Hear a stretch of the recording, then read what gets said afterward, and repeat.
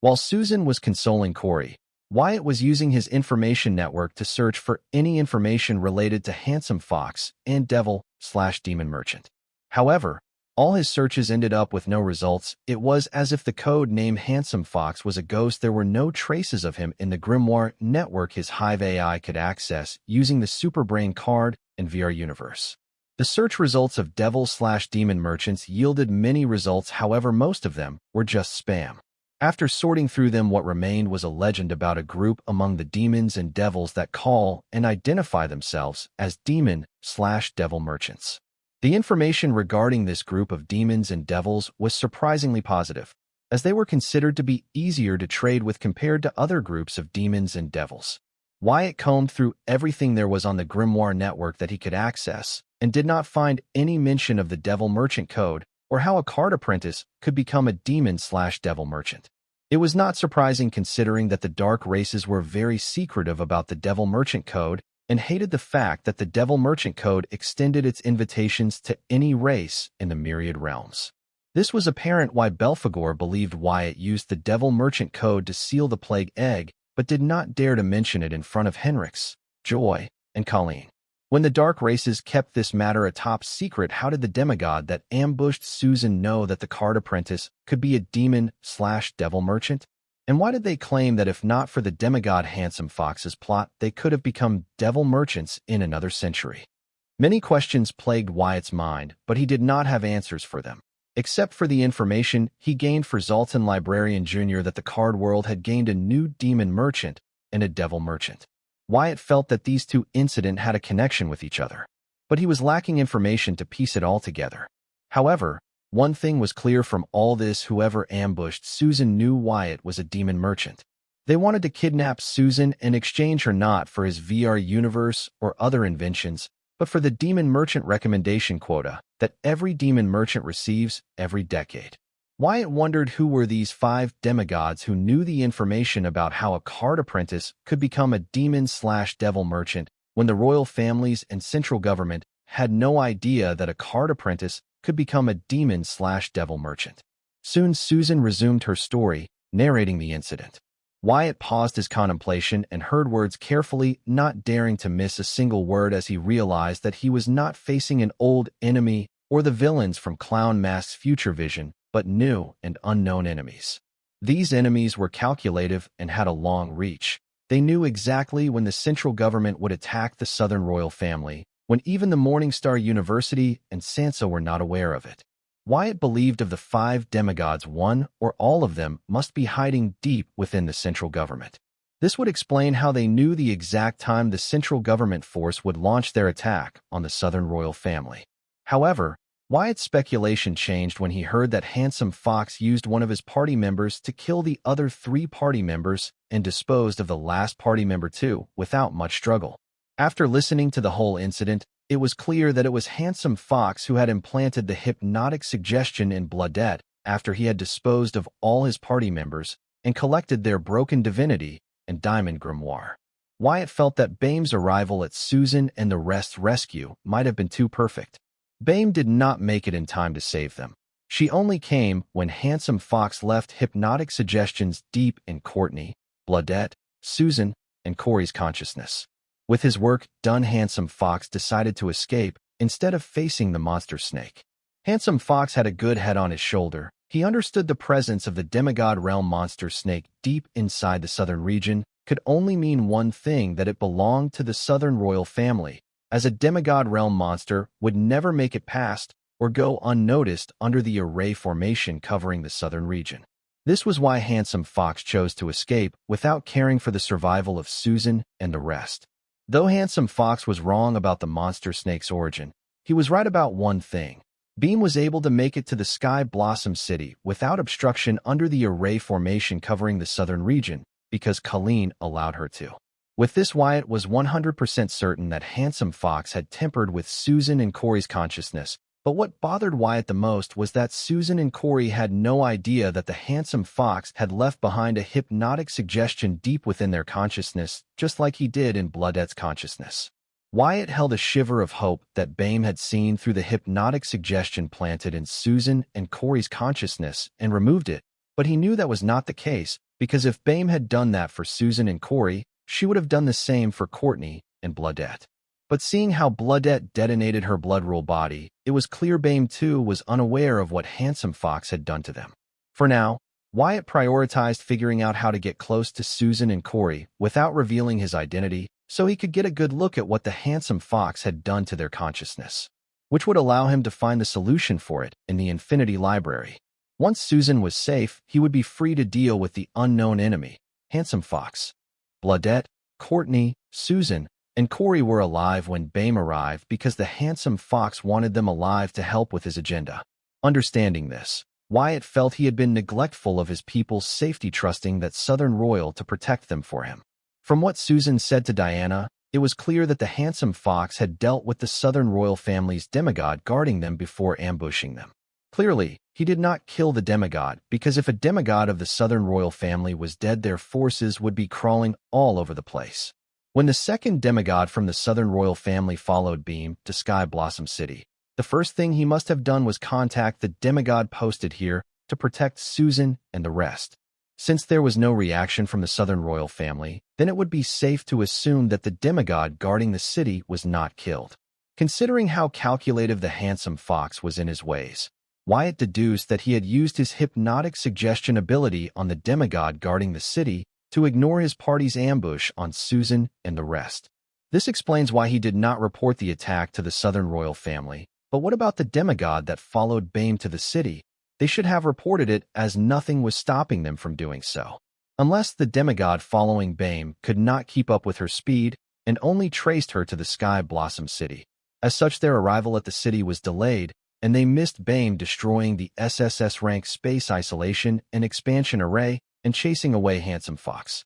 This could explain why they did not report the ambush to the Southern Royal family. Both the demigods from the Southern Royal family posted at the Sky Blossom City had no idea of the ambush, much less Bloodette's death, which transpired in her dungeon seal. Had Wyatt not survived the Bloodette's blood rule explosion in the dungeon seal, nobody would know what happened to Wyatt and what Handsome Fox had done. The plan was near perfect except for one mistake. Handsome Fox, like all that had tried to kill Wyatt so far, had underestimated him and his capabilities. Though Handsome Fox had tried to kill him using the people close to him, Wyatt could not help but feel awe toward Handsome Fox, imagining how much calculation it might have taken on his part to make all this happen. Pity it all amounted to nothing in the end, as he failed. Despite almost deducing what Handsome Fox had done in Sky Blossom City, Wyatt could not figure out why Handsome Fox did this. With the information at hand, Wyatt had so far deduced that Handsome Fox and his party members were after the demon merchant recommendation quotas that Wyatt would gain every decade as a demon merchant. But Handsome Fox using Bloodette, Courtney, Susan, and Corey to kill him told an entirely different story. This was where Wyatt was stuck in his deduction. He did not understand why Handsome Fox would concoct a brilliant plan to get the demon merchant recommendation quotas for himself and his party members from Wyatt, only to scrap all of it by killing his party members and Wyatt. Why do this? Wyatt replayed everything Susan said in his head repeatedly to see if he was missing something. Though Wyatt did not have a lot of information to go on with, still he persisted and continued to try and deduce Handsome Fox's motives. As he went through what Susan said, one thing Wyatt did not understand was, what did the demigods mean by they all could become devil merchants in a century, but thanks to Handsome Fox's plan, they can become demon merchants faster? The only way to answer this would be by figuring out how the demigods knew how to become devil merchants and how they planned to become devil merchants previously. There were only two ways to become a demon/devil merchant. Get one recommendation from a devil merchant, or get 3 recommendations from a demon merchant. There was no way around this unless the devil merchant code personally selected the demon/devil merchant, which was a very rare case in the dark races, let alone races outside of the dark realm. If Handsome Fox's party members had the fortune to be directly recruited by the devil merchant code, then they would not have targeted Wyatt, so that can be ruled out. If they could get a devil merchant to provide each of them with a recommendation, they would not have to wait a century or target Wyatt to become devil merchants. So this can also be ruled out as a possibility, leaving the Handsome Fox's party members with one option, each of them getting 3 recommendations from a demon merchant. This seemed more logical and had a high chance of possibility. Including Handsome Fox, There were a total of 5 demigods who wanted to become devil merchants. So if they had a demon merchant giving or selling them the recommendations they needed to become a demon merchant, that meant that the demon merchant needed 15 recommendation quotas to help the 5 demigods become devil merchants. However, the demon merchants receive 1 recommendation quota every decade, and the quota gets refreshed every decade regardless of whether the demon merchant uses it or not. Which means the demon merchant cannot accumulate recommendation quotas. So it would take a demon merchant 15 decades to give all 5 demigods 3 recommendations each. Unless the demon merchant buys the recommendation quota from another demon merchant and sells it to the demigods at a higher price. However, considering that the demon merchants stood to make a lot by selling their own recommendations to the demigods over 15 decades, the choice made by the demon merchant was evident. This could explain why the demigods said it would take them a century to become devil merchants. If one were to take their words literally, then it meant that each of the demigods had already acquired a recommendation quota from the demon merchant. Since the handsome fox and his party members each had a recommendation quota, they needed 2 more recommendation quotas each to become devil merchant. Considering that their source of recommendation was 1 demon merchant, it would take a century for all of them to become devil merchants as they claimed. However, if they could get Wyatt to give his recommendation quota to them, that time would reduce by half. This explains why they all praised Handsome Fox for coming up with such a plan, but little did they know that Handsome Fox had plans of his own. Seeing how the Handsome Fox and his party members did not pool the recommendation quota they had on them to turn one of them into a devil merchant, first, it was clear that they did not trust each other. If they had pooled their recommendation quota to turn one of them into a devil merchant, it would have only taken them a lot less time for all of them to become devil merchants and would have cost them a lot less. I.e., they all would have become devil merchants in a few decades by giving themselves a recommendation quota. Once one of them becomes a devil merchant, he would get a merchant recommendation quota after the first decade, and using it he could turn his friend into a devil merchant who would repeat the same until all of them were a devil merchant, while saving a lot of money and trouble in the process. But if they did not mind spending money, then they could skip all the wait by having the first one among them to become a devil merchant help them with recommendations from other devil/demon merchants. This way they all would have become devil merchants decades ago. Regardless of the cost-saving or pricey method, as long they had chosen to trust each other and pool the first 3 demon merchant recommendation quotas to turn one of them into a devil merchant, then they would not have needed to target Wyatt in the first place. No. They would have been able to use their identities as devil merchants to conquer the market of the card world and rule it alongside royal families and central government, instead of hiding deep in central government or other forces. From the looks of how things had ended, it was clear that until the very end the demigod party, who had the fortune to somehow discover the secret to becoming a devil merchant, chose not to trust each other, and Handsome Fox's action proved their choice right. Having deduced this, Wyatt was now clear about Handsome Fox's motive. He was not after the merchant recommendation quota from Wyatt, but the merchant recommendation quota that his party members held. From all this, it can be seen that Handsome Fox never planned to use Susan and the rest as hostages to demand merchant recommendation quotas as ransom from Wyatt, but he planned to use this as a reason to gather all his party members in one place, which would allow him to kill them all and take their merchant recommendation quota from their diamond grimoire. Seeing how Zoltan Librarian Jr. said that the card world had recently gained a devil merchant and a demon merchant, it appears Handsome Fox was successful in opening his party members' diamond grimoires and collecting the merchant recommendation quota in them to become a devil merchant. Of the 5 merchant quotas Handsome Fox had gained, he used 3 for himself, and what he did with the remaining 2 in his hands was a mystery, and so was the identity of the second demon merchant.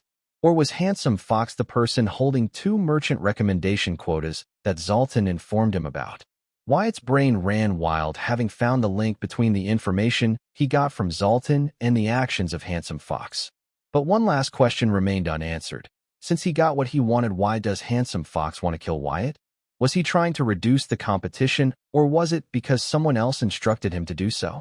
Considering that Handsome Fox implanted the hypnotic suggestions in Wyatt's friends before he actually became a devil merchant, it was highly unlikely that Handsome Fox did so on the instructions of Belphegor, whose demon merchants were now occupying the sector related to the card world in the Interrealm city.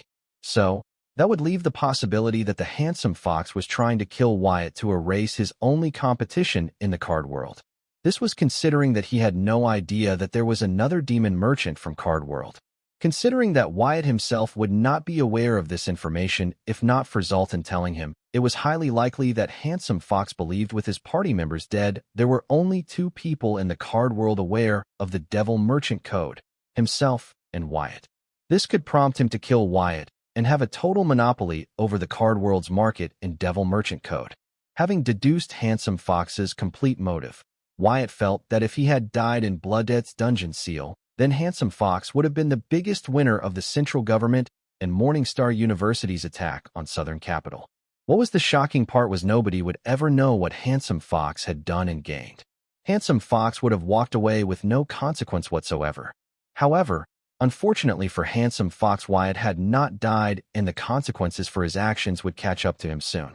Apart from figuring out a way to undo Handsome Fox's hypnotic suggestions implanted in Susan and Corey, Wyatt had one other thing that he needed to know. That was, if Handsome Fox knew of Blooded's death, and if he thought that Wyatt died along with Blooded. Wyatt thought it was highly unlikely that Handsome Fox thought he was dead, mostly because after Blooded's death he had called and texted Corey and everyone he knew in Sky Blossom City to learn Susan's location. He even called the Southern royal family to give them an ultimatum. He basically screamed that he was alive to the Handsome Fox. So it would be a surprise if a calculative guy like Handsome Fox would not have learned that Wyatt had not died along with Blooded. Darn it, Wyatt cussed, understanding that his worry for Susan's well-being had ultimately gotten the best of him. If only he had controlled his emotions, then things would not have been as bad as they were right now. Handsome Fox knew everything about Wyatt, but Wyatt knew little to nothing about him. There is no time, Wyatt muttered as he dashed away from the swamp and contacted Nick with his hive AI, asking him to meet by the barren lands where the new headquarters was built. Wyatt believed the reason his last attempt to get close to Susan and inspect her failed was because he approached them as a suspicious stranger and secretly used soul energy next to them when they were on edge, having almost been kidnapped a few hours ago. So this time Wyatt chose to morph into someone the girls would trust, someone like Nick, making it easier for him to mobilize his soul energy to use his soul pupils on Susan and Corey. However, as he talked to Nick about his plan, he learned that Corey does not respect the famous Bright Trio who together led the strongest high school gang in the entire Blossom District under the leadership of Wyatt. Corey did not seem to like the fact that her cousins had submitted themselves to Wyatt. She saw them as Wyatt's slaves, so treated them as one. Then Wyatt contacted Van. Learning that he was in the penthouse office of the Central Tower, Wyatt immediately headed there to temporarily morph into Van and figure out what Handsome Fox had done to Susan and Corey. Morphing into Van, Wyatt had the secretary, Sarah, arrange a meeting between Fine Gold and the TSR Adventure Guild. It was not suspicious, as since the merger both the groups have been collaborating on many jobs to expand both their influence across the Blossom District as fast as possible. Wyatt had informed Sarah and Diana about what he was up to so that they could make sure that Susan and Corey attended the meeting. Without their presence, all of this would be pointless. Inside the conference of the Central Tower, Wyatt morphed Van and Sarah waited for Diana, Susan, and Corey's arrival. They did not have to wait long as Diana strong-armed Corey and Susan to attend the meeting.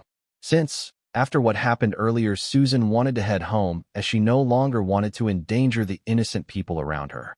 Arriving at the conference room, Diana took a seat across from Van, who was blatantly using his soul energy as he glanced over Susan, Corey, and just to be safe, Bame too. Unaware of what Handsome Fox was capable of, Wyatt felt it would be stupid of him to truly believe what Susan thought happened. Hey, old man, fix your eyes, or I will fix them for you. Corey snapped at Van, whose actions were so blatant that Susan could feel his gaze sticking to her skin. Susan felt Van's actions were odd, as she had worked with Van on numerous occasions, and he had been nothing short of gentleman to her. He never acted high and mighty toward her despite their realm and status difference. She had no idea why Van was acting like this today, but she chose to be patient and even signaled Corey to do the same. Who let this rude little kid in when adults are talking? Sarah, throw her out. Wyatt morphed. Van scoffed at Corey, ordering Sarah to throw her out of the conference room. I would like you to try. Corey growled, glaring at Sarah and Van, while Bame hissed at them as if saying, "Nobody insults my master." Having gotten what he had come for, Wyatt riled up Corey to humiliate her. Was he being petty? Yes, he was. When it comes to Corey, Wyatt does not know why, but the darkness in him surfaces. Maybe it had something to do with her mental state, as he did not seem to hate the Corey that Susan hired after her first auction. Now that Corey was diligent and considerate, Wyatt liked working with her. With Susan's pensive face and the little Bame hissing at him threateningly, Wyatt decided to leave Corey at this. As in his current form, he had the confidence to subdue Corey without drawing any suspicion to his identity, but he could not say the same when it came to Bame. Fortunately for Corey, thanks to her strong bodyguard, she saved herself from a lot of humiliation today. Just to be on the safer side, from the movement, Susan, Corey, and Beam arrived at the conference room. Wyatt had used his soul pupils and had his Hive AI record their soul pathways, arrangements, and energy signature. Instead of trying to analyze them in real time, Wyatt planned to compare them with the old soul records of Susan, Corey, and Bame saved in the Hive AI. This way it will be easier for him to spot the minute changes that were hidden in them as a result of Handsome Fox's ability. By the time Diana took her seat across, Wyatt, Hive AI had already made a copy of their soul pathways, arrangements, and energy signature. Now he was using the Hive AI to record some more copies, as it would never hurt to have more data in his hands. Soon Hive AI, who was assisted by Wyatt's 11 slave consciousnesses, provided him with the results of the initial comparisons. Going through the results, Wyatt was shocked, as they were contrary to what he had assumed so far. So while Hive AI continued to perform more tests with the data it had collected, Wyatt blatantly used his soul pupils to check the soul pathways, arrangements, and energy signatures of Susan, Corey, and Bame at the locations Hive AI had pointed out. Seeing Van continue to be creepy despite her repeated warnings, Corey had enough. She slammed her fist hard on the conference room table, shattering it into bits and pieces with her demonic strength. This time Susan also did not stop Corey, as she too felt that Van was being a creep. As for Diana, she continued to stay silent. Meeting adjourned. This brat has ruined my mood. Let us conduct this meeting on a later date. CEO Diana, having verified what Hive AI had pointed out, Wyatt decided to leave and get his thoughts together. Sure, Guildmaster Van. Leaving the conference room, Wyatt arrived at the Van's penthouse office, reverting to his original appearance. Turning to Sarah and Van, who were waiting for his orders, he said, "You guys continue with your duties." "Yes, Master," Van and Sarah said simultaneously, leaving Wyatt alone with his thoughts in the big and fancy penthouse office. This floor was supposed to be Wyatt's card boutique, but since he had moved to the southern capital and planned to attend the Morningstar University soon, Wyatt thought it would be put to best use if the guild master of the TSR Adventure Guild used it as his office, since it was to become a prominent guild in entire Blossom District. How is this possible? Was it because of Bame's arrival? Wyatt muttered as he still could not come to terms with the results that the Hive AI provided him, and when he, himself, verified them to be true. According to the Hive AI, there was no change in Bame's recent soul records when compared to her soul records it had recorded in the southern capital during the battle. No surprise there, considering Bame's strength. As for Susan, she was indeed under the influence of an ability similar to the one that prompted Bloodette to detonate her blood-rule body upon seeing him. Since Wyatt had already guessed this, he was not surprised, but the last part of the Hive AI report surprised him. This part of the report held the results of the comparisons between Corey's recent and all previous soul records recorded by Hive AI. According to them, Corey was once under the influence of a similar ability that influenced Bloodette to explode with Wyatt in sight. But currently, she was not. Shocking, right? How was Hive AI able to tell? It was because of the residual traces of the ability that had once influenced Corey. This residual energy made it so that Corey would never be able to recall who and how she was influenced by the ability, along with when and what she did under the influence. With this new information, Wyatt was glad that he did not text Susan, seeing how Corey was fine after having read his text. He appreciated his restraint and foreknowledge. Wyatt had no idea what would trigger the hypnotic suggestion implanted in Susan, so it would be best if he stayed out of touch with Susan for the time being, as he has been doing so far. After the small victory, Wyatt once again found himself surrounded by a series of unanswered questions. Apart from the obvious questions such as, What were the trigger conditions for the hypnotic suggestion implanted in Susan? What was the hypnotic suggestion Handsome Fox planted in Susan? Or how to undo Handsome Fox's ability? There were other questions that stuck out like an odd nail, such as, what did the Handsome Fox have Corey do using his ability on her? Why did the Handsome Fox not implant a new hypnotic suggestion within Corey? The latter two questions bothered Wyatt the most, prompting him to wonder what the Handsome Fox could possibly want from Corey.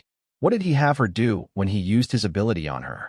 Why did he not use his ability on her again later when he used it on the rest? Was Handsome Fox interrupted from implanting a new hypnotic suggestion in Corey with the arrival of Bame? No, that was not it. How much time would it take a demigod to implant a hypnotic suggestion in a bunch of low-level card apprentices? A minute at most. Handsome Fox could have implanted a new hypnotic suggestion in Corey even with Bame's arrival if he wanted to. However, he chose not to. Clearly, there was more to it than what met the eye. Considering Handsome Fox's ruthless and thorough nature, Wyatt could not get his mind around the fact that Handsome Fox would spare Corey the second time despite implanting hypnotic suggestions in the rest. Trying to figure this out, Wyatt remembered the demigod fight that Susan had described to Diana, about how Handsome Fox and one of his party members together kill the other 3 party members, then the last party member other than Handsome Fox let him kill him. With this, Wyatt concurred that Handsome Fox had used his ability on his team member. That was why he helped him kill Rest, and then kill him too. Thinking of this, Wyatt wondered why Handsome Fox did not use his ability on the rest of his team members to just hand him over their merchant recommendation quota, or use his ability to order them to kill themselves. Out of all the possibilities that Handsome Fox could use his ability to get his hands on the merchant recommendation quotas for his party members, why did he choose this specific why? It was a lot more complex than the other simpler ways he could have attended to this matter, especially considering that opening the grimoire of a dead card demigod was not an easy task, let alone 4 of them. Come to think of it, even if Handsome Fox only used his ability on one of his party members, why did he kill him without ordering him to hand over his merchant recommendation quota to him? Why did he not do that? When Wyatt began to put Handsome Fox's actions and choices under scrutiny, he began to feel that none of them made sense.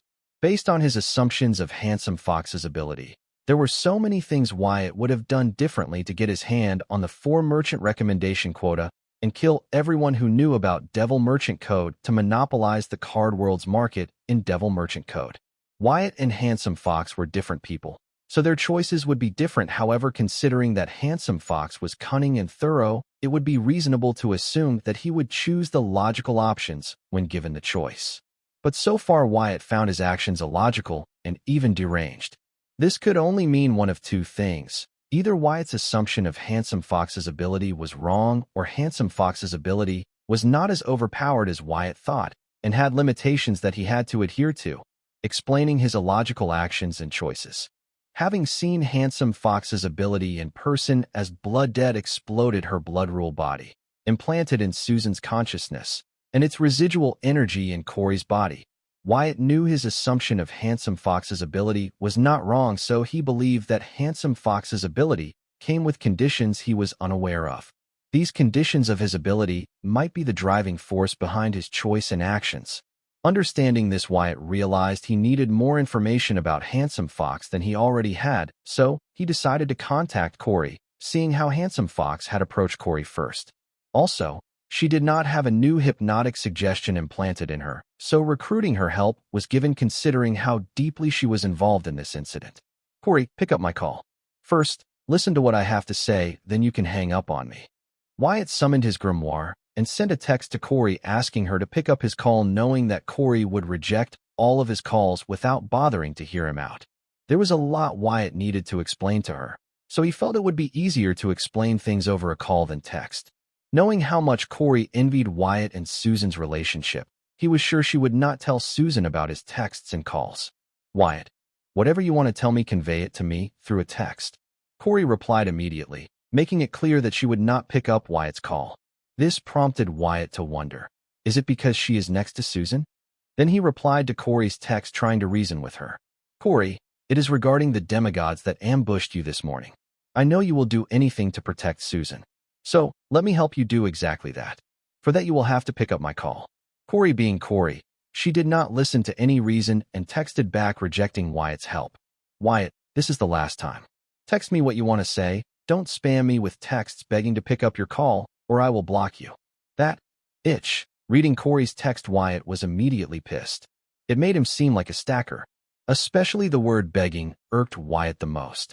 Controlling himself from rushing to the new fine gold tower, he texted her back threatening. Corey, I am in the penthouse office of the central tower. Get your ass over here, or I will come over there. Then Susan and I. You know the rest, right? Or do I have to spill it out for you? Seeing that trying to reason would not work with Corey, Wyatt learned his lesson and provoked her into getting his way. He knew he could not meet Susan, but Corey did not know that. Reading Wyatt's text, Corey was enraged, but her face remained expressionless and calm. Despite the rage she was feeling within her toward Wyatt, she did not let it show on her face and hid it in her heart.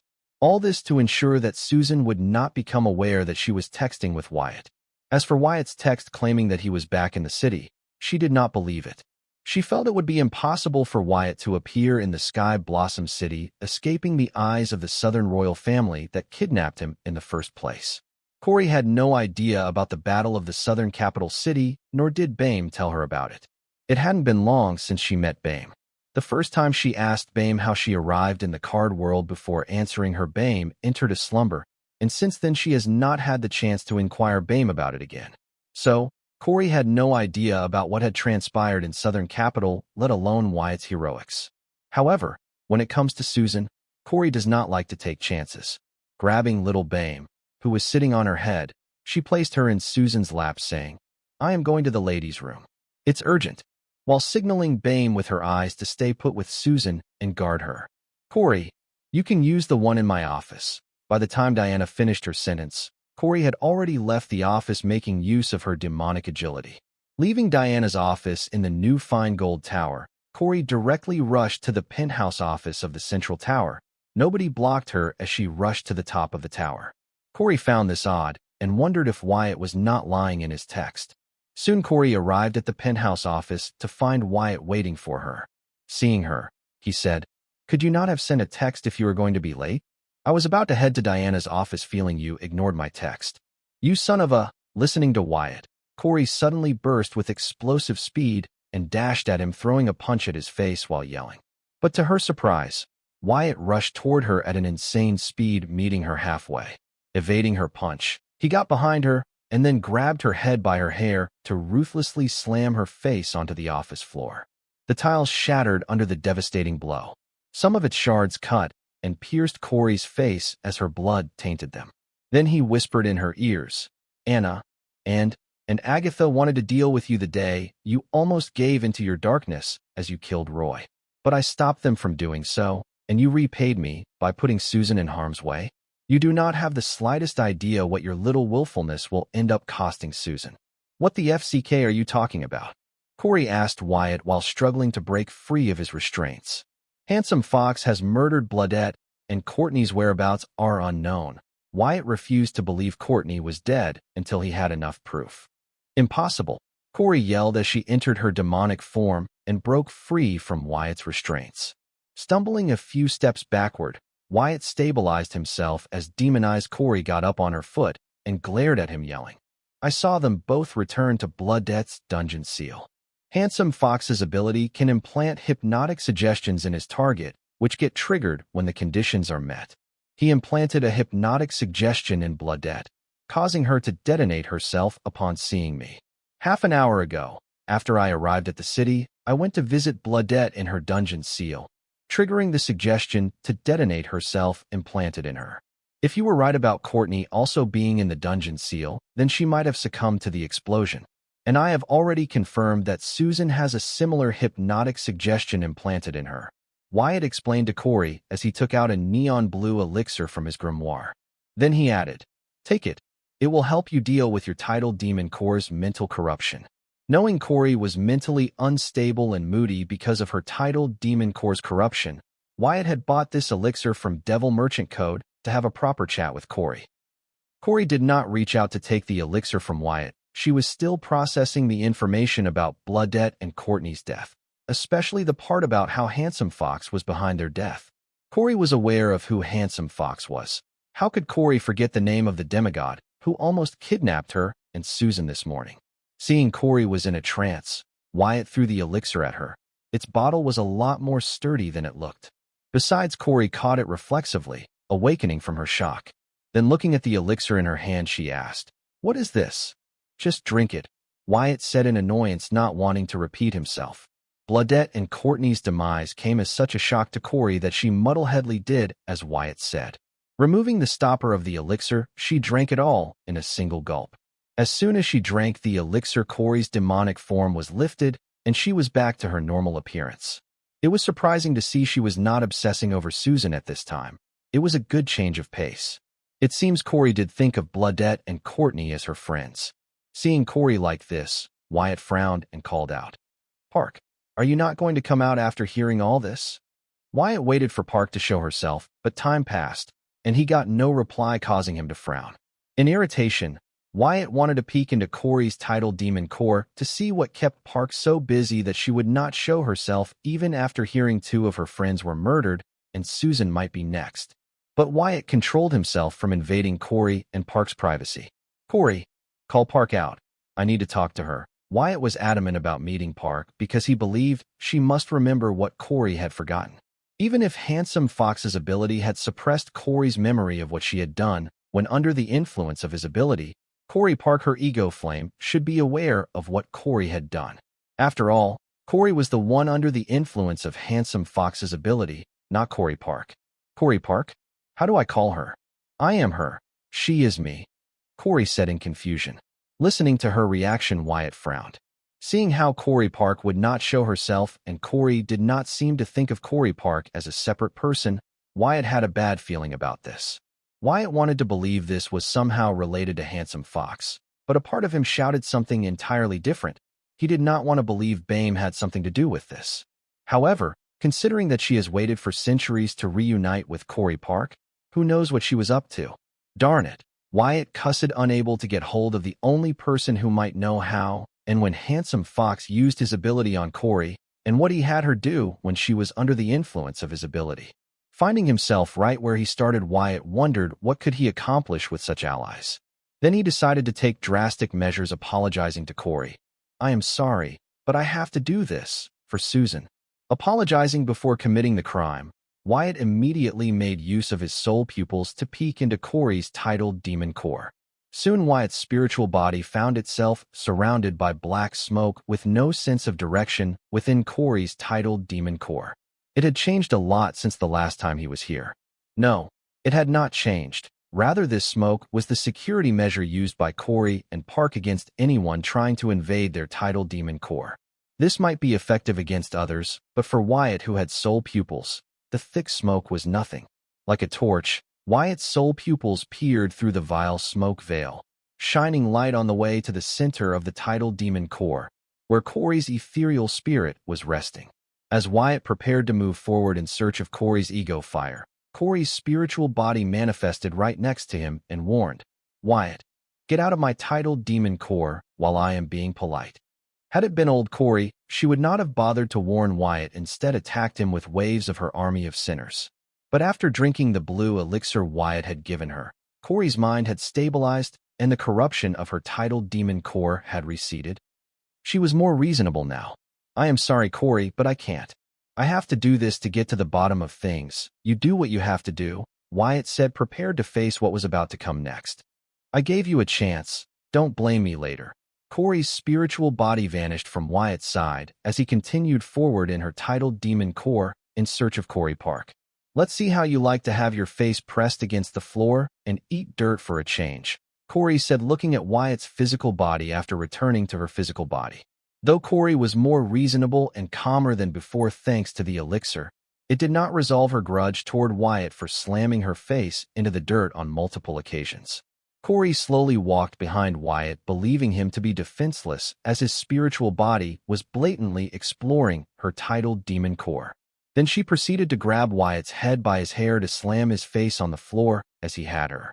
However, before her hand could even touch Wyatt's hair, her hand was grabbed by Wyatt's physical body as if it had eyes at the back of its head. To her shock, Wyatt's physical body had awareness despite his spiritual body being in her tidal demon core. How is that possible? FCK. Waking from her initial shock, Corey found that she was in mid-air, flying, about to crash into a wall having been flung by Wyatt's physical body. Seeing that Wyatt's physical body did not continue its offense, Corey lay in the rubble embarrassed. Then using her spiritual body, she entered her tidal demon core to appear next to Wyatt, who was busy navigating through the vile smoke filling her core. What is it that you are looking for? Corey asked Wyatt, planning to give him what he wanted to throw him out as soon as possible.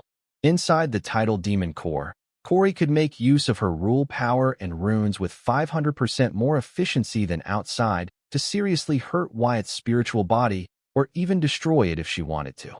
If it was a few minutes ago, Corey would not have hesitated to do precisely that. However, now she chose not to do so. Corey did not want to use force against Wyatt's spiritual body because it was harder to heal the spiritual body than the physical body. Seeing how Wyatt knew this and still chose to invade her core with his spiritual body, Corey believed whatever he was to had to be important and decided to help him out, so that they get this over with. Corey did not know how to describe her relationship with Wyatt. First, she respected him, then over time she began to compete with him not just for Susan's affection but over who was stronger, who had higher card creation mastery, and everything else. In a way, his existence drove her to be better. One thing was for sure, Wyatt was not her enemy, though she still had to gain a single win against him. She found no hate for him in her, but a strong determination to outdo him one day and laugh as he tried to uplift and gather his defeated and crushed spirit. Your demon flame, the eternal flame of agony, Wyatt answered Corey. This time he did not call Corey's ego flame Corey Park, but by its original name. As he had seen, Corey did not seem to consider Corey Park as a separate individual, but a past life of hers. That is it. You could have told me sooner. Follow me. Those soul pupils were able to navigate through the vile black smoke. The spiritual space within the tidal demon core was too big for a foreign body to explore. Following Corey, Wyatt soon appeared in front of a huge fireball that resembled a golden red sun emitting vile black smoke as the agony-filled cries of the sinners could be heard. The last time Wyatt was here, the golden red flame was in the shape of a mature Corey with a voluptuous body and narrow waist, while black smoke emitted by the flame covered her sensitive parts. It had an ego now, it was just a regular demonic flame. Though confused with Corey Park's sudden disappearance, Wyatt did not give up. He used his soul pupils to their full extent to analyze every part of the golden red sun, trying to find the traces of Corey Park in it. He had a strong feeling that she might be there somewhere in the golden red flames. You are here, my white knight. Corey Park's voice sounded in Wyatt's ears as his surrounding morphed, finding himself in a vast white room. Hearing footsteps behind him, Wyatt turned to find a mature Corey in flesh dressed in dark red armor. Don't bother wasting your energy asking questions. This is a spiritual message. I knew you would come looking for me in search of answers. You seem to have made a tricky enemy this time. I cannot tell you anything about him, but his ability seems to have an absolute attribute. I tried to help Corey resist his ability, but failed. Now I'm in a deep slumber facing the backlash. Manipulation and absolute attribute. Now that's an overpowered ability to have. Thankfully, an ability with absolute attributes comes with a lot of conditions. Still, these abilities are not to be underestimated. They can be a pain in the ass if used wisely, and this guy is an example of that. On April 12th, after completing the creation of the martial cards you commissioned us, Corey wanted to test her power against moving targets, so we entered an A-rank field dungeon, and that was where we met him. He was waiting for us in the boss area where he implanted an order in Corey, asking her to lure Susan out to a D-rank field dungeon the next morning along with other people you considered as important, avoiding any witness. One thing about his order stood out, though. He could have just ordered Corey to kidnap Susan for him at a specified time and bring her to him at his convenience along with more orders such that he would not have to get his hands dirty at all, yet he did not do that, but kept his order basic and short. This must be related to the conditions for using his ability or because of the demigod guarding Susan. Either way, I hope you figure the conditions of his ability out before you face him and also think of a way to awaken me. I wish I could give you more information about him or his ability, but this is all I could gather from my struggle against his ability. I hope I was of help. After the message ended, Wyatt found himself staring at the globe of flame, while Corey patiently waited next to him. Looking at Corey, Wyatt's eyes softened, having learned that she did not put Susan, Courtney, and Bloodette in harm's way out of her willfulness, but was manipulated by Handsome Fox. "Why are you looking at me that way?" "It's creepy," Corey said, erasing the little guilt Wyatt felt toward her. Wyatt's spiritual body left Corey's titled demon core and returned to his physical body. Then he began to pace around the office in deep contemplation. Corey Park's message only fortified Wyatt's assumption about Handsome Fox's ability. As a bonus, it cleared Corey from most of the blame for what was happening. However, Park's message not only failed to answer his questions, but also raised more questions. If Handsome Fox was capable of handling the demigod guarding Susan, why did not just enter the city to kidnap Susan and other people important to him instead of using Corey to lure them out of the city and wait till 9:45 to ambush? Was he setting a field to kill all the demigods without leaving behind a trace of evidence of his deeds, so that he doesn't get caught once the Southern royal family starts to investigate Wyatt's death? Had he managed to kill him? Earlier, Wyatt thought Corey taking Susan, Courtney, and Bloodette to the D-rank field dungeon this morning was a coincidence. However, now it was clear that Handsome Fox was behind that, which turned this whole incident into a mess that Wyatt kept running in circles trying to solve. On another note, Wyatt wondered why Corey felt that Courtney and Bloodette were important people to him when she could choose from his collection of Calamity Daughter gems he surrounds himself with. Or even Uncle Wyatt and his family and his mother's sister Caddy. As Corey got up from the rubble and dusted herself, Wyatt decided to ask her, "Corey, who do you think in the entire Sky Blossom City is important to me along with Susan?" "Wyatt, I am sorry. I know you cared for Courtney and Bloodette, but I did not plan for this to happen. I know nothing I say can bring them back, but I hope you can find the strength in you to forgive me. Or at least keep our grievance aside until we save Big Sis Susan. Then we can settle it any way you want us to." Corey apologized to Wyatt for Courtney and Bloodette's untimely demise and prepared to take accountability for the unfortunate part she played in it, while begging him to focus on saving Susan. "No, this is not about that. If I were to ask you to list the people in my life that I hold important, then who would you choose and why?" Wyatt repeated himself, but this time he was more specific. "Why do you ask?" Corey asked in confusion, unable to understand how it was related to Handsome Fox. "Corey, Handsome Fox used his ability on you to get you to lure Susan and people important to me to the D-rank dungeon. So, I want to know of all the people I surround myself with why you felt that I regarded Courtney and Bloodette as important." Wyatt revealed this to Corey, explaining why this question to her. "Isn't that obvious? With Elliot being in Sun Blossom City and your auntie leaving for the university, only Courtney and Bloodette remained in Sky Blossom City apart from Susan, whom you would hold important. I saw the way you treated Courtney at the city tournament despite her trying to kill you at the orders of the Circle. It was a no-brainer." Corey seemed to know Wyatt pretty well enough to even surprise him.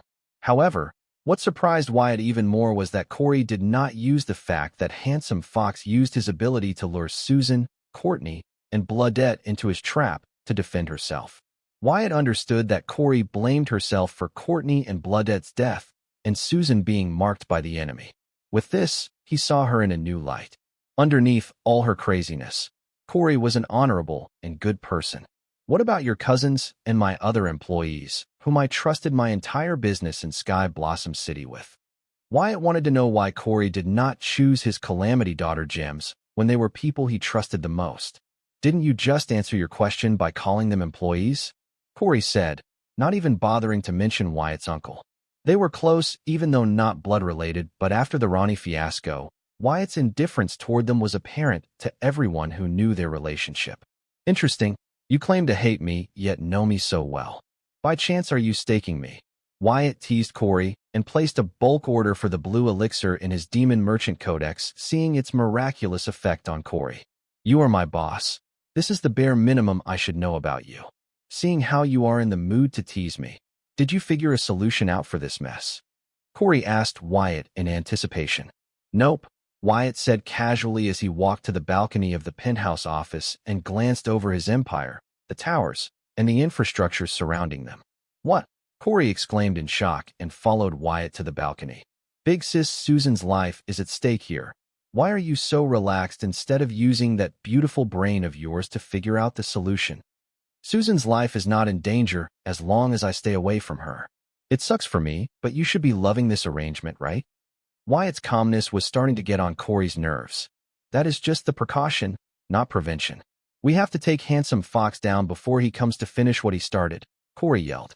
She did not like the thought of having an unknown enemy with the ability to control and manipulate her. With somebody like that aiming for her, and people close to her, Corey would never feel secure until she had put an end to them. Corey felt like she was going crazy thinking of the worst Handsome Fox could do with his ability, and to top it off, he was a demigod. The only thing that kept her calm before was the belief that Wyatt would figure something out, but seeing him give up and do nothing to stop their enemy instead chose to play the game by the rules of Handsome Fox. Corey's worries erupted. Calm down. Handsome Fox went through great difficulty to make sure his identity remains hidden. I think even the code name Handsome Fox is a lie he concocted to throw us off his trail. From the time he killed his party members till Bame's arrival, he had enough time to suppress your memories about the fight, where he cold-bloodedly killed his party members. However, he did not do that. Instead, he implanted hypnotic suggestions in Bloodette and Susan while leaving you untouched. He could have done so many things in so many ways, yet he did everything in this specific way, then fled when Bame arrived without any resistance. I have been wondering why he did not do this and what he would gain from doing that, when I should be asking why a person who was so keen about hiding his deeds did not erase his involvement in the name Handsome Fox from all your minds. He wants whoever is investigating this case to conclude that Handsome Fox, a demigod with manipulation and absolute type ability, was behind this incident and go on a wild goose search for Handsome Fox, a character he created. Seeing how meticulous he was in his planning all this, I would not be surprised if there was a card demigod with the codename Handsome Fox out there. Wyatt explained his speculation. FCK, this is worse than what I thought before. How do you expect me to calm down knowing this? Corey yelled at Wyatt and looked at him as if he were a crazy person. Then, gathering her calm, she took a step back and asked, have you ever stopped to consider that this Handsome Fox, or watch his name, is not as smart as you give him credit for? After all, it is possible that you are just overthinking this. Handsome Fox might have just done what he felt was the best way to kill his party members and you without getting caught, and got lucky because of his overpowered card. No, because if he was so basic he would not have come after you or Susan, but directly at me. Just like the whole world. He could have used his ability on me. Instead, he went to the trouble of weaving layers of webs to get what he wanted without revealing himself to the world. I don't understand. Corey's brain was overloading trying to understand what Handsome Fox was after. Leave the thinking part for me. You will give yourself a headache trying to understand this. All you need to do is protect Susan while I am away. I have got this, Wyatt assured Corey, looking at the sky about the Sky Blossom City. Soon it turned dark as if a thunderstorm was about to form, but vanished after a few figures appeared out of it. Witnessing such a sight, Corey frowned and said, tell me they are demigods from the Southern royal family. Yes, they are, Wyatt said with a grin, understanding that the reason why Handsome Fox had to lure Susan and the others out of the city and ambush them at 9:45 inside a space isolation and expansion array formation was because of the reinforcement of the Southern royal family. Even though Handsome Fox had taken care of the demigod protecting Susan, he could not bypass Lorenzo's SSS rank city array formation, which would signal the Southern royal family of any unknown power entering the city.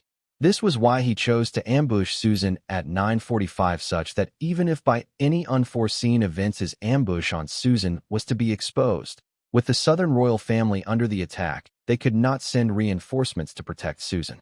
Why are you grinning? Locating Wyatt, Colleen directly rushed to his front to find him grinning. What took you so long? I almost thought you guys did not make any arrangement to send reinforcement to this city when needed, Wyatt asked Colleen. When he called, and to give her an ultimatum, he expected the forces of the Southern royal family to rush to Sky Blossom City. However, time passed, and none of them showed up.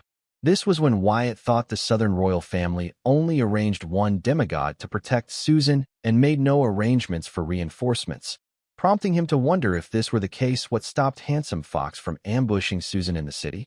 However, seeing them arrive late, Wyatt understood he concluded too soon.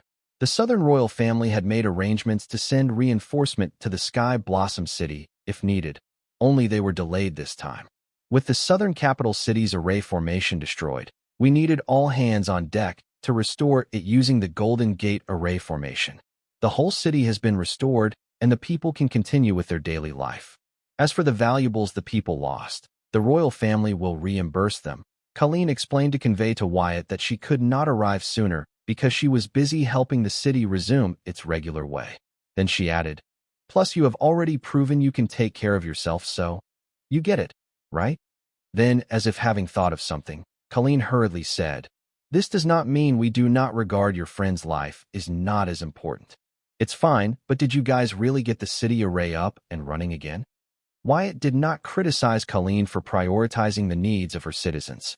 Wyatt remembers the state of the southern capital city when he left for Yellow Plains. It was amazing how the southern royal family had the whole city up and running in a matter of a few hours. Well, with an army of demigods and a SSS rank array with restoration ability, this was not hard. However, he could not believe they had southern capital city array formation restored. How was that even possible for them to repair such a big array in a few hours? Our ancestors had foreseen the day something like this would happen and had contingencies in place to not leave the city defenseless when it happened, Colleen said, seemingly adoring the foreknowledge of the heat-sinned royal family to prepare ahead for such situations. I see. Wyatt was not surprised hearing Colleen's explanation. After all, with the long history of the heat-sinned royal family, it would be surprising if they were not prepared for such a situation. This was one of the reasons why a revolutionary force like the Freedom Fighters could never take on the central government and the royal families that have been ruling this world for millenniums. The power and resources they accumulated throughout their rule were not to be underestimated. If not for the birth of the three mischiefs with overpowered abilities, the central government and the royal families would have continued to rule this world for the millenniums to come. And we'll soon be sending you the report you asked for. At risk of being rude, may I know who died? It was the duty of the southern royal family to protect Wyatt's people. Now one of them had died, and they were not only not aware of the death, but also did not know who died. They had failed to do their duty on so many levels that Colleen was embarrassed to even have to ask this question to Wyatt. "It's Courtney and Bloodette," Wyatt answered. "Two of them, that to the Tao of Tongue and the Blood Supreme. How is it possible?" The demigods guarding the city said that they saw both of them return to the dungeon seal. "Who can kill them within the dungeon seal?" Colleen asked in shock and disbelief, as Courtney and Bloodette were last people Colleen would think to be murdered. After all, they could use the dungeon seal to hide, unlike Wyatt's other friends who were defenseless. One of the reasons why Colleen could not figure out which friend of Wyatt had died was because the demigod guarding the city said that all of Wyatt's people were safe and sound, believing Courtney and Bloodette were safe in the dungeon seal. In my investigation, I have come to learn that the attacker has a manipulation-type ability. Wyatt then went on to share his findings with Colleen so that they would search for Handsome Fox while he searched for the Devil Merchant, as they were one and the same, but at the same time one was the creation of the other. "This does not make any sense," Colleen blurted in confusion, unable to keep up with Wyatt's explanation of the situation in Sky Blossom City that led to the death of the Tao of Tongue and Blood Supreme. In response, Wyatt gave a Colleen deadpan glance. He tried to keep his explanation of the events as simple as possible so that Colleen would be able to follow it, but he had overestimated her. "That look reminds me of my daughter. She will be returning from the Western region soon. Maybe you will get to meet her. You two will hit it off," Colleen said, wondering if Anna knew there were a lot of similarities between Wyatt and her mother. "I'm not so sure about that. I heard Princess has a big personality. Anyway, I will submit a report about what I have gathered too, and Susan and Corey are the only witnesses of this incident. You guys can investigate them for more clarity. Lastly, what are you guys going to do about the demigod guarding the city? I would like to speak to him before that," Wyatt demanded.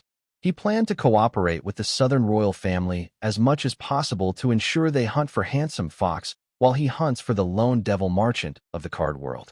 "Talk to Anne about that. Her mother has put her in charge of this case." Colleen did not reject Wyatt, but threw the ball to Anne's court. "Then why is it that Anne is not here, but you are here?" Wyatt did not like being run around. The demigods that were in charge of protecting the city should still be in the city. Colleen could have just arranged the questioning, but she did not. She is busy making sure that the southern capital city is running smoothly again. She will be here when she is done there, Colleen replied, dodging Wyatt's glare. So she is helping her grandmother like the good granddaughter she is. Wyatt immediately understood what was going on. Colleen, like Anna, had thrown her duties onto, and while she goofed around. Hee hee. Colleen laughed and acted like she did not know what I was talking about. Then she asked, what about you? Is the plague egg under control? Wyatt looked at Colleen in disbelief. Now he knew why the southern region was worse off compared to other regions. With leaders like this, it wasn't surprising. In the entire Heatsin royal family, except for Anne and her mother, nobody seemed to care when it came to politics, administration, and management. Before them, it was Lorenzo. No wonder he managed to land a powerful wife like Field Marshal Heatsin. If not for the Heatsins getting their kicks at the way beyond, these people would have to invade their neighbors who were smart enough to save rations for winter. You do not need to worry about the plague egg. I disposed of it as soon as the devil cut his connection with it, Wyatt said, leaning on the balcony railing, no longer bothering with the Heatsin royal family's way of doing things.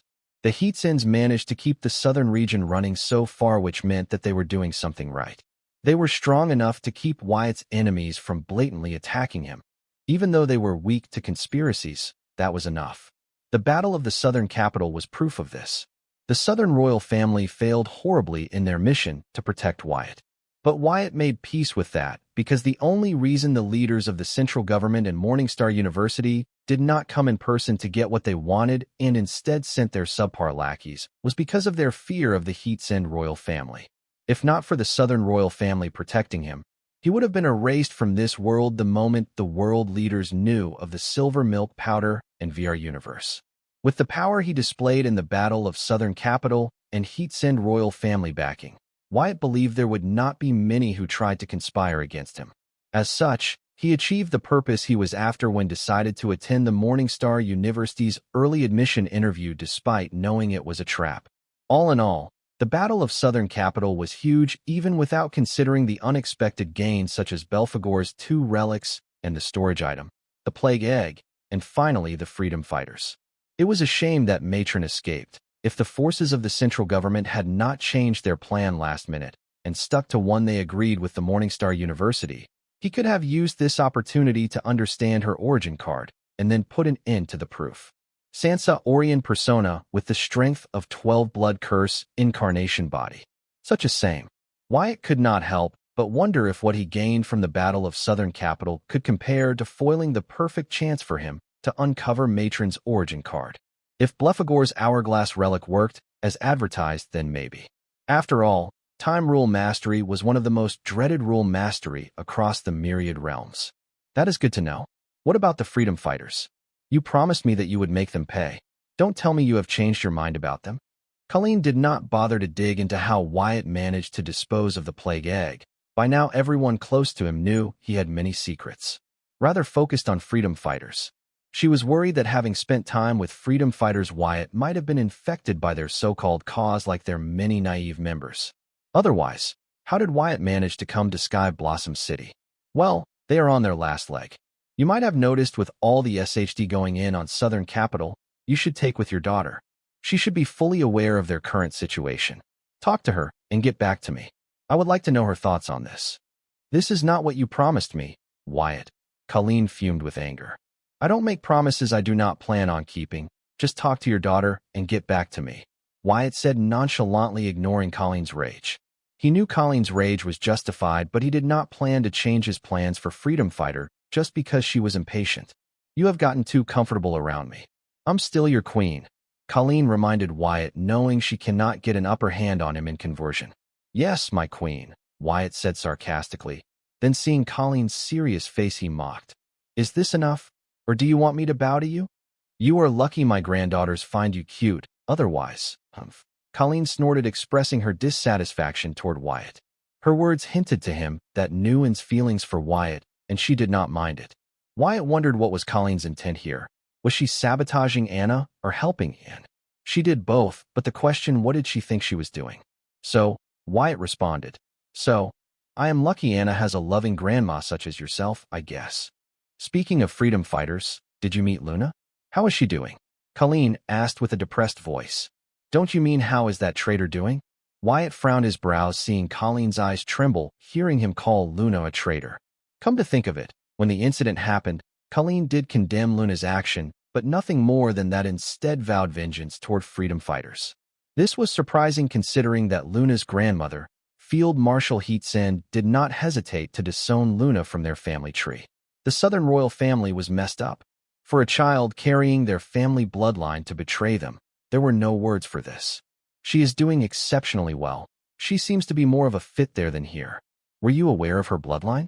I was lucky enough to experience it firsthand. It is strong. How come I have never heard of it before? Wyatt replied, seeing how Colleen seemed to show concern for Luna. Well, it's good to know that not everyone in the royal family was cold-hearted, not that I condemn Field Marhal's actions. Yes, she had inherited my sister-in-law's eyes, Colleen answered. Her expression improved a little, hearing Luna was doing fine.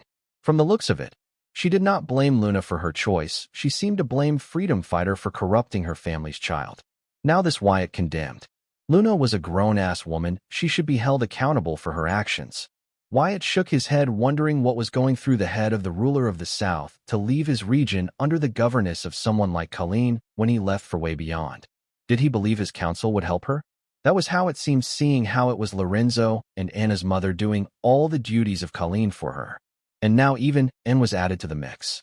While Colleen was opening up to Wyatt, deepening their relationship from mere acquaintance to a grandson-in-law and grandmother-in-law in the penthouse of the central tower in its basement.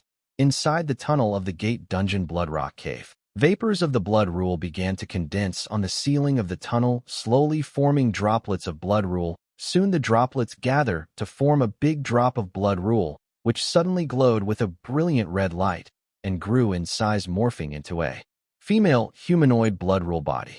Corey was here. She would recognize this phenomenon as blood rule's meaning, blood rebirth. After the blood rule body of the female humanoid was completely formed, she slowly opened her eyes. They seemed to be confused, and then collecting her memories, she muttered, "Wyatt." This female humanoid was none other than Bloodette. She only remembers seeing Wyatt enter the dungeon seal, and after that, she could not recall anything regardless of how hard she tried. Bloodette tried hard to recall why she had to reconstruct her body using blood rebirth, meaning of blood rule. However, it was useless. It was as if she had no recollection of it. Then, feeling like she was forgetting something or someone, Bloodette began to gather her thoughts. A few seconds later, she suddenly screamed in panic, "Courtney." Bloodette hurriedly tried to contact Courtney through the bond they shared. But not receiving a reply, she began to grow concerned, fearing the worst. As before Wyatt arrived, Courtney had entered her body to comprehend blood rule, making use of her strong affinity to blood rule. So, seeing how she had just used blood rebirth, meaning of the blood rule, to reconstruct her body, Bloodette, who could not recall what transpired, began to imagine the worst for Courtney, who was inside her body, practicing her blood rule. However, she did not stop using her bond with Courtney to communicate with her. Just when she was about to lose all hope, Bloodette suddenly realized that if the bond between her and Courtney was still present, then it meant that Courtney was still alive. Then she wondered, if Courtney was still alive, then why was she not responding to her? So, she began to look for Courtney within her, but she could not find her. There was no sign of Courtney within her. However, the bond between them still existed. Therefore, Bloodette did not lose hope. She continued to try and communicate with Courtney without getting disappointed with every failed attempt.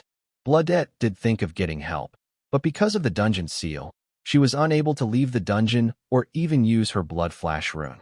She could no longer sense the blood mark she placed outside in the city. Without the help of Courtney, she could no longer bypass the dungeon seal. So all she could do was keep the dungeon gate open, hoping that someone from outside would notice and come to her rescue. So, as I was saying, Colleen kept talking to Wyatt like she had met an old friend. However, receiving a grimoire notification, he interrupted, saying, "Colleen, a minute please." Colleen had gotten used to Wyatt's rudeness and blatant disregard for the proper etiquette when in the company of the royalty. No, Colleen was not some naive teenage princess in her rebellious phase to find Wyatt's action refreshing and fall head over heels for his bad boy attitude. Rather, if she could, she would whoop some etiquette into him. However, not only did his contract with Anna stop her from doing that, but she was not sure if she could do that after the strength he displayed in the Battle of Southern Capital. This boy. Colleen thought, looking at Wyatt, casually interrupting her in the middle to receive a grimoire call. Colleen felt Wyatt's behavior was too. Not that she demanded Wyatt to treat her like his queen. She was pouring her heart over her, doing her best to get close to her future grandson-in-law, while Wyatt did not seem to reciprocate a similar effort. For some unknown reason, seeing Wyatt continue to attend to the grimoire call disregarding her presence, Colleen recalled a similar incident from her past. Only here the role played by Wyatt was filled by Gainover. It was Colleen's son-in-law Gainover not showing any interest while she was doing his best to get along with him after the family denied his request to give him the diamond grimoire and instead gave it to Colleen. Recalling this incident, Colleen felt like she saw a ghost from her past, but soon shaking her head she consoled herself saying, Wyatt and Gainover are not the same. What Colleen failed to see, or did not want to see, was Wyatt had more in common with Gainover than her daughter. Anna had noticed this long ago as she started to court Wyatt. Dre, take as much time as you need to say goodbye to your tribe. It was Dre who called Wyatt in response to his text asking her when she would come to the card world. Apparently, hearing that Zoltan had asked her to accompany Wyatt in his world had caused quite a stir in her tribe. They were both happy and worried for her. They were happy that she got a direct mission from their lord and concerned that she would be alone in the new world. No, I will come to you right now. Send me your coordinates using your demon merchant codex, Dre insisted. She felt she was neglecting her duties towards Wyatt, taking so much time saying goodbye to her tribe, believing that if Wyatt texted her then it meant he needed her. Otherwise, he would not have rushed her with the text. Dre, honey, just listen to me. Say your goodbyes to your tribe properly so that you can complete your duties here without any distractions, understood? Wyatt stressed his words, regretting that sent the text to Dre asking when she would be arriving. Dre was right to think that he needed her assistance, but Wyatt did not want Dre to cut her goodbye short because goodbyes were important, especially for communal tribes like pixies. Wyatt was worried Dre would rush over to his side without saying a proper goodbye to her tribe, and he would be stuck consoling her. Wyatt would rather wait a little longer than have to deal with a pixie who misses her tribe. Understood. But you have to promise me if need me you call me immediately. Dre agreed to Wyatt asking him to call her if he needed her. Sure, Wyatt said, wondering. How long are you planning to say your goodbye? How long are pixie goodbyes? Though he thought this, Wyatt did not dare to say it out loud to Dre. He had finally managed to persuade he did not want to do it all over again. Besides, considering that Dre was the first pixie of the then Forest Guide tribe, now Book Guide tribe, to ever leave the tribe and travel the myriad realms, a big goodbye with feast all was given according to her tribe's customs and norms. Hanging up on Dre, Wyatt turned to look at Colleen to find her staring at him. Ignoring her glare, he said, Please continue. You were saying, who is Dre? Are you seeing some other girl behind my granddaughters' backs? Do not tell me it's one of the girls from the Freedom Fighters. No wonder you were not as enthused about getting revenge on them. Colleen flipped, inquiring Wyatt about Dre. She was not the one to get jealous or doubt her partner, but in her granddaughter's case, she did not want to repeat the same mistake she made with her daughter. Were you eavesdropping on my conversation? Wyatt asked Colleen. He knew Colleen eavesdropping on him was nothing new, but this was the first time she was so blatant about it. He wanted to use this moment to discuss boundaries with Colleen, but seeing the crazy in Colleen's eyes, he took a step back. He tried to understand why Colleen had gotten so worked up. Yes, I was. Colleen did not deny Wyatt and agreed to his allegations, and then demanded, Now your turn.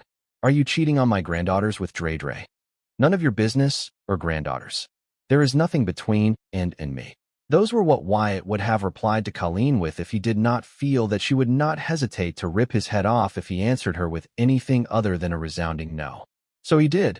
No, I am not. Hearing the magic words, Colleen finally calmed down and apologized. Sorry, I do not know what got over me. I did not scare you, did I? I think you and your family should get tested for mental disorders. Especially the females. You see, smart answers like these are what shorten a man's lifespan. Colleen indirectly warned Wyatt for his remarks. Then she continued to interrogate him. Who is this Dre? You seem close to her. You ask as if we are dating. Are you not worried your husband and Anna will be jealous? Wyatt had more time on his hands to kill since Dre did not seem to be arriving anytime soon. So he decided to kill his boredom with Colleen. Why? Don't tell me you have an eye for this old lady. Colleen said, walking closer to Wyatt. Knowing that the boy who would not dare to misbehave with his fiancée's origin card who was throwing herself at him would not dare to misbehave with her, his fiancée's grandmother. Was I not clear? Wyatt replied as he too took a step closer to Colleen. You do not have what it takes. Colleen took another step toward Wyatt, not backing down. Don't play fire, Wyatt said, taking a step forward. There was barely a gap between their chests, and both could feel each other's heartbeat. Lube, dub, lube, dub, lube, dub. Provoked, Colleen moved her lips close to Wyatt's as if about to kiss them, but at the last second she went past them and whispered in his ears, said the Virgin. Before Colleen could move her head back, Wyatt suddenly wrapped his hands around her thin waist, drawing her into his embrace, and staring into her shocked eyes, he said, I was saving it for you. Lube dub, lube dub, lube dub. Colleen's heartbeat raced, but soon her shock was replaced with embarrassment, realizing the compromising position she was in. She did not think Wyatt would be this daring in the broad daylight. However, she soon masked her embarrassment with indifference, seeing the grin on Wyatt's face. Then she scoffed. Look at you, venting your desires on your family members like a creep who could not get himself a girl. Wyatt ignored Colleen's remark regardless of how contradictory it was in itself. Instead, his calm eyes gazed into her eyes and said, Did you know that in some tribes they have a custom where the female elder of the bride checks if the groom is versatile enough to satisfy their daughter or granddaughter? What do you think? Should we also partake in such customs? We could think about it, seeing that Wyatt was finally showing interest in his marriage with Anna and no longer denying it. Colleen gave his question a serious thought in glee, but when she understood what he was implying, first she was embarrassed, and then she was enraged at Wyatt. And when she felt his hands slowly slide down her waist to her buttocks, she could no longer take it, and pushed Wyatt away, crying, Let go of me. As a hardcore soldier, and with the wisdom of her age, Colleen thought she was very open about the human body and stuff, but turns out she was not. In the heat of the moment, Colleen did not control her power when she pushed Wyatt away. As a result, 8 of Wyatt's ribs broke into multiple fractures. 3 pieces of his broken ribs pierced his heart, while the remaining punctured his lungs. Wyatt swallowed the blood that filled his throat, and then made use of reconstruction skills to heal his body under a second. Then he innocently looked at Colleen, who was glaring at him, and asked, What happened? Don't you like my idea? Why you? You do know that because of your prank, I almost triggered the clause of the contract between you and Anna? Colleen was angry with what Wyatt proposed earlier, but she was more embarrassed about it, so she did not talk about it, and instead brought up the contract between Wyatt and Anna. Even though she was clear that what she did would not trigger the clause of the contract, since the worlds would not consider this an incident with malicious intent. Prank? Colleen, I am being serious here. I am worried that I will not be able to satisfy Anna, if you know what I mean. As the elder in both our families, you need to step up and help me with this, Wyatt said with righteousness, as if he was really worried that he would not be able to satisfy Anna. He even dared to get closer to Colleen again. Unconsciously, Colleen took a step back, unable to tell if Wyatt was for real. She was starting to regret opening this can of worms. Seeing Colleen take a step back, Wyatt looked at Colleen as if he was hurt and said, Here I am opening up about my deepest insecurities, and why you? You think I am a creep and a freak, don't you? FCK, I knew it. I should have kept my mouth shut. Wyatt's expressions were so livid that Colleen began to think he was really hurt. Then she began to give his words a serious thought, and felt Wyatt might not be acting. After all, he had just turned 17 this year. He acted so mature and beyond his age that she forgot that despite his achievements and all, he was just a teenager. Colleen did hear and say that Wyatt confided in Anna that he tried it with Jill, however his experience was horrible. Thinking of this, Colleen felt that Wyatt might really have developed an insecurity for it. After all, Jill was a good-looking lady, and if his experience with her was horrible, or if she said he was horrible, then she could understand how a young teenager like Wyatt could have developed insecurities about his sexual prowess. No, Wyatt, I don't think of you as such. Don't overthink it. Colleen moved closer to Wyatt to show that she was not repulsed by him. Then she proceeded to explain how she could not help with these, as it would be too weird for her to do so considering that she was married, and he was marrying her granddaughters. So you get what I am trying to say, right? The once brave and fearless soldier queen was now fidgeting like an innocent maiden in front of a teenager unable to handle the situation she was in. Colleen was not a naive virgin who was new to this. Her husband and palace walls knew how bold and loud she was in bed. However, the current situation was new to her. For some unknown reason, this was harder than talking about birds and bees with her son, daughter, granddaughters, and grandniece. She could not put her finger on why this was as such. No, Wyatt exclaimed with heavy emotion, almost scaring Colleen out of her skin. He then fearlessly took her soft hands into his firm grasp under the shocked gaze of Colleen and said, "I don't understand. Many tribes do it, so why can't we? I don't see the problem here. Colleen, I need you, or help. There is nobody I can turn to." Colleen, who practiced the glacier rule, was sensitive to Wyatt's warmth that flowed through his hand to hers. Her heart was in a trance. While every fiber of her being was screaming this was wrong, still she could not bring herself to withdraw her hands from Wyatt's hands.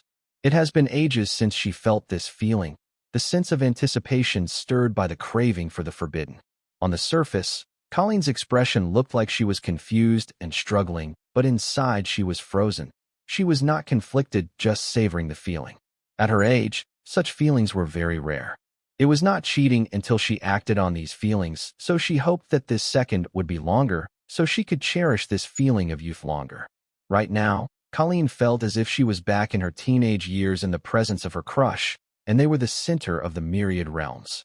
She regretted that this moment had to come to an end. She had to awaken to the reality and her responsibilities. "Wyatt, I cannot help you, but I will arrange someone who can," Colleen whispered while slowly freeing her hands from Wyatt's grasp. However, hearing her, Wyatt clutched onto her hands tighter and moved closer to her, maintaining eye contact. So close, Colleen thought, and instinctively wanted to take a step back, but the look of a lost puppy in Wyatt's eyes had her stunned. Her feeling overpowered her instincts. So she did not move back and began to lose herself in the depths of Wyatt's eyes. She wanted to help him, however she could not. This feeling was sin. Colleen no longer believed that it was not cheating until she acted on these feelings, but began to think that these feelings in her heart were equal to emotional gratification, which was indeed cheating.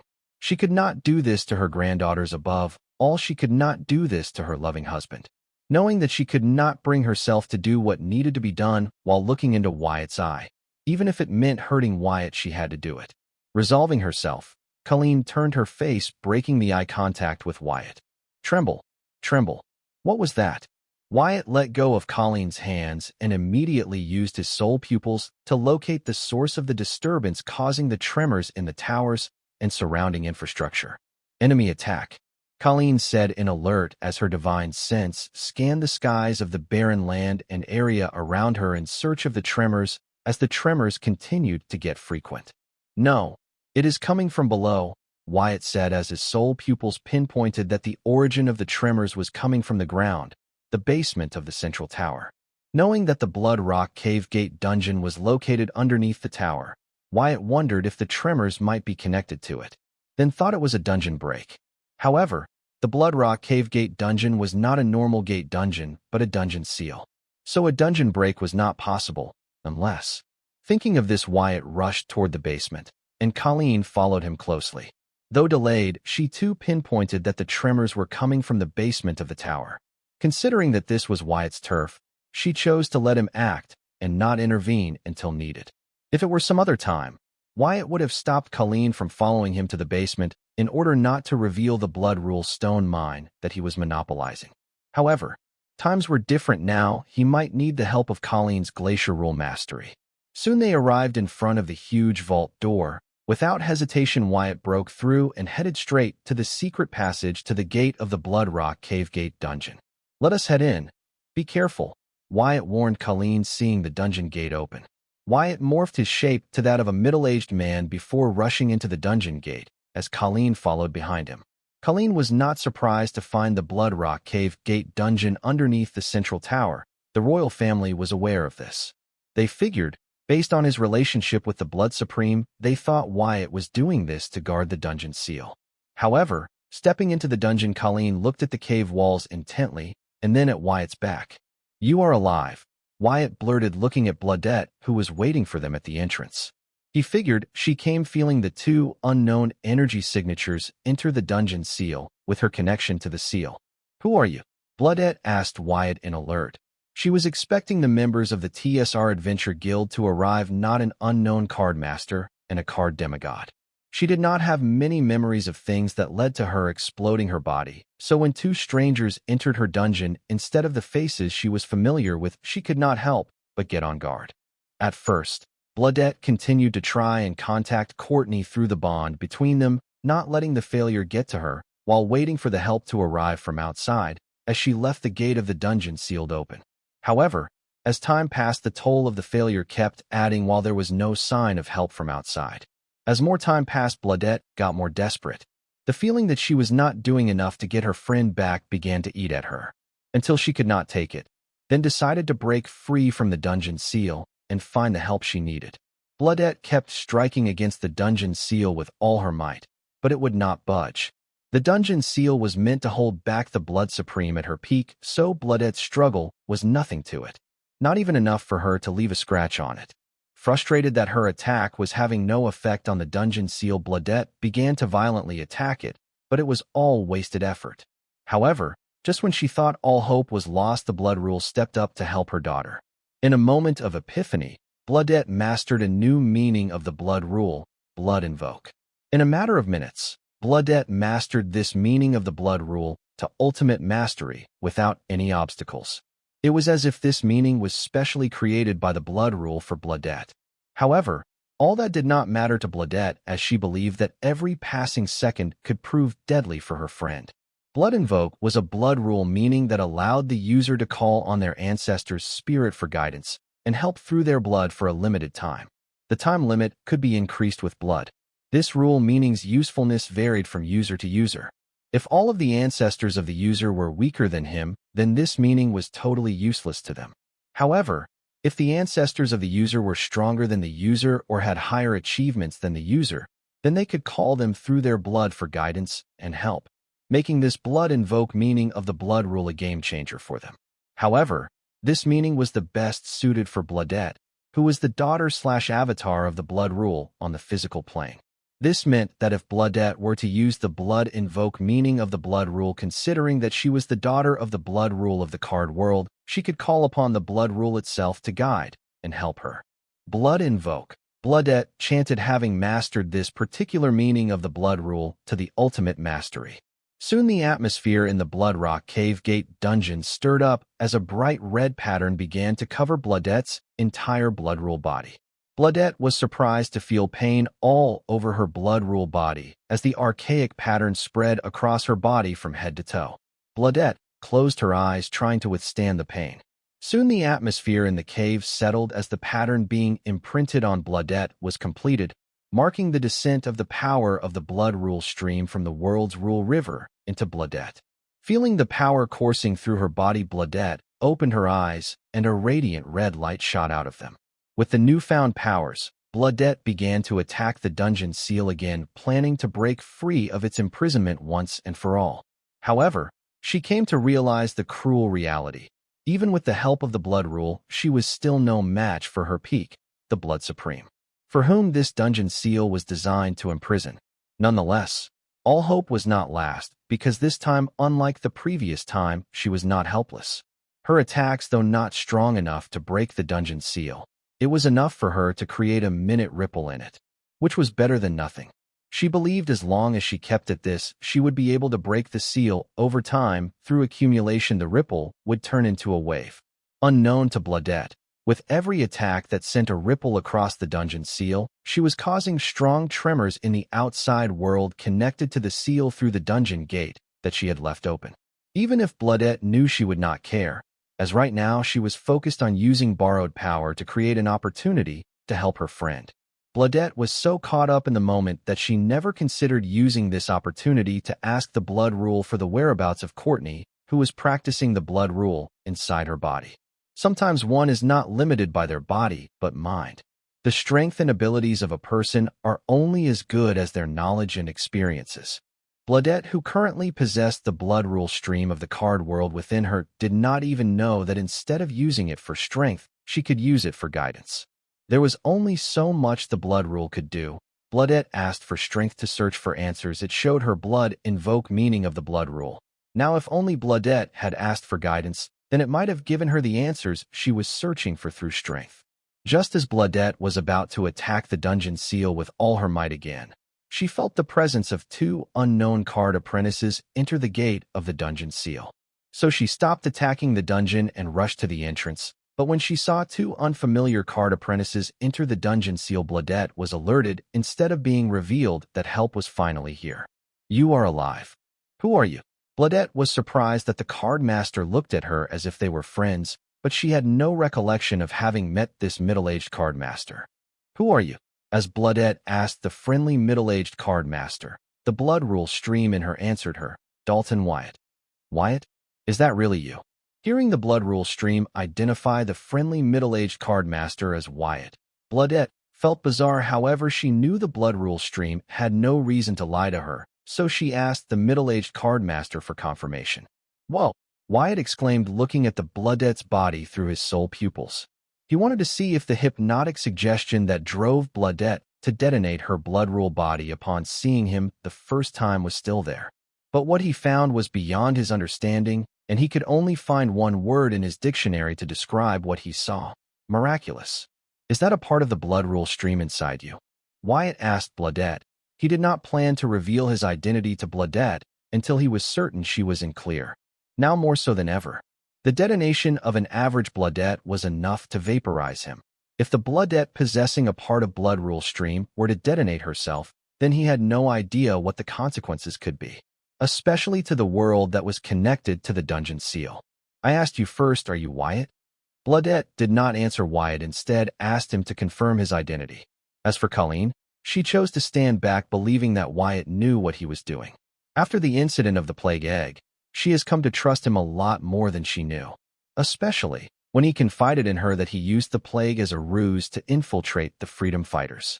Only by putting what Wyatt had revealed about his trip to the freedom fighters base this way did Colleen not freak out that Wyatt was not being completely honest about his visit to the freedom fighters base with her. "Amazing," Wyatt muttered. Even without Bloodette confirming it, he had deduced that right now Bloodette was truly the medium for blood rule. What was interesting was that the blood rule in her body seemed to be waiting at her hand and foot, prepared to help and guide her as she deemed it. Having an entire rule stream at your beck and call was just too overpowered. "I do not have time for this." Bloodette ignored Wyatt and Colleen, then returned to attacking the dungeon seal, but as she turned, suddenly her blood rule body was starting to crack. Seeing this, Bloodette, Wyatt, and Colleen was shocked. "Bloodette, you have to stop calling upon the power of the blood rule stream. It is killing you.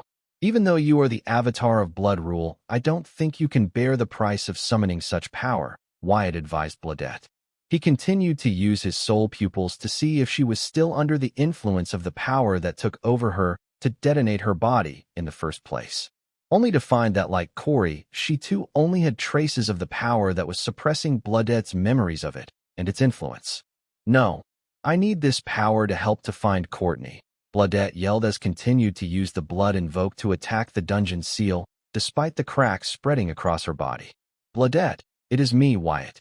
Stop. You are no longer alone any longer. I am here to help you. Together we will find Courtney." Wyatt had little idea of what Bloodette was talking about. However, now that he knew was no longer under foreign influence, he switched back to his original appearance and tried to stop her before she killed herself. "Wyatt." Bloodette paused, hearing the change in voice, and turned to look at the middle-aged card master who did not look like Wyatt, and asked, "Is it really you?" "Yes, it is me.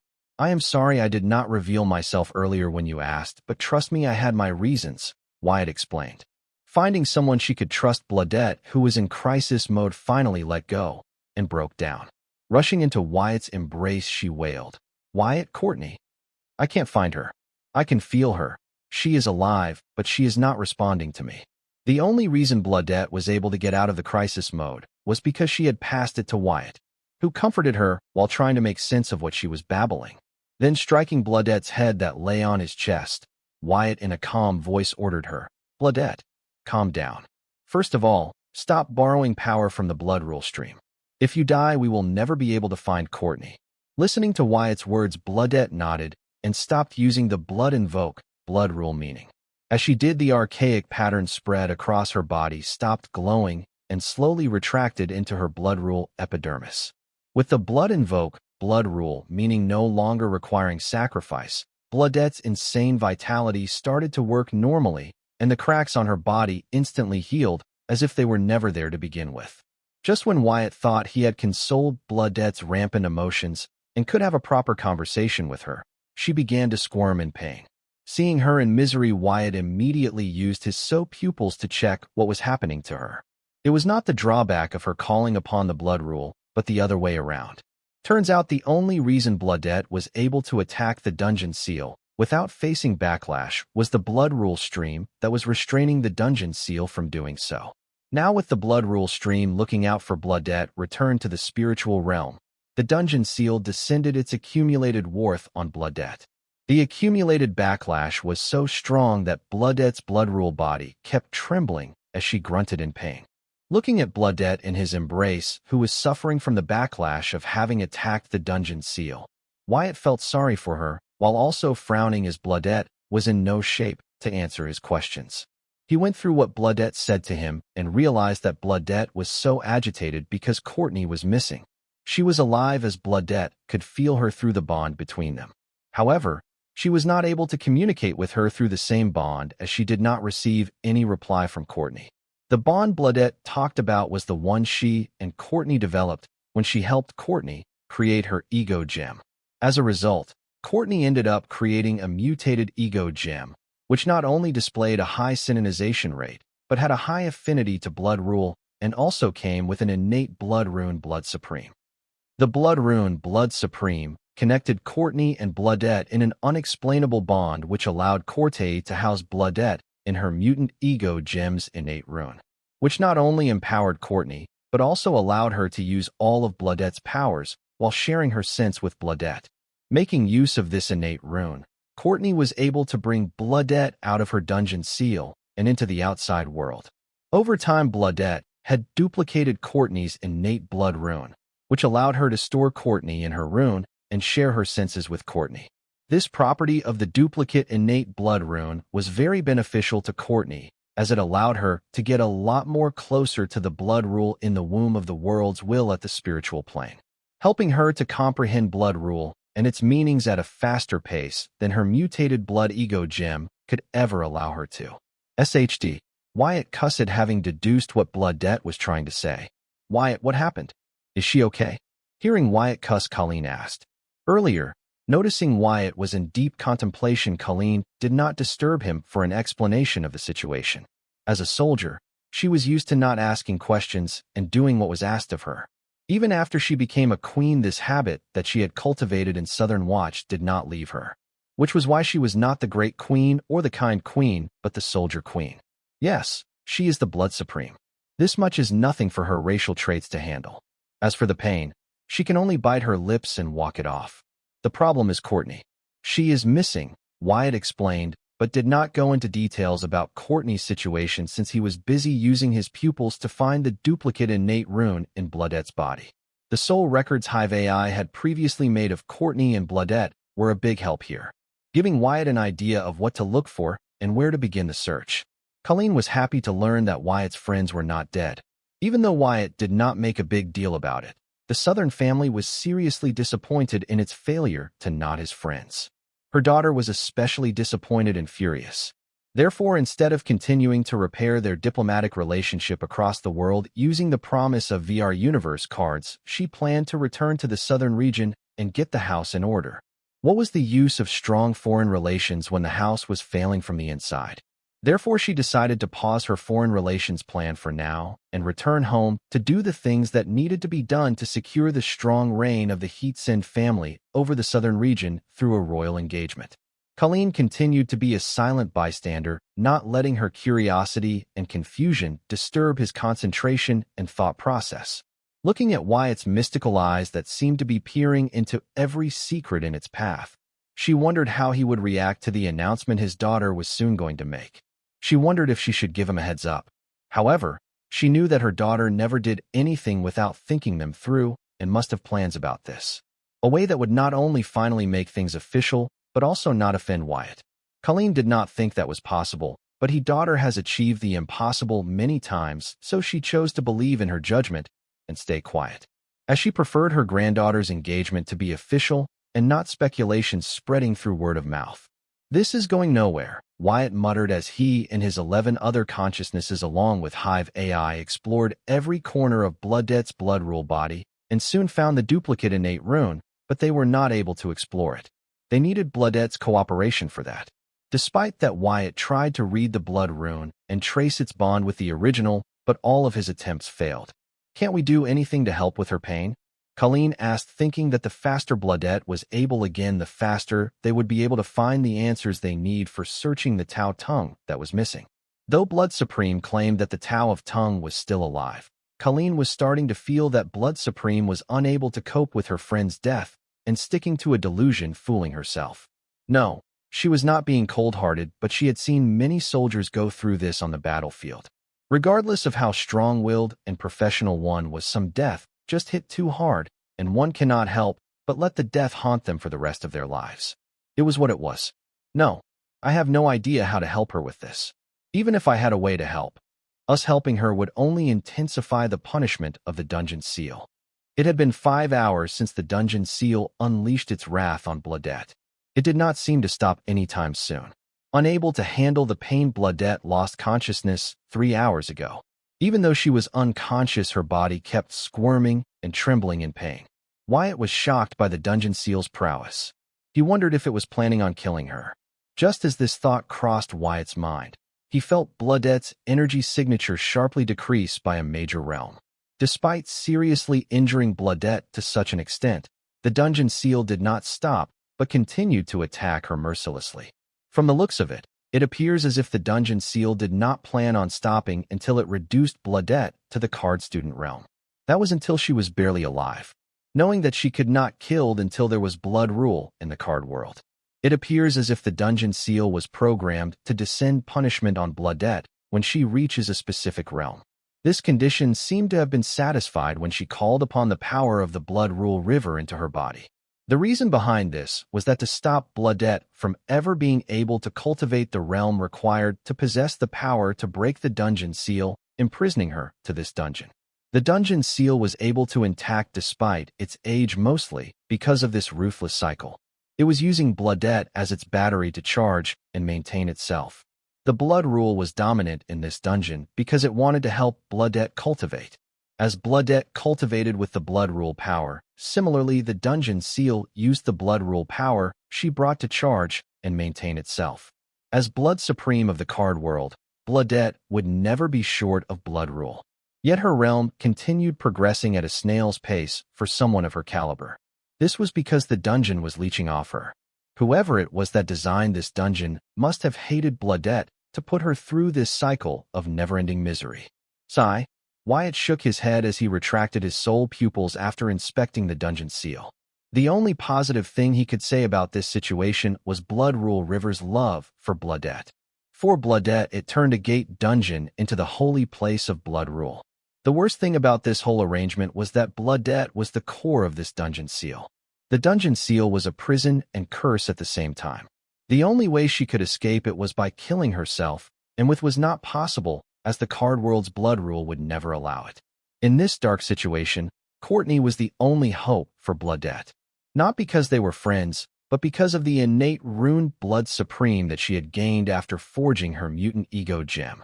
From the looks of it, the blood rule must have gifted Courtney the innate rule Blood Supreme to help Bloodette. The innate rune Courtney gained was specifically designed by the blood rule to help Bloodette with her current situation. Thanks to the innate rune, Bloodette no longer was limited by the dungeon seal to a certain extent. By staying inside the innate realm, Bloodette was not only able to go outside to get the fresh air and meet the world outside, but to cultivate outside of the dungeon seal. As the core of the dungeon seal, whatever Bloodette cultivated would autonomously be shared between her and the dungeon seal, but the percentage of the share favors Bloodette when she was cultivating outside of the dungeon seal, such that, for a change, Bloodette will be able to grow faster than the dungeon seal. This way Bloodette will be able to grow to her peak before the dungeon seal recharges enough to withstand the struggle of the original Blood Supreme, giving her a shot at breaking through the imprisonment of the dungeon gate. However, the blood rule's efforts have been in vain so far. It went to such an extent to help Bloodette But did she do? She was busy using this opportunity created by it to enjoy her newfound freedom, playing with the orphans from Courtney's orphanage, instead of focusing on regaining her strength and breaking free of the dungeon seal. The fault didn't entirely lie on Bloodette, as she was not aware of the Blood Rule's plan. With her current spirituality, she was similar to a child. That was why she could get along with the orphans from the orphanage. Without the Blood Rule telling her, it would be impossible for her to figure out the real reason why Courtney gained the innate rune Blood Supreme. Bloodette's spirituality was not the only reason. The other reason was because when inside the innate rune of Courtney, Bloodette would have to use the senses shared by Courtney to practice the Blood Rule. Meaning that inside Courtney's innate rune, Bloodette's affinity to Blood Rule was reduced to Courtney's affinity to Blood Rule. This was why Bloodette prepared to cultivate her Blood Rule mastery within the dungeon seal, and Courtney also preferred to cultivate her Blood Rule inside the duplicate innate rune created by Bloodette, where her affinity to the Blood Rule would be boosted to match that of the Bloodette's Blood Rule affinity, allowing her to comprehend Blood Rule meanings to ultimate mastery in considerably less time compared to had she done the same with her original Blood Rule affinity. However, what Bloodette failed to see was that regardless of how easy it was to cultivate Blood Rule mastery in the dungeon seal, considering the huge percentage of Blood Rule energy she shared with the dungeon seal, she would never be able to ever overpower the dungeon seal. Inside Courtney's innate Blood Rune, even though cultivating Blood Rule was much slower compared to in the Blood Seal, the percentage of Blood Rule energy she shared with the dungeon seal was very little, meaning that if Bloodette had chosen to cultivate in Courtney's innate Blood Rune, then even though slow, over time her realm would have overtaken that of the dungeon seal, allowing her to break free from the imprisonment of the dungeon seal. The Blood Rule's plan was almost perfect, but it failed to consider that Bloodette's mind was not mature enough to notice what it was doing, and even if she knew the opportunity Blood Rule had created for her, Bloodette, who was used to cultivating at the speed of bullet train, would never have the patience to cultivate at the speed of a basic steam train. This was where Courtney came in. The only reason Blood Rule would trust Courtney, to begin with, was because of her physique and origin card. It believed that Courtney would keep her promise to help Bloodette free herself from the imprisonment of the dungeon seal. However, just like Bloodette, Courtney too had no idea of what the original purpose of her innate Blood Rune Blood Supreme was. Had she known, she would have definitely advised Bloodette to cultivate inside her innate Blood Rune. Even if she were not to care, her physique and origin card would force her to force Bloodette into cultivating in the innate Blood Rune instead of the dungeon seal. This was the reason why the Blood Rule was going out of its way to help Bloodette find Courtney. However, it once again underestimated Bloodette. In the worry for her missing friend and fear of not doing enough to find her, she attacked the dungeon seal relentlessly like a buffoon, but never once stopped to do the only thing that would actually help her. All she needed was to ask where was Courtney, and she would have the answers she needed provided to her by the Blood Rule. Just like how the Blood Rule helped her uncover the identity of Wyatt, who was in disguise. The reason Blood Rule was able to tell Wyatt's identity, even though he had used Myraid Devil transformation to disguise himself as a middle-aged card master, was through the Blood Runes in him. In a way, Wyatt's transformation was not complete, as he chose not to morph his Calamity Soul Gem. He did not because he needed its abilities, and also because if he were to completely morph himself into another person, his consciousness would struggle to maintain its current persona and individuality, as it would conflict with the persona and individuality of the person he had morphed into. Even if Wyatt morphed only a part of his Calamity Soul Gem, without in its center where his ethereal spirit was located, the Blood Rule would still manage to tell him apart, as it was not seeing from the physical plane, put from the spiritual plane through the spiritual channel connecting his Calamity Soul Gem to the spiritual plane. Had Wyatt morphed his Calamity Soul Gem completely, or chosen to close the spiritual channel, then Blood Rule would never been able to tell him apart. But in Wyatt's defense, he had no idea that he would be facing the Blood Rule. "You sure will not die?" Colleen asked Wyatt, looking at the unconscious Bloodette in her bed inside the cave. She grunted in pain as her body trembled under the constant attack of the dungeon seal. By die, she meant Bloodette's physical body being erased from the physical plane, not the actual death that mortals face. "Yes, she will not die." The blood rule loves this particular avatar of it in the physical plane very much. So, it is going to be a lot of trouble to help her. All the dungeon seal can do is imprison her and erase her cultivation base, forcing her to rebuild her strength from the start. Right now, her realm has been reduced to the soldier realm, so based on this rate in another hour or so it will be reduced to the student realm. Only then will the dungeon seal stop. Wyatt answered Colleen while he kept studying the dungeon seal. He felt pity as freeing Bloodette meant that his secret base would no longer exist and would have to store his trophies in some other vault, where the people after Redfall and Agent Lewis cannot track them. I see. She must be one of the originals, Colleen said, listening to Wyatt say that the dungeon seal cannot kill her.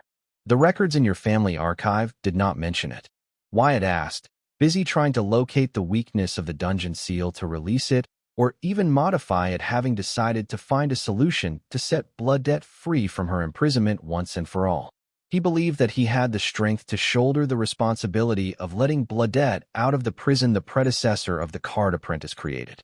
No, unfortunately, we could not find much on Blood Supreme. If not for Courtney summoning her to fight against you in the city tournament, we wouldn't even have known that the Blood Supreme was sealed in some third-rate city down south, Colleen replied.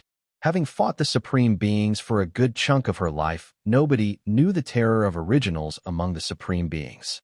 Unlike human beings, the Supreme Beings cannot reproduce, but they cannot permanently die, so it was kind of an even-Steven situation.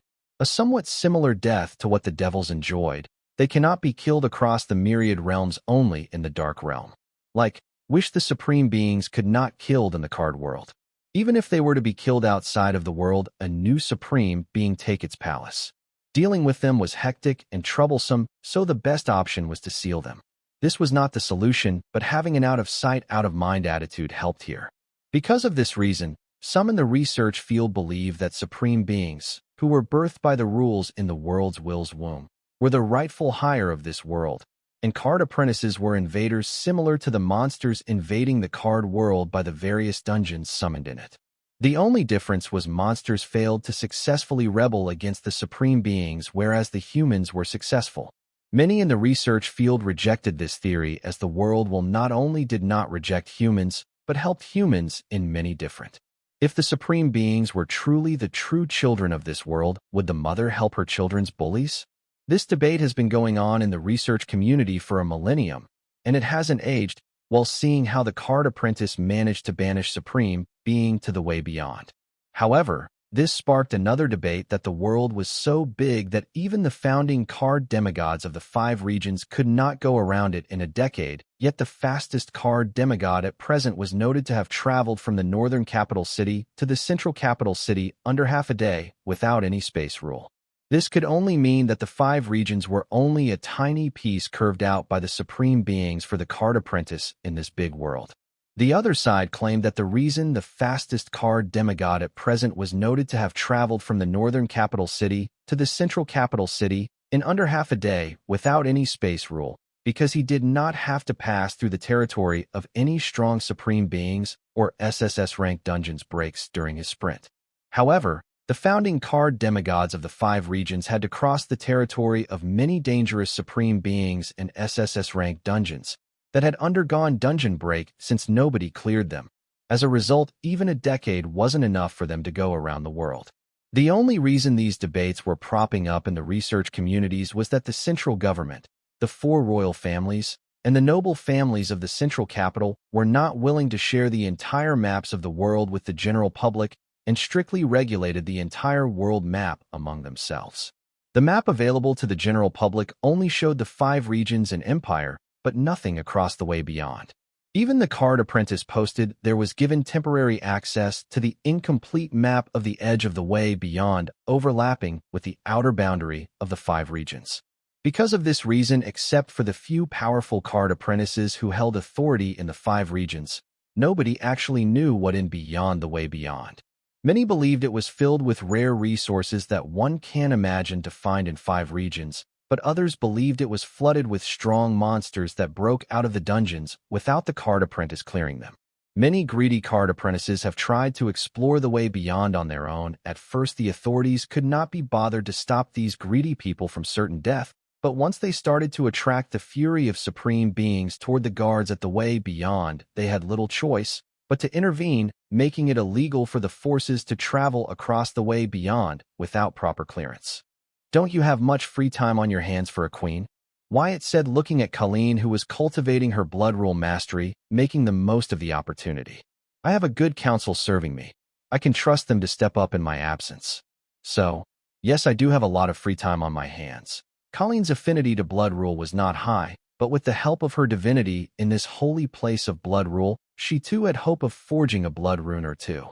However, she, like everyone, was not gifted like Bloodette and Wyatt to comprehend rules for days together and not feel mental exhaustion. Considering her realm and affinity with blood rule, she was able to enter one with world state spiritually and comprehend blood rule straight for a few hours at best. So, did you reach the bifurcation point yet? Wyatt asked her as he remained seated beside unconscious Bloodette. Her realm had fallen to that of a card student, and as Wyatt deduced once that happened, the dungeon stopped attacking Bloodette and returned to normal. However, even with her strong vitality, Bloodette could not immediately recover from this. I am cultivating my blood rule mastery, not vegetables. I am far from achieving advanced mastery, let alone arriving at the bifurcation point.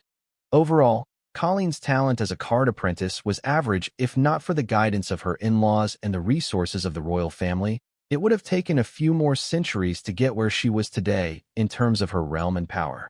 Sigh, shaking his Wyatt summoned his grimoire, took out a dozen bottles containing high-grade blood rule pills, and passed them to Colleen. He said, "Take these pills. They will help you get 3 times the results with the same effort. Just don't ask where they came from." Did Bloodette make these pills? Even an idiot could tell where the pills came from based on the situation, let alone Colleen. I knew I shouldn't have, but I blame myself for having a generous heart. Wyatt shrugged his shoulders with a dejected expression, as if blaming himself for being the only genuine card apprentice left in the world. Talking to Sarah earlier, Wyatt knew that the TSR Guild had stocked up enough blood rule pills to trade some in the market. Though he did order her to use them to add fresh blood to the guild, Wyatt knew the TSR Guild could use other rare resources similar to blood rule pills. So what was the better way to get these resources other than exchanging them for blood rule pills with the Heatsen royal family? Therefore, Wyatt took the opportunity of Colleen was trying to comprehend the blood rule in the dungeon seal to introduce the blood pills to her. Colleen ignored Wyatt, and removing the stopper of one of the pill bottles, she sniffed the pills. Catching a whiff of the blood rule pill, entrancing her in a type of mystic serenity similar to the one she experienced when in the blood rule stream, having entered the one with world state spiritually. Colleen then popped a pill into her mouth and enjoyed the wonderful serene feeling, not bothering to enter the one with the world state spiritually, and began comprehending the blood rule. Seeing her actions, Wyatt forced himself not to rush at her and slap her silly for wasting a high-grade blood rule pill. Wyatt was kind of rich now. He did not need to be frugal, but he could watch Colleen waste a perfect high-grade blood rule pill just for the sake of pleasure. She was basically using the blood rule pill like a hallucinogen to reveal her stress. Once the first blood rule pill melted in her system, Colleen hurriedly popped a blood rule pill into her mouth, then another one, and another one, until she emptied the whole bottle. Seeing this, Wyatt could no longer take it and yelled, "Colleen, what the heck are you doing?" "Language boy, I am just checking if there are any side effects to these pills." Colleen defensed her actions as she enjoyed the serene feeling that overcame her as the blood rule pills melted in her mouth. Who the FCK checks if the pills have side effects by using the pills themselves? Wyatt was dumbfounded by Colleen's reply. "A mother, who else?" Colleen replied. She was in a good mood, so chose to ignore Wyatt's small display of rebellion. "Are you kidding me? Let me help you. There are no side effects to the pills.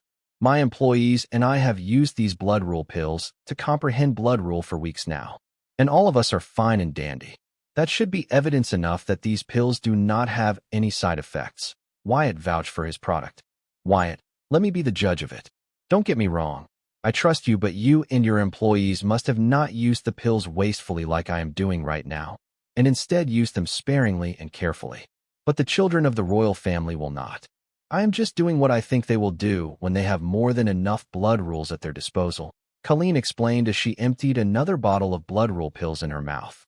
Who would be stupid enough to try something like this? Wyatt could only nod to Colleen's explanation, thinking that rich parents have their own worries. There's Luna. When she was little, bored out of her wits, she decided to create an easier method to increase active soul control percentage by boosting the card apprentice's brain. So absorbed all her soul jade she had on her at once, then gathered the soul energy in her brain in hopes of boosting it.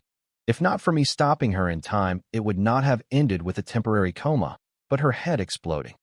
Listening to Colleen reminisce about Luna, Wyatt lifted his eyebrows and asked, "Do you really believe Luna is at fault here?" "Sometimes children make mistakes. As their elders, it is our job to correct them, not punish them," Colleen replied. With her current response and previous statement, it was clear that she did not blame Luna but freedom fighters for misleading her. Luna is not a child. She is a grown-ass woman. If she were immortal, she would have grandchildren by now. So I think she can make her own decisions and he should be held responsible for them, Wyatt argued, feeling that he needed to make it clear to Colleen about his stance on Luna's betrayal. "Wyatt, regardless of her age, Luna is my family's child who grew up in my arms. The freedom fighters will pay for corrupting her." Colleen made her stance clearer to Wyatt, putting aside the bottles of blood rule pill. "Luna betrayed the southern region and most of all you and your husband. Are you sure you want to overlook that?" Wyatt said as he did not Colleen getting in his way when he gave Luna the cost of her betrayal. "You won't understand. If not for the freedom fighter, Luna would not have done anything to betray her family." Colleen continued to defend Luna, claiming freedom fighters were at fault for misleading her grandniece. "Really? You are choosing Luna over people of the southern region? As the soldier queen, don't you find it a bit shameful?" Wyatt thought Colleen's choice to forgive Luna was similar to betraying the citizens of the southern region she was meant to serve. "As a soldier, I only know to protect my homeland. I do not judge them. The same thing applies to my family. Wyatt, I am clear about my duties. You need not remind me of it," Colleen said coldly, indicating that she no longer wanted to talk about Luna and her accountability. Wyatt shook his head, feeling that Colleen was a soldier down to her bones. Adding queen to her title will not make her fit to rule a southern region as a queen. On Earth, Wyatt had a similar situation. A billionaire's wife was made the chairman of his company after his death. In half a decade, the company was driven to bankruptcy under her reign. Similarly, the former First Lady was elected as the Madam President at the end of her husband's term. Her term soon began to be known as the worst term possible. Under her leadership, the country was introduced to the greatest economic crises the country has seen in its 300 years of democracy. It took the country decades to recover from the damage of those 4 years. The lesson to learn from this was that just because someone is the spouse of the neurosurgeon, it doesn't mean that they too were capable of performing complicated brain surgery. Wyatt saw the same thing happening with the southern region. Just because the current ruler of the southern region was a great ruler, his wife Colleen didn't become a great ruler. Unlike Colleen, her husband was trained to govern since his childhood, just like their children and grandchildren. Colleen, who came from a common background and had trained as a model soldier for a good chunk of her life, would make a great soldier, even a general, but not a queen. The Southern royal court was well aware of this, so they were happy that Colleen did not intervene while Lorenzo and her daughter held down the forte. Still, she held too much authority for someone who was clearly not qualified to hold it. "Well, just so you know, I can respect the freedom fighters for outsmarting me, but I will not forgive Luna's betrayal." If Colleen had asked for leniency for Luna, he might have thought about it, but her totally rejecting any accountability for Luna's part for her betrayal only pissed Wyatt off. "I see you no longer plan to take revenge on the freedom fighters." Colleen coldly glanced at Wyatt, reading between the lines. "I do, but not the way that will satisfy your anger toward them." Wyatt was always clear about his grievances and gratefulness. He did not need someone to remind him that. "So they got to you too, huh?" Colleen said, adding, "You do what feels the best for you. I can settle my own accounts." Listening to Wyatt, Colleen's suspicion that there was more to Wyatt's visit to the freedom fighters' headquarters began to grow stronger. So much so that she had strong doubts that the freedom fighter might have corrupted Wyatt just as they did with Luna. However, knowing that soon her daughter would be visiting Wyatt, she believed her daughter would handle him. Seeing Colleen not bring up his promise to her, Wyatt could not help but raise his eyebrow in puzzlement, wondering why someone as hot-headed as Colleen was so calm today. "These pills are good. He does not have side effects." Even if a mortal or card apprentice with an ego gem were to take them, they would not suffer as the blood rule power in the pill will dissipate in the surroundings instead of accumulating in their body and causing their death. The control over the blood rule to create this pill should only be possible by the Blood Supreme.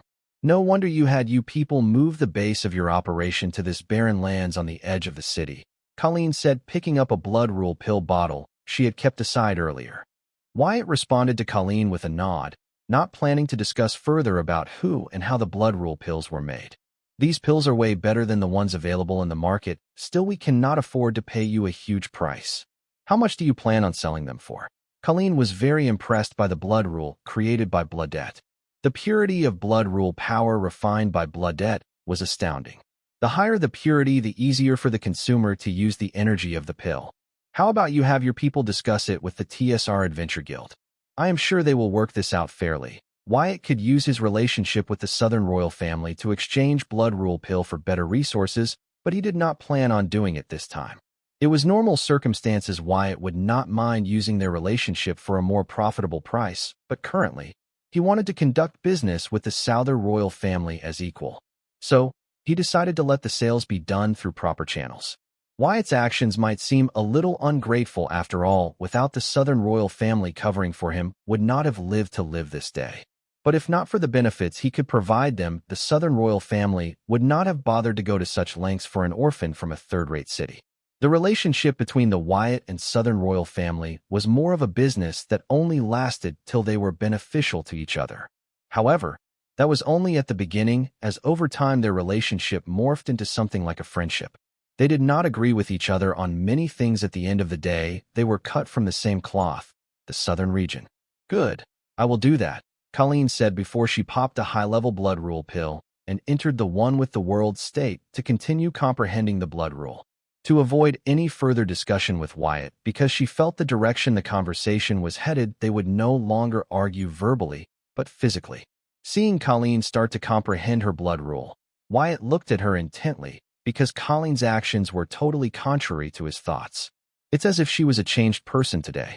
It was the Colleen he knew would have flipped the movement. He said he had other plans for the freedom fighters, but this Colleen did not. Rather, she responded calmly, prompting Wyatt to wonder if the Southern royal family was up to something.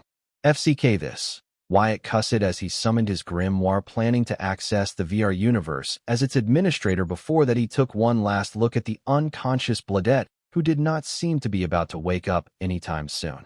Accessing the VR universe as its administrator, Wyatt accessed the information network to gather all the information collected on the Southern royal family, to figure out if they were up to something that he should know about.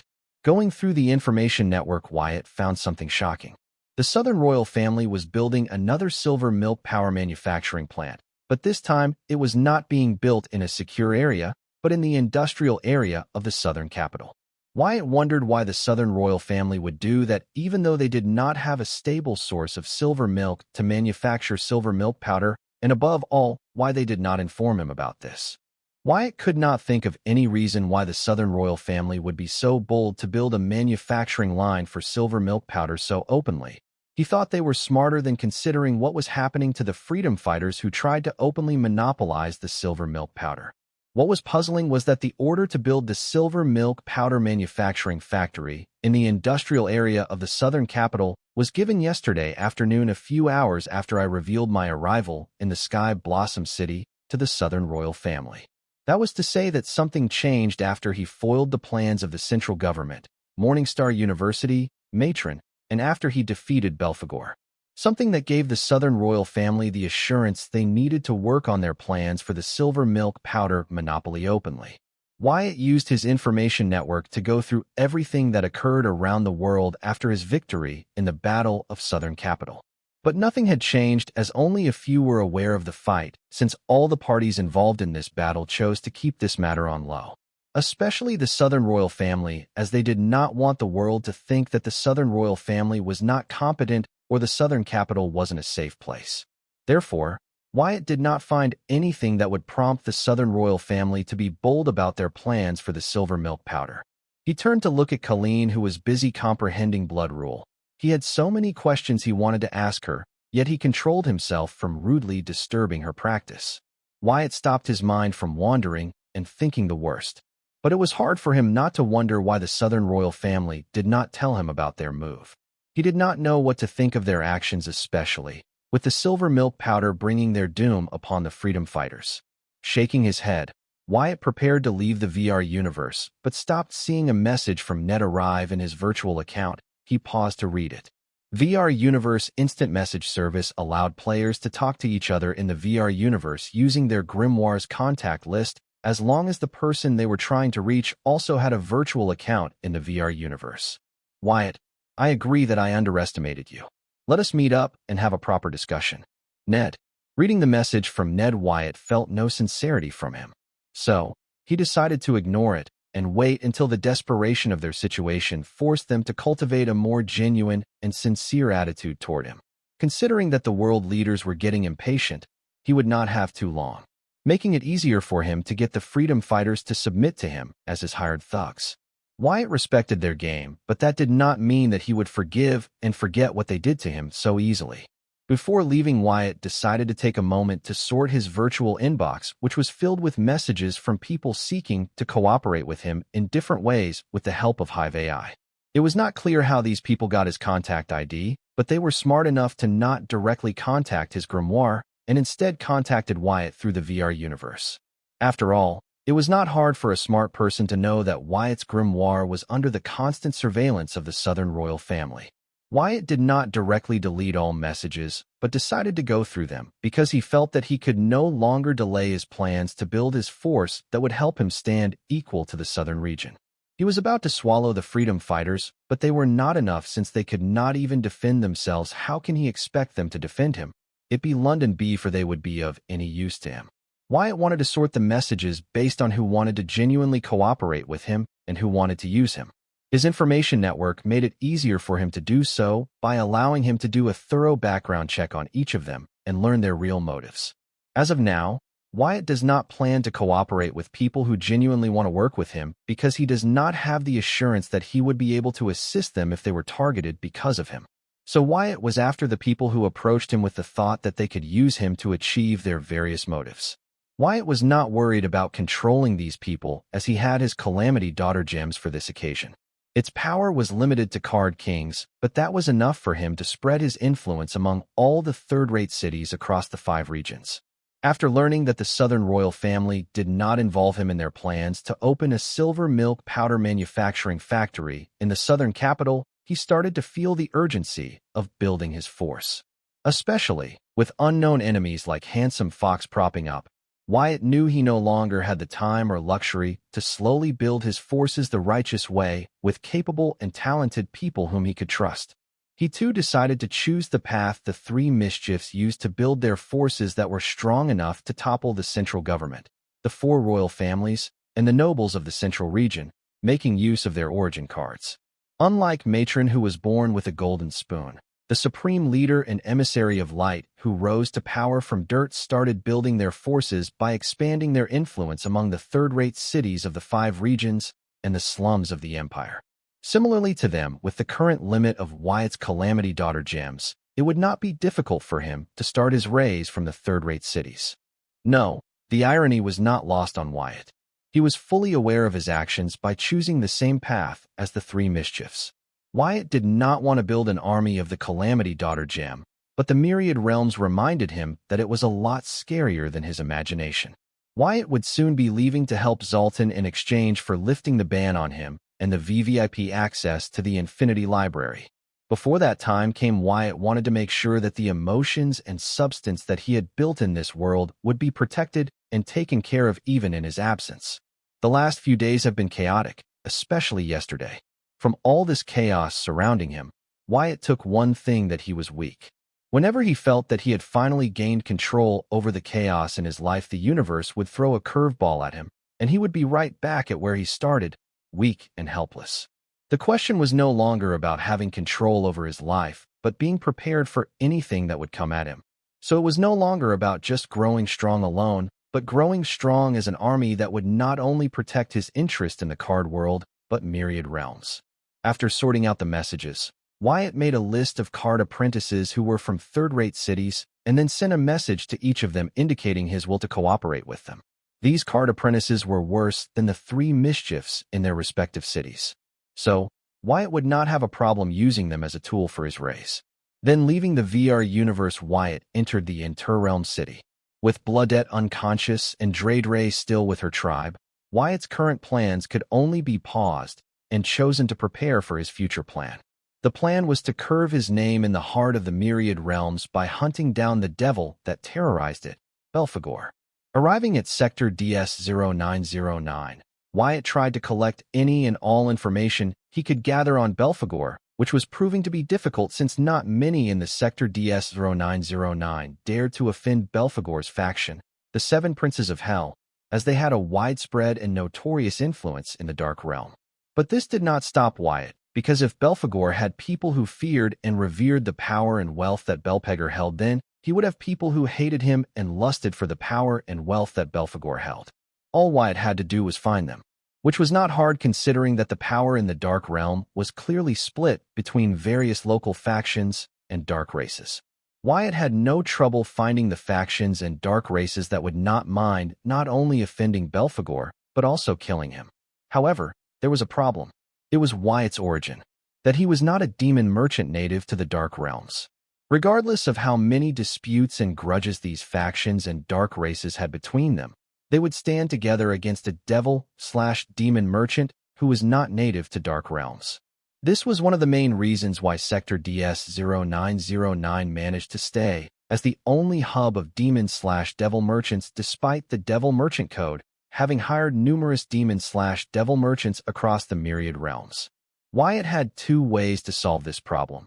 The first was obviously to use his myriad devil transformation to morph his species and infiltrate one of the rival factions and dark races of the 7 Princes of Hell.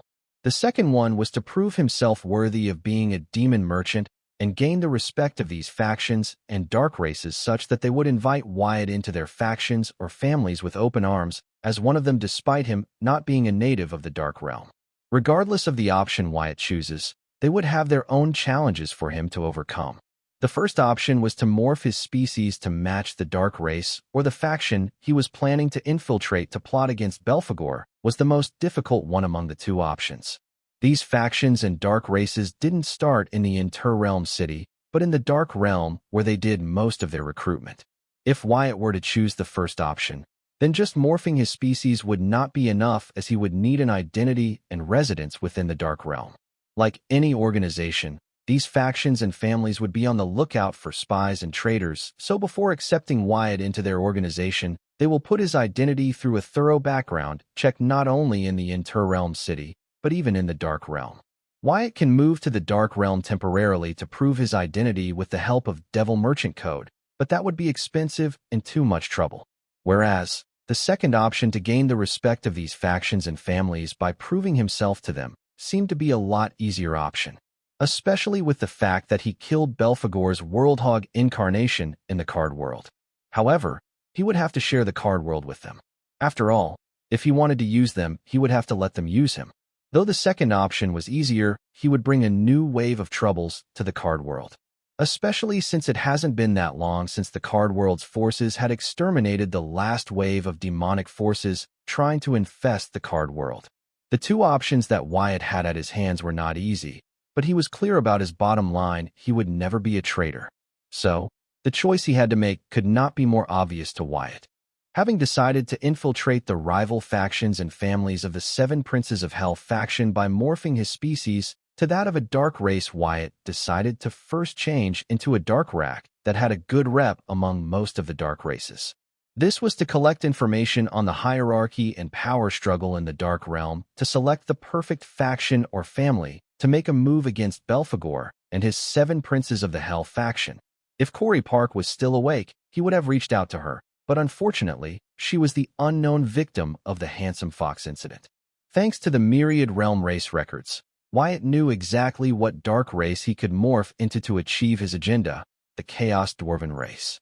They were like the engineers of the dark race, creating the most sought-after weapons, armor, and items of destruction.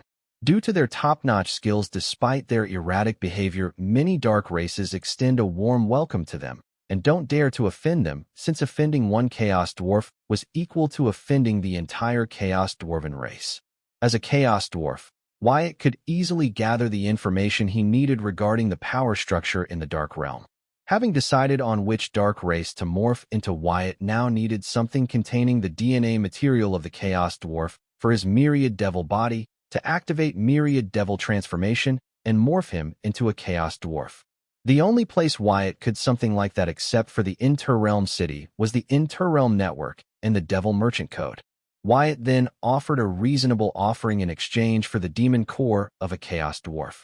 After all, what better serves as the best DNA material of a dark race than their demon core? Not to mention it was readily available in the market compared to the swab of Chaos Dwarf. However, since the demon core can be used to summon an undead Chaos Dwarf, the offering was expensive but worth every penny. Offering a taste of the demon core of the Chaos Dwarf to the Myriad Devil body, Wyatt used its Myriad Devil transformation skill to morph into a Chaos Dwarf and once again appeared in Sector DS-0909, catching the eye of every demon/devil merchant in the surrounding. None of them dared to investigate his information, unlike the time when arrived as a human, showing just how much revered the Chaos Dwarf were in the circle of the dark race. Especially the Chaos Dwarf with the status of demon/devil merchant. After all, the only thing limiting the Chaos Dwarf was the availability of rare materials and a rich market. The Devil Merchant happened to have both. Therefore, Demon Merchant Chaos Dwarfs were more arrogant and haughty than the regular Chaos Dwarfs. But since they managed to become Demon/Devil Merchants, also showed that they had the ability to be arrogant and haughty. Therefore, even the Devil Merchants in the crowd did not dare to access Wyatt's information. Even if they did, they would not find anything unless they had an exclusive privilege that helped them check the information of the Demon Merchant. After having learned the lesson after his mistake with Belphegor, Wyatt offered a small fortune to the Devil Merchant Code to increase his privacy security to the highest level available. What mistake did Wyatt commit when against Belphegor? Wyatt accepted the invite sent to his Demon Merchant Codex by Belphegor through the Devil Merchant Codex to sign the pact. During their confrontation, Belphegor never tried to access Wyatt's Demon Merchant information, but only when he accepted the invite, proving that accepting the invite was one of the conditions for Belphegor to activate the exclusive privilege that would allow him to access Wyatt's Demon Merchant information, bypassing the Devil Merchant Code's privacy security. Wyatt did not beat himself up for this, as it was impossible for him to know Belphegor had the exclusive privilege to access the information of other devil/demon merchants by bypassing their privacy settings. Not to mention that the condition of activating his exclusive privilege would be to accept the Merchant Codex invite. Wyatt maintained an arrogant and annoyed expression on his face, as if the entire Myriad realm owed him money. He looked around the fountain to find that some demon merchants actively avoided his gaze, and some greeted him with a nod, but none dared to ignorantly stare at him. They were not being respectful of Wyatt, but the chaos dwarf that he had morphed into. Having decided on his destination, Wyatt moved, and the busy crowd split, making way for him. Unlike the indifference and disdain he faced all the previous times when he visited the DS-0909. The power the Chaos Dwarf held was just insane. Wyatt could not help like this feeling. However, he did not let him distract from his mission. The previous times Wyatt came, he would directly head to what can only be described as the slums of the DS-0909 to visit the Newbie Merchant Mall. This time, however, he was going to the center of the DS-0909, the most expensive part of the sector. Not just for sightseeing, but to actually enter one of those fancy clubs. Earlier, even if Wyatt had the money and gained an exclusive privilege, the shop security of these clubs would not allow him to enter them because just having a lot of money was not enough to get into some places. Especially, the clubs owned by the factions and families that terrorized the Dark Realm itself.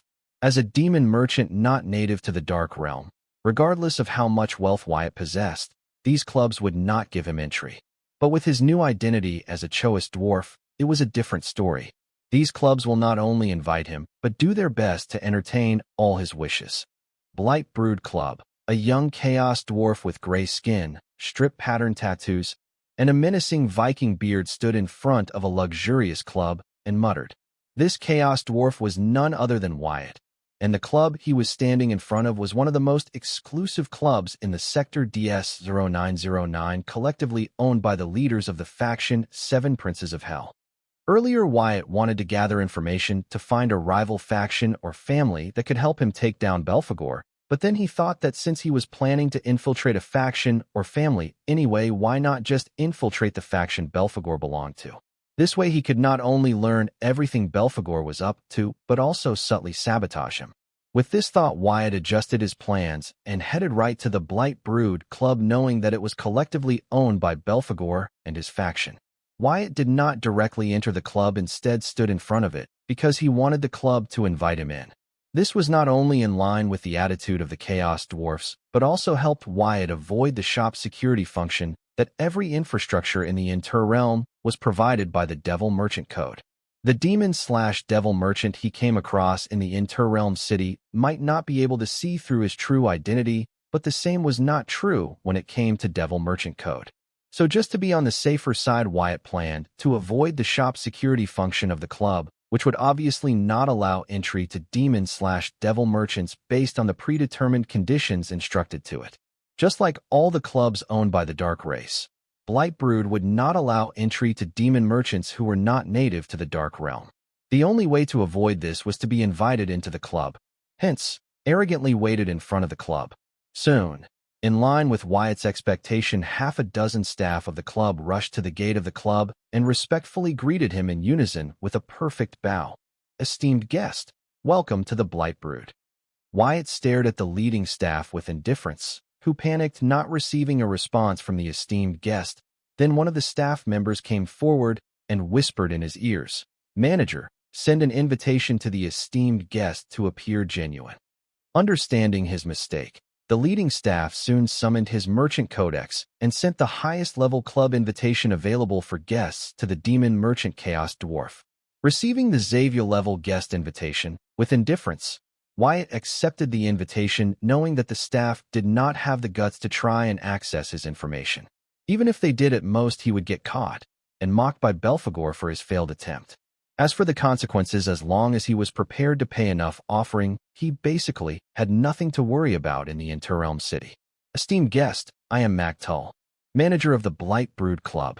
Let me lead you inside."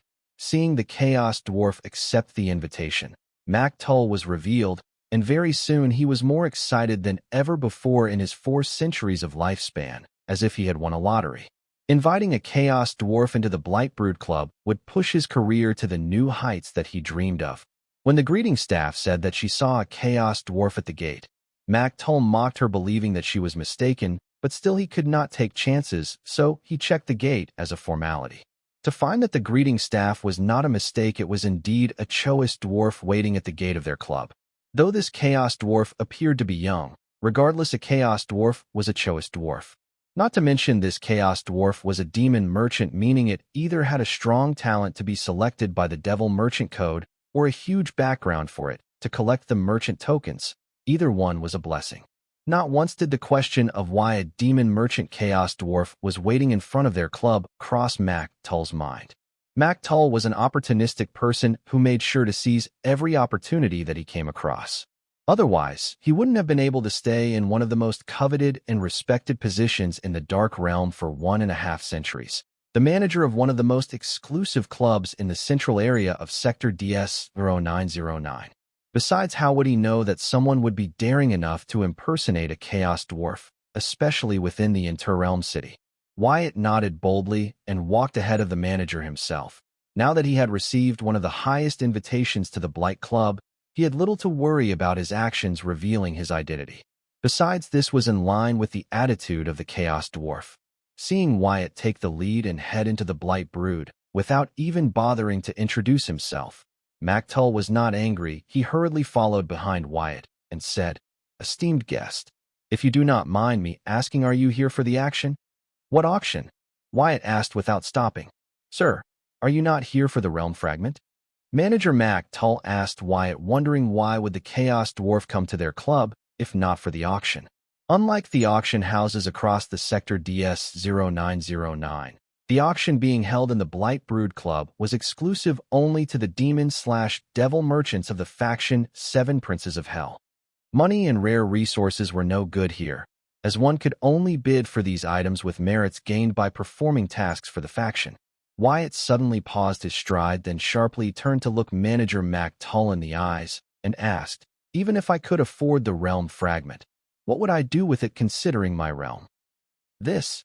Mac Tull's voice trailed, not knowing how to answer the Chaos Dwarf, as couldn't yet get a grasp on the attitude of the dwarf to give him the answers he wanted to hear. However, Mac Tull was new to this biz of ass-kissing. "Esteemed guest, I thought a realm fragment can make an excellent gift for your leaders." With this carefully crafted answer, Mac Tull was not only able to avoid the Chaos Dwarf's question, but also get a gist of his background. Mac Tull preferred that Chaos Dwarf did not have powerful elders supporting him, because then he could introduce the dwarf to the founding devil merchants of the 7 Princes of Hell faction. Any one of them would reward him handsomely for this. "Even if I had that idea, I do not have your faction's merits points to buy the realm fragment." Wyatt crafted his answer in such a way that Mac Tull could only continue to keep guessing. "Esteemed guest, this slave has collected some merit points over the years. If you do not mind, I share them with you," Mac Tull offered, knowing that even if he spent all his accumulated merit points, he could not befriend a Chaos Dwarf, so he did not hesitate to use them to gain the favor of one. "No need. I heard that the guest of your club can do some odd jobs to earn your faction merit points." "I am right." Wyatt had thought of a reason why an arrogant being such as the Chaos Dwarf would wait in front of the Blight Brood Club on his way here. Now that he had managed to enter the club, he was just executing the next step of his plan accordingly. "Esteemed guest, don't tell me you plan to offer your expertise to our club?" Mac Tull asked. "That depends." Wyatt trailed. "Esteemed guest, I do not understand. Please, enlighten me." Mac Tull knew what the dwarf was getting at. He did not want to jump to conclusions. "I have faced some problems in the lower realms I have recently bought the tickets to. I need a bunch of mercenaries that would not mind getting their hands dirty," Wyatt responded. To dark races, killing an entire race or destroying a realm in the myriad realms was not considered as getting their hands dirty. It was regular work.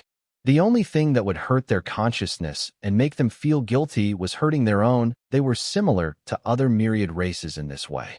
Listening to the dwarf, the expression of Mac Tull and the staff behind him changed. With a serious expression, Mac Tull replied, "Esteemed guest, why don't we continue our conversation inside?" The 7 Princes of Hell faction and their Blight Brood Club did questionable things even by the Dark Realm standards, but they knew better than to be open about it. Soon Mac Tull led the dwarf to a luxurious office, while signaling his staff to serve an expensive spirit wine. As the dwarf got comfortable on the couch, Mac Tull responded, "Esteemed guest, you heard right. How can the Blight Brood be of help to you?" "I will not go into the details now since we have yet to reach an understanding." Wyatt paused and looked at Mac Tull, who nodded in agreement. So he continued saying, "I have run into trouble against another faction who has also bought the tickets to the lower realm that I have an eye on. I could have used my men to solve the said trouble, but then the culprit behind the incident would be obvious to their faction. Therefore, I am in need of trustworthy demons that would get the job done in my stead without drawing any form of suspicion toward me." "I see. So what grade demon do you need, and how many of them do you need?" The situation the dwarf spoke of was not new to Mac Tull. This was one of the main reasons why their club was able to flourish in Central Sector DS-0909, by taking on the dirty jobs that others would hesitate to do. "I am in need of 3 parties consisting only of demon lords. They should be able to get the job done," Wyatt answered with a hypothetical number of men needed for the hypothetical task he created. "Would it be bold of me to assume that Demon Lord is the limit of the realm you have purchased the tickets to?" Mac Tull asked the dwarf. Demon/devil merchants use the inter-realm scan function to detect new realms and register the new realms under their name. By doing this other than them, no other demon/devil merchant can enter the said realm through the devil merchant code without their permission. Now either the demon/devil merchant can loot all the resources in the said realm to recover the expense they spent on finding this realm, and then some profits too. But if they feel the realm they found was not capable of that, then they sell it to the devil merchant code to cut their losses. But the smart ones divide the right to the said realm into multiple equal shares known as realm tickets or tokens and sell these tickets to other demon/devil merchants to not only cover their expense to search the said realm, but also rack in a huge profit from it. Now the realm equally belongs to the demon/devil merchants holding the realm tickets. Except for then, nobody can enter the realm through the devil merchant code. However, when multiple people had ownership of something, they were bound to have disputes when it came to sharing. In the case of the realm, the demon/devil merchants fought over the various resources and the natives of the realm. They had paid a hefty price to attain the realm tickets, and now they planned to earn expense and some profits back by looting the resources of the realm. However, the realm had limited resources and each of them had paid a considerable amount to gain their realm tickets. There was no way they could come to a compromise, as that would mean sharing the losses among them equally. Mac Tull thought the Chaos Dwarf was in a similar situation. Unfortunately for him, his rivals were stronger than him, so he needed to recruit smart outside help, such that the faction behind his rivals would not suspect him of any foul play. You are correct. The realm I am eyeing for is considerably young, but it has rich reserves of the ore I am in urgent need of. Had I not run into the complications, I would be busy in my workshop right now. Wyatt expressed unbound rage. Calm down, esteemed guest. You have come to the right place for help. Even though all you are asking for is 3 parties of demon lords, considering the nature of your task, the risk is high, so it will be expensive, Mac Tull informed. Seeing how the dwarf had come personally in search of help, Mac Tull knew the dwarf was in urgent need of assistance. Knowing this information, only a fool would not utilize it to achieve his agenda. All I care about is whether your faction is capable of completing this job. Don't worry about cost, Wyatt said confidently. After all, even the poorest of the Chaos Dwarf would be considered rich in Sector DS-0909, let alone a demon merchant Chaos Dwarf. This just showed how much the dark races valued the craftsmanship of the Chaos Dwarf. One would wonder, with the presence of the Devil Merchant Code, who could do many things for an appropriate offering, why would the demon/devil merchants value the Chaos Dwarf? Regardless of how strong and sentient the Devil Merchant Code had grown, it was still a spell created by the devil. Just like AI, it knows how to use what was already available and modify it. It could never come up with something original on its own. The card creation arrays the Devil Merchant Code built for Wyatt, and the base blueprint on how to set up these card creation arrays was provided by Wyatt. The Devil Merchant Code just upgraded them to an SSS rank array recipe using its huge database and erected the array for Wyatt. The same was true for the VR universe and the NPCs in it that the Devil Merchant Code had created for Wyatt. He gave it the base code, and using the vast knowledge in its database, the Devil Merchant Code modified his codes into what they are now. In a way, the Devil Merchant Code was similar to a high-level AI generator. The Devil Merchant Code was capable of many things, but still not capable of replacing its creators. This was where the Chaos Dwarfs and other masters shone, especially ones with access to Devil Merchant Code. One not could even begin to comprehend what monstrosity they were capable of together. Just take Wyatt for example. He created an entire virtual universe in his personal realm network with the help of Devil Merchant Code. If that was not playing God, then what was? Thinking of this, it was not surprising that Mac Tull, the powerful manager of one of the most exclusive clubs in Central Sector DS-0909, was kissing the ass of a Demon Master Realm Chaos Dwarf. Esteemed guest, do not worry if my club takes a task, then consider it completed. I assure you, you will be satisfied with the results. You should have heard of our spotless track record before choosing us over our rival clubs. Mac Tull assured the Chaos Dwarf with great confidence. Why wouldn't he be confident when, just like he claimed, the task success rate of their club was very high compared to their rival clubs? Such a track record spoke of guaranteed customer satisfaction. Good. I like your confidence. Give me an approximate number, Wyatt said, as if impressed by Mac Tull's confidence. That will be hard, as I do not have enough information, Mac Tull replied. He had no idea who the Wyatt wanted their aid against.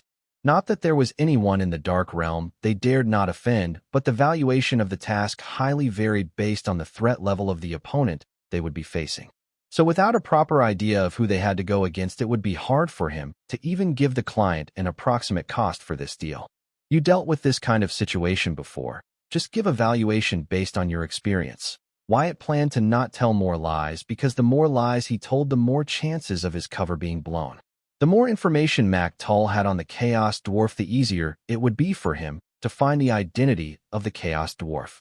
Once Wyatt gives him the name of the rival faction, Tull will have his staff gather the information on the list of Demon Lord-grade realms that the faction was operational in.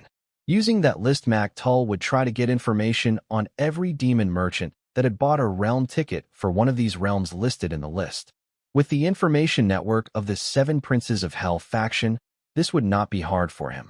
Unable to find a Chaos Dwarf among one of the demon merchants listed in the list, it would not be long for Tull to understand that something was fishy about the Chaos Dwarf in front of him. Then he will start to put everything he learned about the Chaos Dwarf since their meeting under the microscope, only to find that he knew nothing about the Chaos Dwarf. With that, it would be surprising if the Tull did not make use of the Devil Merchant Code to access Chaos Dwarf's information. Considering that they were active in the central area of Sector DS-0909 for centuries, it would not be surprising that, like Belphegor, the Blight Brood Club had an exclusive privilege to bypass the Devil Merchant Code's privacy function. Listening to the Chaos Dwarf, it was clear to Tull that the dwarf had yet to fully trust them.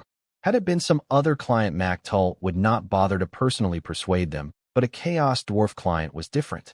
A Chaos Dwarf client was indeed worth Tull to ignore his duties as manager of the Blight Brood Club and attend to a client which was the job of a regular staff. The Chaos Dwarf knew their value better than anyone. Therefore, they dared to be arrogant and prideful, which also made them very cautious. People tend to get possessive of precious stuff. For the strong, be it Chaos Dwarf or mythical grade item, they were all the same, nothing but mere possessions. If they want it, they get to have it. This was why Chaos Dwarfs were very careful when choosing their client. If they placed their trust in a wrong person, they might end up becoming nothing more than a prized possession for the strong. Chaos Dwarven race's pickiness was known to all, as many approached them for their craft, but only a few were lucky enough to own a Chaos Dwarven creation.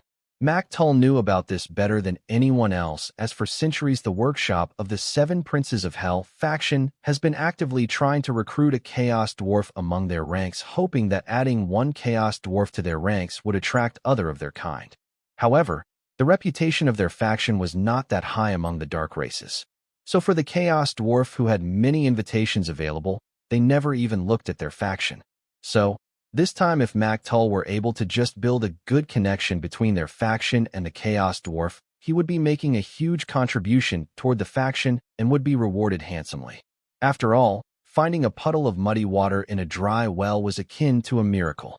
Hence, Tull did not dare to show his arrogance of being the manager of the Blight Brood Club in front of the Chaos Dwarf, who did not even bother to introduce himself to him when he was demanding their assistance. What is it? Is there a problem? If you are not up to the task, forget it. I will just give on the realm to cut my losses, Wyatt said, playing his role as the Chaos Dwarf client to the fullest. Tull looked at the Chaos Dwarf and knew that he did not plan on giving up the realm to cut his losses. Instead, he was using it as an excuse to leave here and find another organization to get what he wants. Like all dark races, the Chaos Dwarfs were driven by greed, ambition, and pride. Even if the Chaos Dwarf were willing to suppress his greed and ambition and suffer a loss, his pride would not allow him to just up and leave the lower realm, unless he returned the humiliation he suffered. Otherwise, why would an arrogant and prideful Chaos Dwarf stoop so low to search for a faction that was known to kill their kind for a price? Tull now understood why the Chaos Dwarf did not bother to introduce himself to him, because the Chaos Dwarf was on the fence about employing their Blight Brood Club to complete his task. By not revealing his identity, the Chaos Dwarf was now free to leave their establishment without having to worry about them backstabbing him by contacting his rivals and informing them about his plans for them in the lower realm. Right now, nothing was stopping the Chaos Dwarf from getting up and leaving, as Tull did not even know which part of the Dark Realm the Chaos Dwarf was from, let alone his rivals. He was hiring them to sabotage. Thinking of this, Tull started to look at the young Chaos Dwarf in a new light. He appeared cunning and decisive despite his age and lack of experience in the Dark Realms and the Devil Merchant Code. Esteemed guest, please don't be hasty and misunderstand my intentions. Without knowing the exact risk, it would not be fair for my men and you to give you a valuation even if it is a rough estimate. But since you insist, I will give you one. But before that, how would like to pay for our services? Mactull said immediately to appease the Chaos Dwarf. Mactull understood that the Chaos Dwarf would rather give up employing the Blight Brood Club than say anything that would compromise his identity. Therefore, he no longer insisted on the Chaos Dwarf revealing more information about the task. Even though the Blight Brood took on shady tasks, they were serious when it came to protecting their own. After all, it was very hard to find/cultivate trustworthy demons who would stay loyal to the faction when they had no qualms about killing their kind. Your services for mine, Wyatt said arrogantly, as if his work was worth more than the service the Blight Brood would be providing him with. Mactull already knew the Chaos Dwarf planned to exchange its service for their faction's help, but after receiving an official confirmation, he could not help but feel he hit the jackpot. He tried hard to maintain an indifferent expression on his face in preparation for the negotiation up ahead, but his bright eyes gave his feelings away. Sure, that is acceptable, Mactull said, imagining the uproar in the club and the faction when he announced that he had managed to get the service of a Chaos Dwarf. He could already hear the praise of his jealous colleagues and satisfied immediate superior. Mactull immediately calmed down and stopped himself from celebrating prematurely. Collecting his thoughts, he looked at the young Chaos Dwarf preparing to give him his term. Previously, he might have underestimated him, but now that he had experienced his conniving mind firsthand, he did not dare to underestimate the Chaos Dwarf because of its age and lack of experience. Good, then state your price. Wyatt spoke, seeing that Mactull was too excited to speak. Though he had chosen the Chaos Dwarfs for their good reputation among the dark races, he did not expect Mactull to react so highly just to gain the services of the Demon Master Realm Chaos Dwarf. Though he knew that with the help of the Devil Merchant Code the restriction of the realm was not a problem, still he could not help but feel Mactull was overreacting to the situation.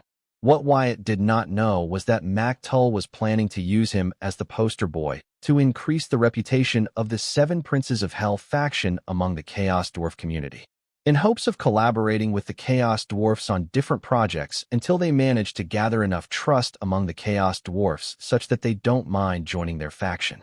Wyatt failed to consider this because in a way he had underestimated the popularity of the Chaos Dwarfs among the dark races. It was not his fault, since the Myriad Realm Race records, his prime source of information, had downplayed the reputation and ability of the Chaos Dwarfs.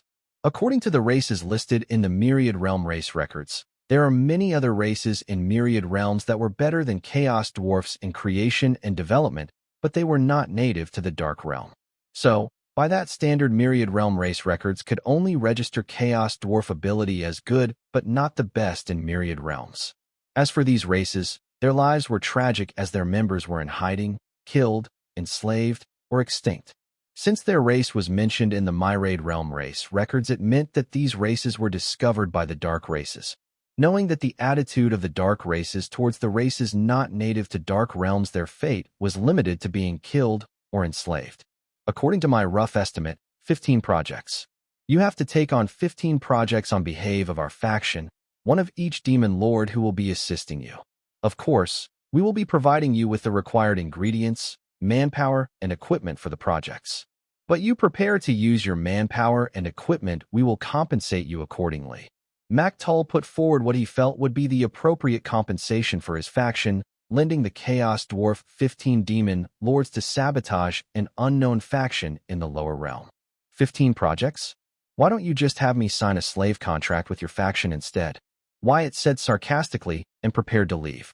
Trying to convey that the Chaos Dwarf was not feeling sincerity from the Blight Brood Club, so he might as well leave. Seeing the Chaos Dwarf get down the couch, Mactull panicked as the dwarf was not playing by rules.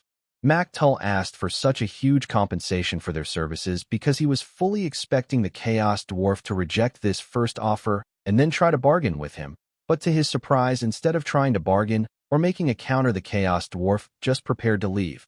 This simple action of the dwarf had Mactull see his entire life flash in front of his eyes. Since the faction would reward Mactull highly if he managed to gain the favor of the young Chaos Dwarf, they would not hesitate to punish him accordingly for letting the fortune that had entered their den of bandits and thieves walk away. Knowing this, Mac Tull put a stop to all his plans that involved getting the Chaos Dwarf to sign a one-sided deal that favored him and his faction. Esteemed guest, please be seated. If anything is not up to your requirements, we can discuss it. I am sure we can reach common ground. Mac Tull hurriedly spoke, getting up from his seat. Wyatt paused and declared, "One project. I will do one project for your faction in exchange for helping me with a task. Of course, you will be providing the ingredients, manpower, and equipment. This is only fair." This. Mac Tull was dumbfounded by the compensation suggested by the Chaos Dwarf for their assistance to him. Mook Tull could not help but wonder, how was any of what he said fair? Yes, they were only helping the Chaos Dwarf with one task, but they were also taking the blame for the sabotage on his behalf in the eyes of his rival faction. They were shouldering the aftermath, whereas, in return, he was doing a single project for them while they would be supplying the ingredients, manpower, and equipment. How was this fair compensation? However, Mac Tull did not immediately dare to reject the Chaos Dwarf, fearing that if he rejected the dwarf would leave without hesitation, searching for another organization to cooperate with. Right now, Mac Tull was prepared to accept the Chaos Dwarf's joke of compensation for the Blight Brood's services, as he planned to make up for the remainder compensation through his wallet. But he hoped that it would not come to that. Instead of directly rejecting the Chaos Dwarf, Mac Tull changed the topic. Looking at the empty tea table, he said, "Why are the refreshments not served yet? Esteemed guest, please be seated while I check on my slacking staff." With that, Mac Tull hurried out of the office and closed the door behind him before the Chaos Dwarf could even reject the refreshments and continue with the negotiation. Coming out of the office, Mac Tull let out a long sigh. He knew that the greedy Chaos Dwarf knew that he would take his task even if he did not pay appropriate compensation, and was taking full advantage of it. Mook Tull never thought that as the manager of the Blight Brood, one day he would be bullied in his office. Speaking of refreshments, Mac Tull realized that the staff he ordered to bring the most expensive liquor in their club never returned. Were his staff really lazing around? Mac Tull shook his head as this thought crossed his mind, knowing that the club staff would not dare to do so. So, what was taking them so long to get a bottle of expensive liquor? Puzzled, Mac Tull wanted to go check on his staff, but he could not leave the Chaos Dwarf unattended. He could call upon some associates to entertain the esteemed guest, but he did not want to share the merit of recruiting the service of a Chaos Dwarf with anyone. So in the end, Mac Tull walked back into the office with a gentle simple on his face, only to hear the Chaos Dwarf ask, "So, have you decided? Esteemed guest, before we continue with the meeting, how about I show you to Blight Brood Club's spirit liquor collection?"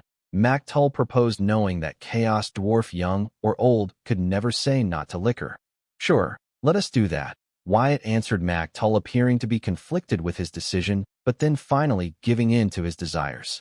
Wyatt was not here to make any business deal, but to infiltrate the Blight Brood Club, so had to play the part of a Chaos Dwarf, which meant reacting like one. As a young Chaos Dwarf, if he were to say no to liquor, then his reply would indeed raise suspicion in Mac Tull.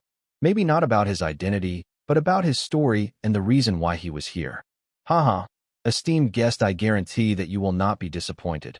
Mac Tull laughed, finding the young Chaos Dwarf cute as he thought. No matter how smart one is, they all are slaves to their desires. "You better," Wyatt said as he followed Mac Tull out of the office. As Wyatt and Mac Tull made their way to the warehouse containing the spirit liquor, they heard a loud argument. "Assistant Manager Nim Tull, please understand. I cannot give you the last bottle of island spirit liquor. Manager Mac Tull has asked for it to entertain his client." The staff begged, but Nim Tull did not seem to care. He shoved and proceeded to grab the last island spirit liquor on the shelf. "Nim Tull, I see you are growing arrogant day by day. Do I have to remind you that you are still an assistant manager and not a manager yet?" Mac Tull yelled at Nim Tull before he could grab the last bottle of island spirit liquor. Manager Mac Tull, the staff who was shoved by Nim Tull exclaimed, seeing that Mac Tull had personally come to the warehouse with the esteemed guest. Nim Tull wanted to argue with Mac Tull, but seeing the dwarf next to him, he paused to confirm if his eyes were not lying to him. The dwarf next to Mac Tull was indeed a Chaos Dwarf. Confirming this, Nim Tull immediately fixed his expression and had a wide smile on his face. Even though in his mind, He contemplated how Mac Tull got in touch with a Chaos Dwarf, that too a demon merchant Chaos Dwarf. He felt Mac Tull had insane luck. Manager Mac Tull. Nim Tull did not let his jealousy show on his face and hurriedly greeted Mac Tull and proceeded to introduce himself to the Chaos Dwarf. Hello, esteemed guest. I am Assistant Manager Nim Tull. Please order me if you need anything. I will make it my life's mission to satisfy your needs. Nim Tull, get back to your client. I am attending to the esteemed guest. Mac Tull was aware of what Nim Tull was planning. It couldn't be more obvious. So, he did not bother to appear polite toward him. Then he sent a text to Nim Tull through Merchant Codex informing him, Nim Tull, the Chaos Dwarf has accepted my Xavier-level guest invitation. So stop clowning around and wasting your time here. Manager Mac Tull, I am sure you can use some help. Even though Nim Tull learned that Mac Tull had already registered the Chaos Dwarf with the club as his guest and client, he did not plan to back off, as leaving a good impression on a Chaos Dwarf would not hurt his career. Who knows, it might even help his career. Wyatt stepped back, seeing Mac Tull and Nim Tull's first stand erect. He looked at the manager and the assistant manager go head-to-head against each other, fighting over him. He did not appreciate it, but he did not plan to stop them either, because he wanted more of the club's management to know that Mac Tull was hogging a Chaos Dwarf client all to himself. This way the pressure on Mac Tull would increase, and he would go to questionable lengths to ensure that he gets the credit for recruiting a Chaos Dwarf. Mac Tull and Nim Tull belonged to the furry stickman dark race. They had a tall and thin humanoid body, but their entire body was covered in flamboyant fur, which was a peculiar trait for a dark race to have. Seeing how both had the last name Tull, they should hail from the same tribe of the furry stickman race.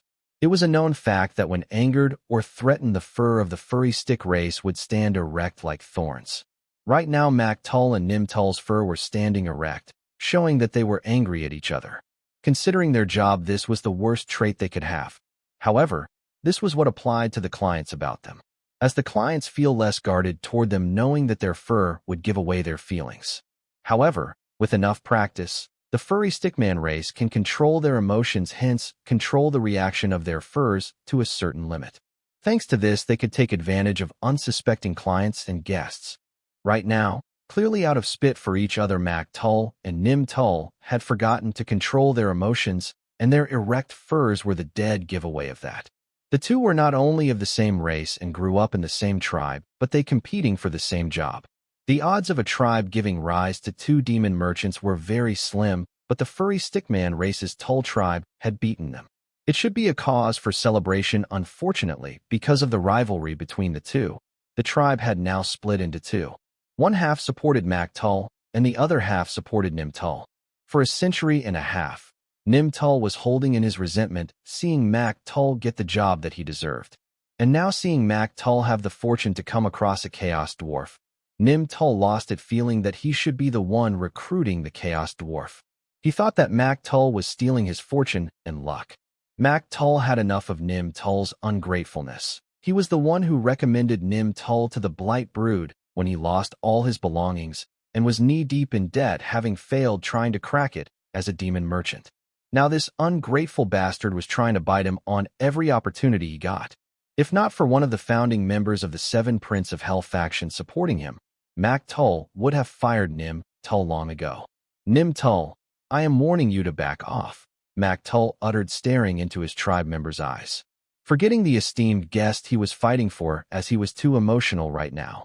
Seeing Mac Tull show his ugly side, Nim Tull smiled. However, his fur remained erect.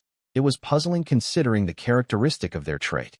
Seeing this, Mac Tull was also confused, only to find Nim Tull's fur suddenly collapsed, and he said, Manager Mac Tull, you seem to not be in the right mood to entertain the esteemed guest. How about I take it from her while to fix your mood? Having said that, Nim Tull ignored Mac Tull, who appeared to be hyperventilating, and walked toward the Chaos Dwarf. Knowing that he was tricked, Mac Tull, who was already angry, was further angered, so much so that his usual technique for calming his emotions failed to control them. So he could only watch Nim Tull approach his client as he tried to calm his emotions down, not wanting to show his ugly side to the esteemed guest, driving him right into Nim Tull's arms. The more Mac Tull thought of Nim Tull, the angrier he got, so he decided to stop thinking about him and clear his mind such that he could regain control of his emotions before it was too late. By too late, he meant Nim Tull undertaking the Chaos Dwarf's task. Since he had registered the Chaos Dwarf as his client, he would get a share in the credit for Nim Tull's efforts in managing to keep the Chaos Dwarf as their satisfied client, but also have him provide his service for their faction. Even if it was just once, it was enough for the club's publicity. Imagining that everything that could have been his slowly slipped out of his grip. No matter how hard Mac Tull tried to stop thinking and clear his mind to get his emotions in control as soon as possible, he failed to do so. He was too anxious and agitated to stop his brain from thinking the worst. In desperation, Mac Tull no longer cared about showing his ugly side to the Chaos Dwarf and yelled, "I agree to your compensation." Listening to Mac Tull, Wyatt's eyes shone bright. As for Nim Tull, with zero clue as to what was happening, he blurted in surprise, "What? Let us sign a contract right away," Mac Tull suggested impatiently, as he would not be satisfied with a verbal deal. He could only be assured with a contract. Mac Tull's words only made Wyatt happier, so he immediately said, "I have drawn a contract as per what we have discussed earlier, signed it, and shared it with your merchant codex. Please go through it and sign it, so that we can proceed further."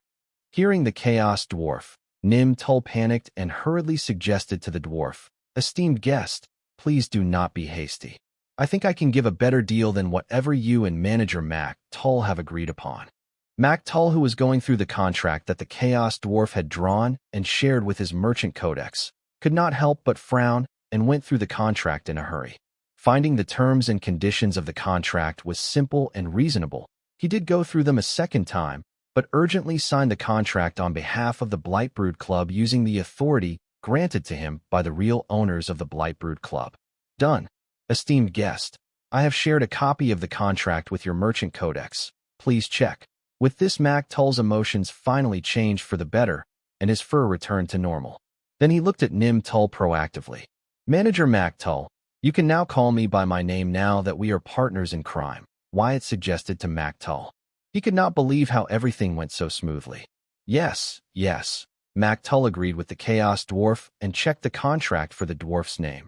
"Master Ezra Fulhar, you took the words right out of my mouth." "Ha." Wyatt laughed out aloud hearing Mac Tull call him Ezra. Mac Tull ignored the dumbstruck Nim Tull and suggested, "Master Ezra, how about we discuss our deal further over a bottle of island spirit liquor?" The contract Wyatt had drawn had no trick or hidden clause in it. He made sure to make it as simple and standard as possible with the terms they agreed on while protecting the interest of both parties involved. Wyatt did this because he did not want Mac Tull to get suspicious. Even though he was blinded by rage and desperation, he has been in this line of business for centuries. It would be difficult to get an ill-faith contract past him in his sleep. Even though Mac Tull went through the contract only once in a hurry, he still managed to comprehend it all. Mac Tull was surprised that the Chaos Dwarf was not trying to take advantage of him during his weakest. When the dwarf said he had already prepared the contract and shared it with his merchant codex, Mac Tull's guard immediately went up, feeling that Chaos Dwarf was up to no good. However, seeing that he was wrong about him, he began to trust the Chaos Dwarf as much as he hated Nim Tull right now, which was why he signed the contract without any hesitation. As a result, he forgot to do the most important step of signing a contract, the verification of the identity of all parties in the contract. If the contract had proceeded, he could have asked the Chaos Dwarf for an identity verification, but considering how things went, he did not have the time to go through it, neither did it flash his mind. Since he felt the Chaos Dwarf only stood to lose rather than gain after deceiving him. The Chaos Dwarf was not entering into a contract with Mac Tull himself, but the organization he represented. Meaning if the Chaos Dwarf were to deceive Mac Tull, he would be deceiving the Blightbrood Club and not Mac Tull himself. Putting said the punishment that Mac Tull would be facing for his mistake, the 7 Princes of the Hell faction would do everything in power to deal with the Chaos Dwarf that deceived them. After all, this was no longer business, but personal. It was about their reputation. They would prefer not to make an enemy out of the Chaos Dwarf race, but since one of them dares to disrespect them, they would have to fight back for their reputation. If the Chaos Dwarf community had a problem with it, then tough luck. They can wait for the culprit Chaos Dwarf in the afterlife. Reputation was everything for the dark races. Their perspective of a good reputation was different from that of most humans except for drug peddlers, warmongers, crime bosses, and mass murderers. This twisted sense of reputation was why Belphegor was willing to go to extreme lengths to deal with a card master in a different realm from an unknown corner of the myriad realms he was busy exploring. The lengths Belphegor went through to get his revenge and redeem himself in his own eyes and the others despite his repeated failures was amazing and a testament to how much the dark races valued their reputation. So if the Chaos Dwarf were to deceive them regardless of his status in the Chaos Dwarf community and the attitude of his community, the 7 princes of the Hell faction would hunt down the Chaos Dwarf to redeem their reputation. Therefore, Mactull believed Chaos Dwarf was smarter than to think that he could get away after deceiving him. Mactull knew the Chaos Dwarf despite its young age was crafty, which was why when he saw that the contract drawn up by the Chaos Dwarf was in good faith and had no tricks to it, he was convinced that Chaos Dwarf was clever than to think that he could deceive the club, smarter than to think he could get way after deceiving the club. Therefore, he believed that Dwarf would not dare to deceive the club but negotiate a side deal that favored him, which he had already obtained, and now the smart thing for him was to get it in writing. Mactull believed this was why the dwarf was eager to sign the contract. Mactull knew that the crafty young Chaos Dwarf's greed would not allow him to sign a deal that would not benefit him in more than one way. Mactull was prepared to give the Chaos Dwarf what it wanted, as it was just the gateway for him and his faction to make an impression on the Chaos Dwarf community. Mactull did not think of this deal as a loss, but a long-term investment. However, what he did not know was that he had already played right into the Chaos Dwarf's hands. If not for his rage towards Nim Tull and his desperation to not let the opportunity in his hands pass blinding him, even though he would not know what the Chaos Dwarf was up to, he would have been able to put an end to his plans even before it took root. Now, not only did he not fail to verify the identity of the Chaos Dwarf, but he in turn had unwittingly become the gateway for the Chaos Dwarf to infiltrate the 7 princes of the Hell faction. Thanks to Mactull, who was blinded by rage and desperation, Wyatt was able to cross the biggest hurdle to infiltrating Belphegor's faction, his identity, with ease. Now, as long as Wyatt played his cards right, he would be able to achieve the goal behind his trying to infiltrate Belphegor's faction through Blightbrood Club and not other options. With a victorious grin and a smug look on his face, Mactull grabbed the last bottle of the island spirit liquor from the shelf. Then, throwing a provoking glance at Nim Tull, he led the Chaos Dwarf Ezra Fulhar back to his office. Nim Tull gushed his teeth watching Mactull's confident stride full of smugness. As Mactull walked Chaos Dwarf Ezra Fulhar back to his office to discuss their partnership over a bottle of island spirit liquor. As they neared the office, a staff rushed to Mactull's side and hurriedly informed him, "Manager, young Master Kuthdia is waiting for you in your office." I tried to stop him, but he would not take no for an answer. "I understand you can get back to work now," Mactull ordered with a frown. "Manager, is there a problem?" Ezra Fulhar asked, seeing the frown on Mactull's face.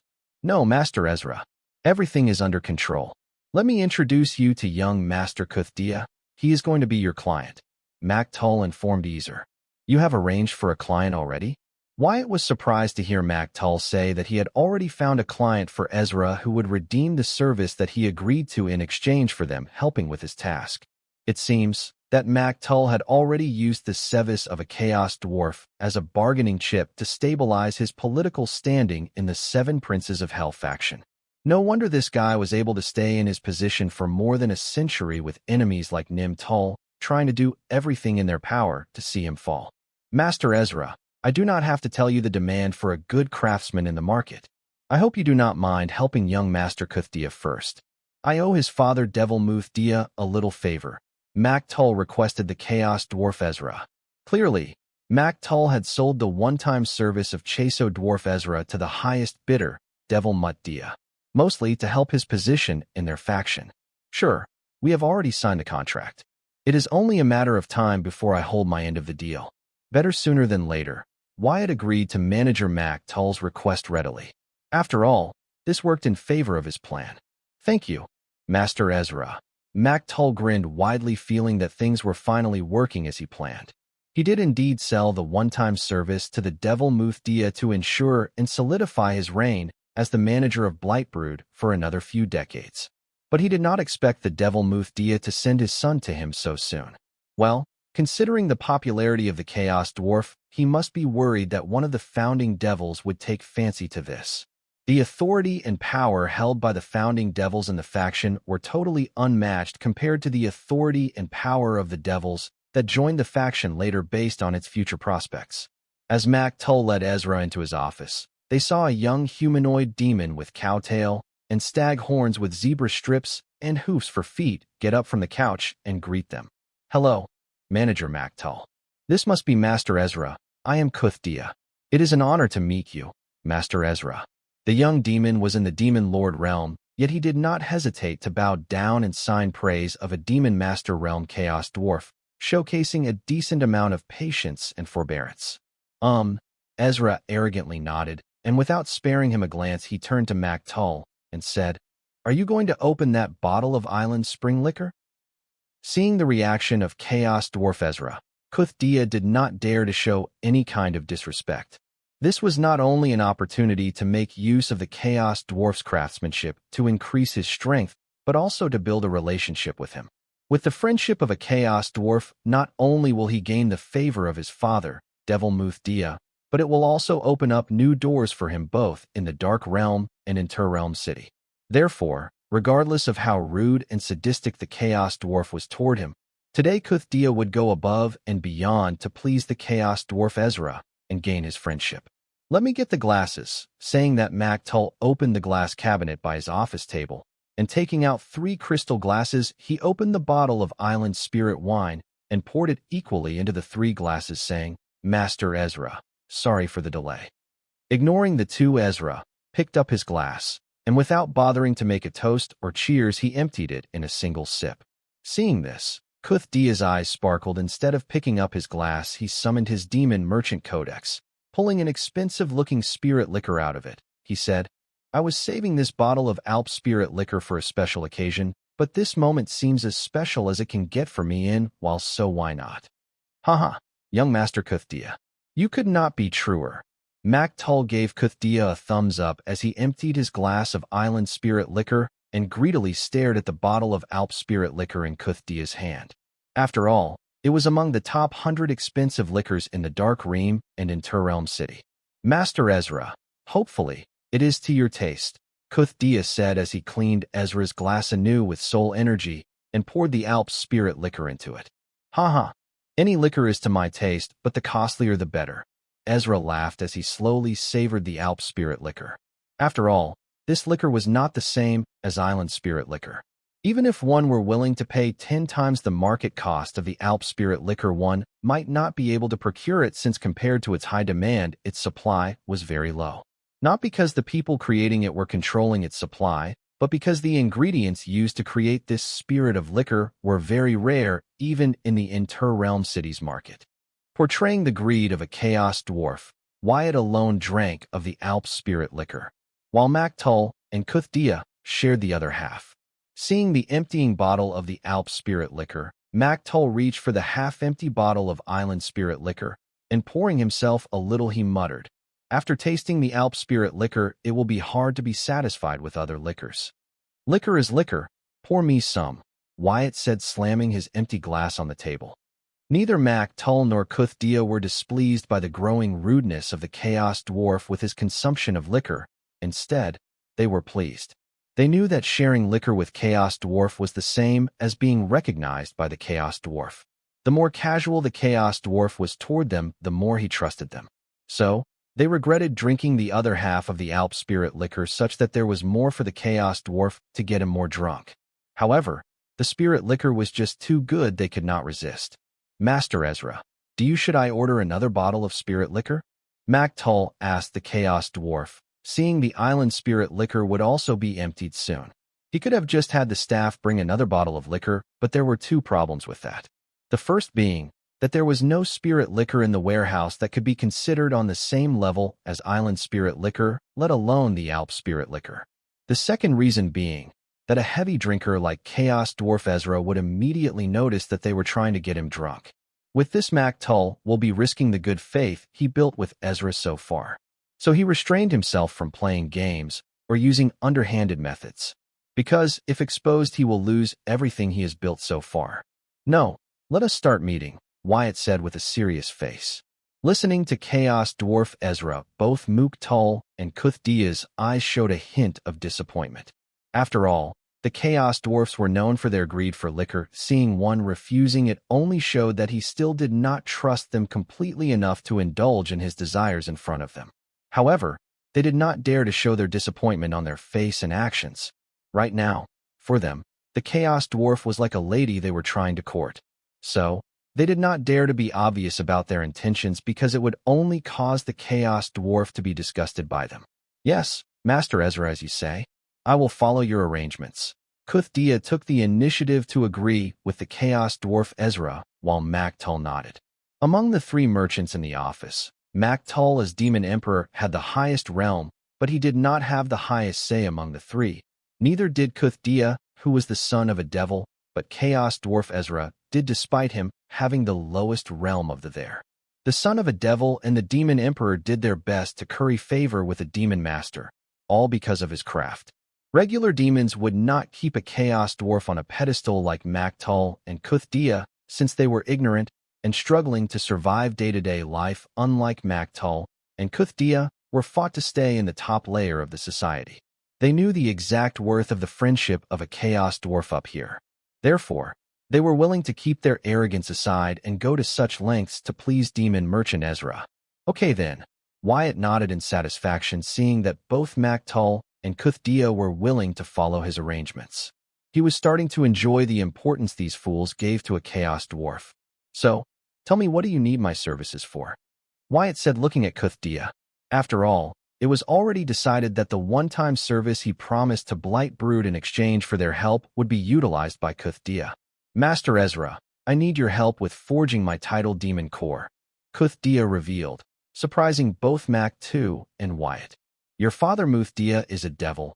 He will be better suited to help you forge your tidal demon core than me, Wyatt said with a serious expression, since what Kuthdia was asking did not make sense, especially considering that his father was a powerful devil. Yes, if I was planning on following in the footsteps of my tribe, that is. However, I do not want to forge my tidal demon core following the methods of my tribe. Therefore, I need your help, Master Urza. What Kuthdia said was simply outrageous.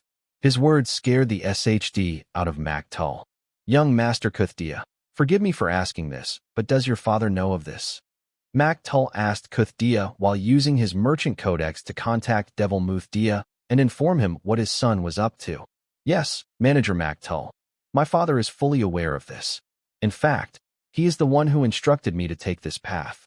So you do not have to anything fear, Manager Mukhtal, Kuthdia said calmly, but a hint of disappointment could be heard in his voice, indirectly conveying that he would rather use his tribe's traditional tidal demon core forging method than use some unknown method his father found in some vestige to forge his tidal demon core.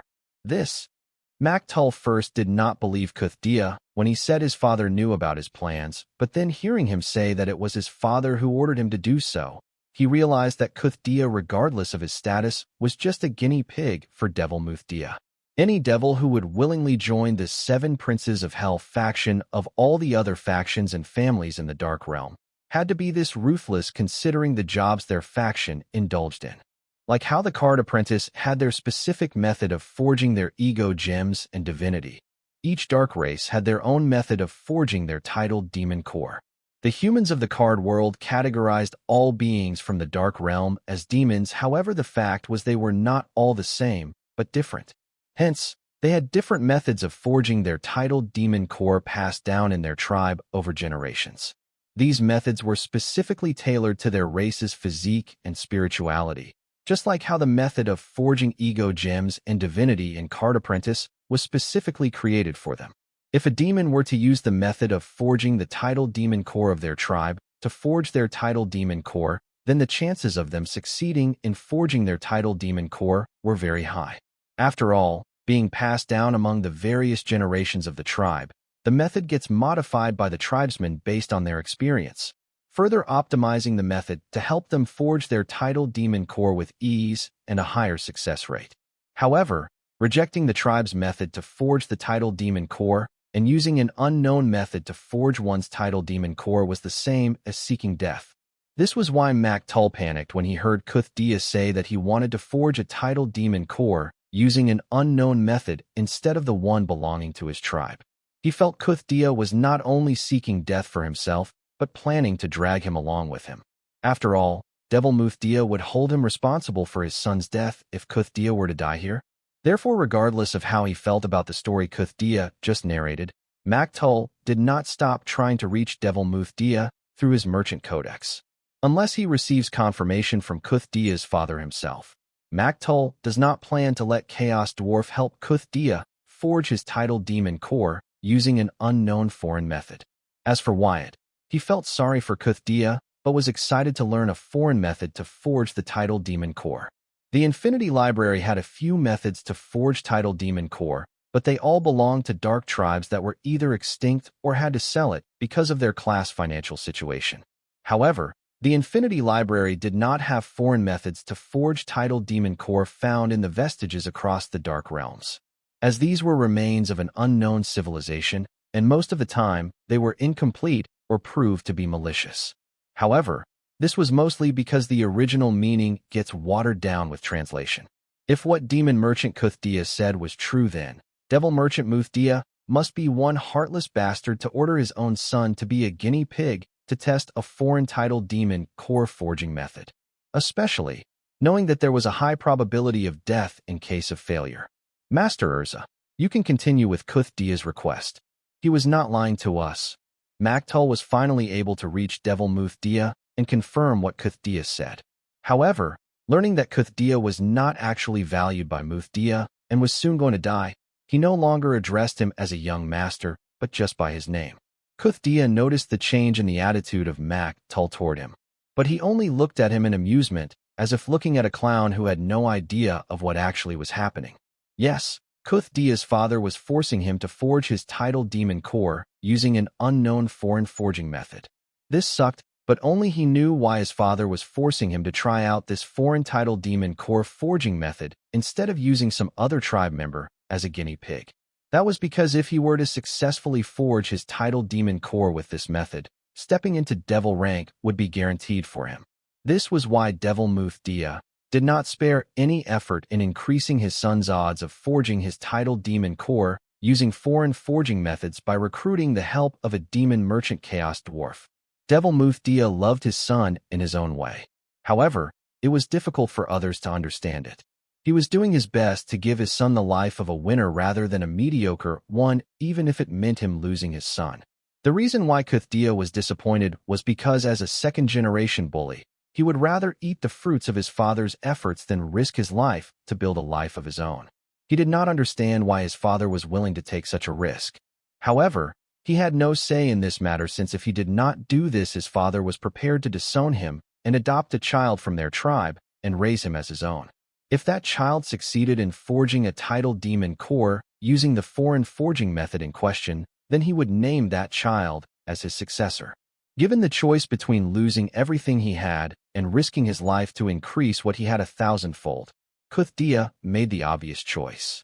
Right now, he was too stressed to spare his mind for a small character like Tull. He could handle him after he forged his title demon core.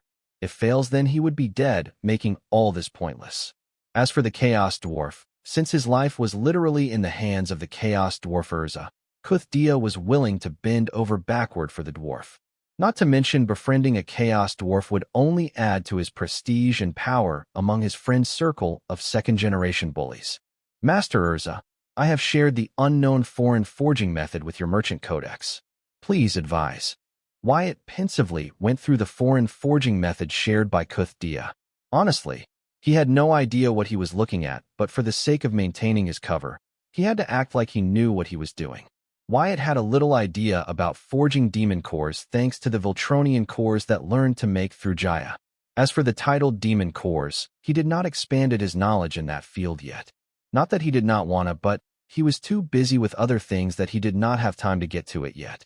Even if Wyatt did not have the knowledge required to explore the possibilities of the foreign forging method, he could gain it in the Infinity Library. As for now, he would have to somehow manage. "This is not enough?" Wyatt said, turning to look at Kuthdia. "What's the problem, Master Ezra?" Kuthdia asked in concern. After all, it was his life at stake here. "The problem is with the translation of the lost language. Whoever translated this has done a very bad job. I will need the original text of the foreign forging method and your source of translation to confirm that what's written here is indeed correct and complete," Wyatt said with a straight face, running his hand over his large Viking beard. "This?" Hearing the Chaos Dwarf Ezra, Kuthdia's face turned tense. After thinking, he proceeded to say, "This was personally translated by my father." Listening to Kuthdia say that his father had translated the foreign forging method, Maktul almost spit the liquor in his mouth in shock. He then looked at Chaos Dwarf Ezra in confusion because he just scolded the translator for doing a bad job translating the text, which was the same as him scolding the Devil Muthdia. "I did not know Devil Muthdia was proficient in lost languages. Tell him he should stick to conquering and destroying realms and leave deciphering lost languages to professionals like me," Wyatt said without batting an eye. When it came to their skill, Chaos Dwarfs were very arrogant, since their skills were their identity. So to take pride in their skills, they practiced and honed their skills day and night, even at the risk of their physical and mental health. This was easy for them because they were addicted to their profession as much as they were addicted to their liquor. Kuthdia and Maktul looked at each other awkwardly hearing Chaos Dwarf Ezra. They knew that he was not boasting and who maintained the same attitude if Devil Muthdia was here himself. They too felt what Chaos Dwarf Ezra said was true. Devil Muthdia had his strengths, but this did not mean that he was good in everything. They understood this clearly. Especially Kuthdia, who knew his father better than anyone. His father was no scholar. Seeing the Chaos Dwarf Ezra doubt the reliability of the foreign forging method, he too could not help but doubt the capability of his father. He found it surprising that he did not have doubts before. This was the first time Kuthdia realized all children he too considered his father invincible.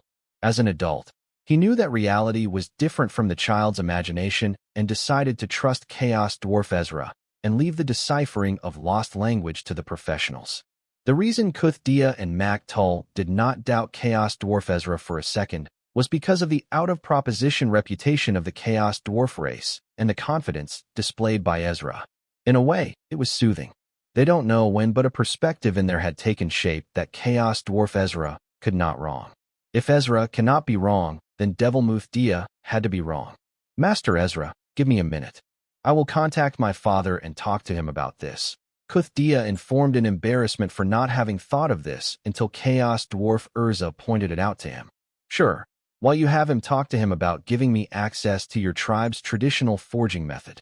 I know it is taboo to seek or leak a tribe's traditional forging method, but I need it for modifying the foreign forging method to fit your physique. Your tribe's traditional forging method should have everything I need to know and understand about your tribe's physique, which will help me increase the rate of success in you forging your title demon core using the foreign forging method. I am willing to sign a pact to reveal or use your tribe's traditional forging method for anyone else without your father's permission," Wyatt proposed. He was not lying about this part. The only way he could increase the rate of success of Kuthdia forging his titled demon core using a foreign forging method was by understanding the physique of the Dia tribe. He could use his soul pupils to help him with that, but he asked for the Dia tribe's traditional forging method anyway. The reason it was taboo to seek or leak other tribes' titled demon core forging method was the same as why Wyatt was seeking it. With the tribe's forging method, their enemy can understand the tribe's physique and will be able to use it against the tribe, especially by creating compound poisons or curses specifically targeting that tribe. In the wrong hands, a tribe's forging method can prove to be the undoing of that tribe. Therefore, dark races were so protective about sharing their tribe's titled demon core forging method even within their tribe. Unless one has proven their loyalty to their tribe, even a child born in the tribe did not have the merit to learn the tribe's titled demon core forging method. Listening to Chaos Dwarf Ezra say that he could increase the success rate of forging his titled demon core using the foreign forging method, Kuthdia began to view him as his messiah. He finally began to understand why the Chaos Dwarves were so respected by the likes of his father, Belphegor, and other founding devils of their faction. They might be conquerors and incarnations of destruction itself, but these guys were the savants and incarnations of creation itself. Destruction was meaningless without creation. Understanding this, Kuthdia suddenly found a newfound respect for Chaos Dwarf Ezra and the others of his profession. Yes, Master Ezra. I make sure to properly convey your words to my father.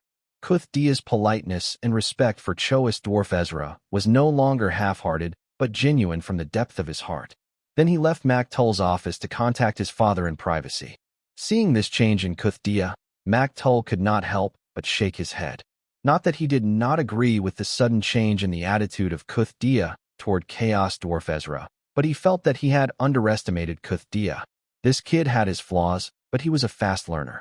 Seeing the confidence of Chaos Dwarf Ezra, the kid might be able to forge his tidal demon core using the foreign forging method, which means he might get to see the birth of a future devil. With this, Mak'Tul shook his head, understanding he would have to cozy up to Kuthdia. Since Mak'Tul had so many calculations about a young demon, how could he not have deep intentions for the Chaos Dwarf who held the confidence to turn a spoiled demon into a potential devil? Turning to Chaos Dwarf Ezra, Mak'Tul proposed, Master Ezra, while we are waiting, how about I order some more spirit liquor? It seems you plan to get me drunk today, no matter what. But not today. I will have to pass up on your offer because what Devil Muthdia is up to is very ambitious. Unfortunately for Kuthdia, his father's ambition has a huge risk, which he will have to bear. But considering that he will be eating the fruits of his father's big ambition, I think it is only fair. However, one really has to be ruthless to choose this path for their child. Wyatt politely rejected Mak'Tul's offer. Well, considering the story of Devil Muthdia's rise to power, this is given. He holds himself to very high standards, so it is not surprising that he would do the same for his son. Considering that Mak'Tul sold the one-time service of a Chaos Dwarf to Devil Muthdia, it was clear that they were a group in their faction. But hearing him now, it seemed that they were closer than mere allies. Wyatt couldn't care less about Mak'Tul and Muthdia's relationship. He was worried that Devil Muthdia would not agree to his conditions about sharing the original text of the foreign forging method. There was a reason why Wyatt was not worried that Muthdia would not share their tribe's traditional forging method, but the foreign forging method. I think you should take a look at. Seeing how Muthdia went to the trouble of becoming proficient enough in a lost language to decipher a forging method, and also go as far as to force his own son to forge his tidal demon core using the foreign forging method, it could not be more obvious that Muthdia held more importance to the foreign forging method he found in some vestige across the Dark Realm than his tribe's forging method. There could be only one reason for this, and that was that the foreign forging method was better than his tribe's forging method. Not just better, but way better, enough for Devil Muthdia to go through the trouble of learning a lost language and even risk his son's life. Seeing how much trouble Devil Muthdia had gone through to maintain the secrecy of the foreign forging method, it did not make sense that he would just give some Chaos Dwarf he did not even meet the original translation of the foreign forging method. Yet, Kuthdia took the initiative to share the translated version of the foreign forging method with Chaos Dwarf Ezra. The reason could not be more obvious. This was a test from Devil Muthdia, which even Kuthdia was not aware of. Knowing his son, he knew Kuthdia would most likely foil his plan, so he did not bother to involve him in this. Having seen through Devil Muthdia's intention, Wyatt boldly claimed that the translation was wrong, and even went as far as to criticize Devil Muthdia for sticking to what does best, kill and loot, instead of trying to be the man of the letter. Now that he had passed Devil Muthdia's test, it still did not guarantee that he would gain the trust of the devil. The reason Wyatt cared so much about this was because of Kuthdia, since, as the son of a devil of the Seven Princes of Hell faction, he would be the perfect pawn for his plans to sabotage Belphegor and find an opportunity to put an end to his reign of terror in myriad realms. Wyatt could seek other pawns for his plans, but Kuthdia, being the son of a renowned member of Belphegor's faction, helps him achieve his goals faster. Wyatt did not have to wait too long, as Kuthdia entered the office with an excited face and said, Master Ezra, my father has agreed to all your conditions, but he has a request for you. What is it? Wyatt asked with a frown, knowing a cunning devil like Muthdia would definitely not request others, but if he did, then there has to be conspiracy to it. He requested that the forging forces take place in another realm, but not the Dark Realm. Kuthdia had no idea why his father made this request, but he really hoped that Ezra agreed to it. Since we have agreed that the club will be responsible for providing the ingredients, equipment, and manpower for my service, I don't mind where you prefer to forge your title demon core. Anyways, what is the name of the realm your father chose? Wyatt agreed as he was confident he could handle whatever Devil Muthdia was conspiring. Card World. Card World. Wyatt exclaimed, unable to control his surprise. Master Ezra, you heard of Card World? Kuthdia was surprised to see Wyatt had heard of an unknown realm. Who hasn't heard of it? It is the realm that put an end to the reign of the Ten Commandments faction, Wyatt answered Kuthdia. Mactull appeared surprised that he knew about the Ten Commandments. Master Ezra, I don't know what relation you have with the Ten Commandments faction. Mactull guessed that since the Chaos Dwarf knew the name of the faction that had been destroyed, erased, and forgotten from the pages of Dark Realm's history, he or his ancestors must have had some connection with them. No, I do not have any connection to them. Some of my seniors in the faction had some unresolved grudges. Now that they are no more, it does not make sense to think about it, Wyatt said casually, and this time he was not lying.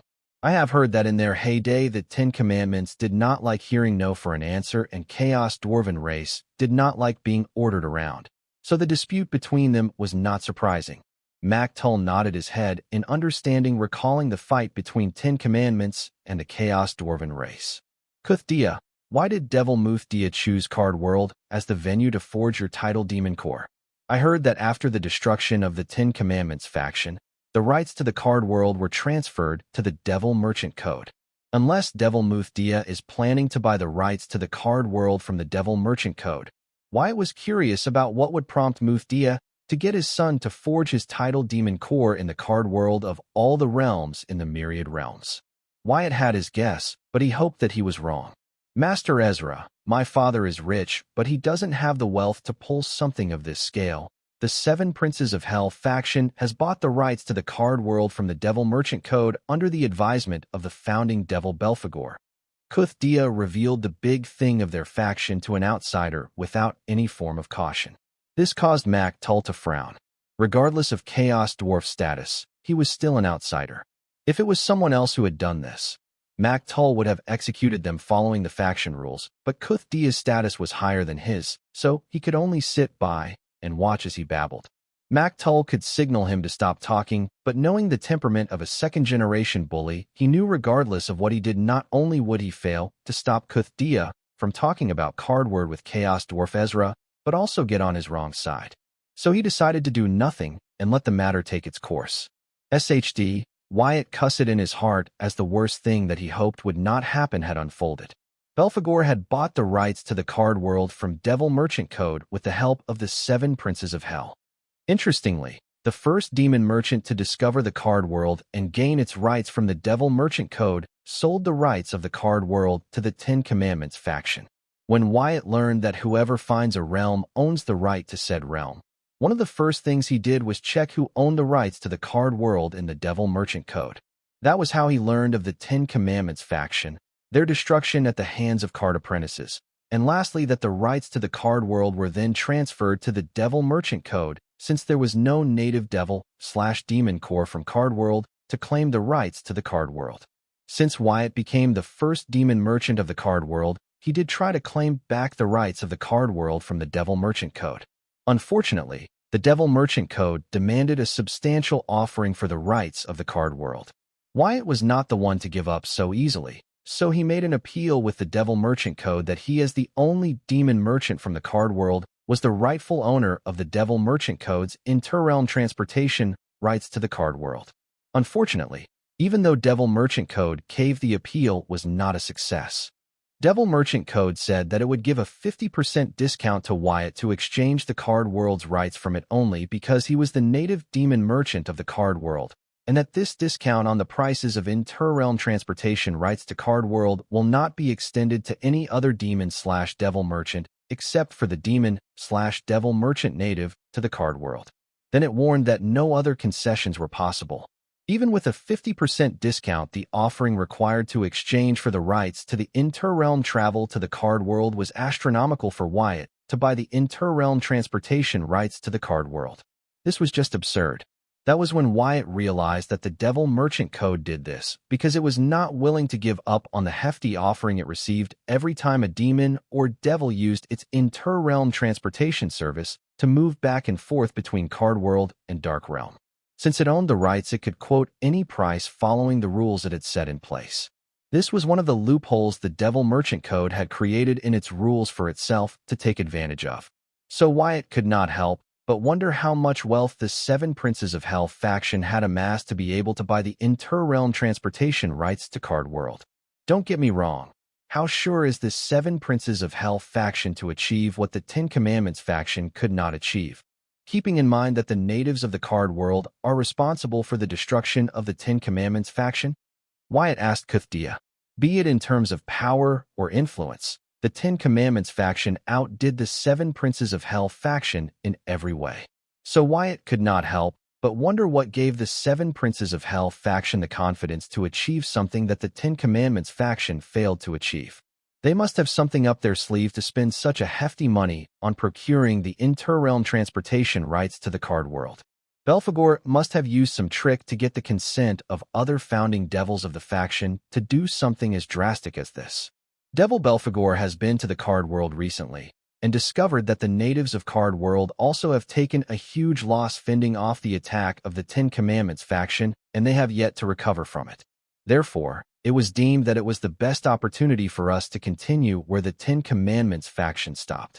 Kuthdia explained with details as if trying to impress Chaos Dwarf Ezra. As for Maktul, he just kept a forced smile on his face knowing that Kuthdia was willing to reveal the faction's confidential information just to impress Chaos Dwarf Ezra. It was because he knew exactly what Kuthdia was up to by doing this, that he could not bring himself to stop Kuthdia. Also, he knew this information would be public soon anyway, so it did not matter that Chaos Dwarf knew it a little earlier than others. As for his forced smile, it was to help Kuthdia convey to Ezra how important and confidential the information he was sharing with him was. Even without any prior preparation, Kuthdia and Maktul were acting in sync to impress Urza. Listening to what Kuthdia said, Wyatt immediately understood that the Bellpegger had made sure to suppress the information about him defeating his Worldhog incarnation and all the humiliation he put him through. Considering that there were no other devils left alive to act as witnesses, it must not have been hard for him to suppress what transpired the last time one of his incarnations visited the Card World. I see, but I heard that the price for inter-realm transportation rights to Card World is very high.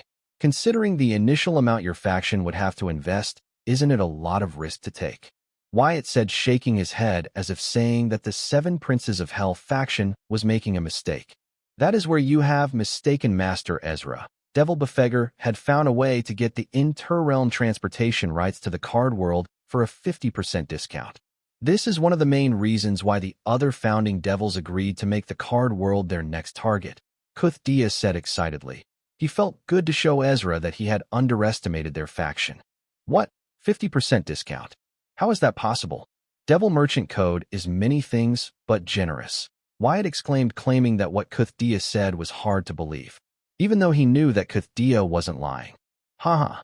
Master Ezra, please do not underestimate our faction. We have our ways, Kuthdia said, trying to be mysterious. He was enjoying the disbelief on the face of the prideful Chaos Dwarf. It was strangely satisfying. If not for worrying about offending Ezra, he would have continued with mystery. Wyatt maintained the curious and intrigued look on his face, waiting for Kuthdia to reveal the name of the devil/demon merchant from the Card World that their Seven Princes of Hell faction had cooperated with to gain the 50% discount in procuring the inter-realm transfer rights to Card World.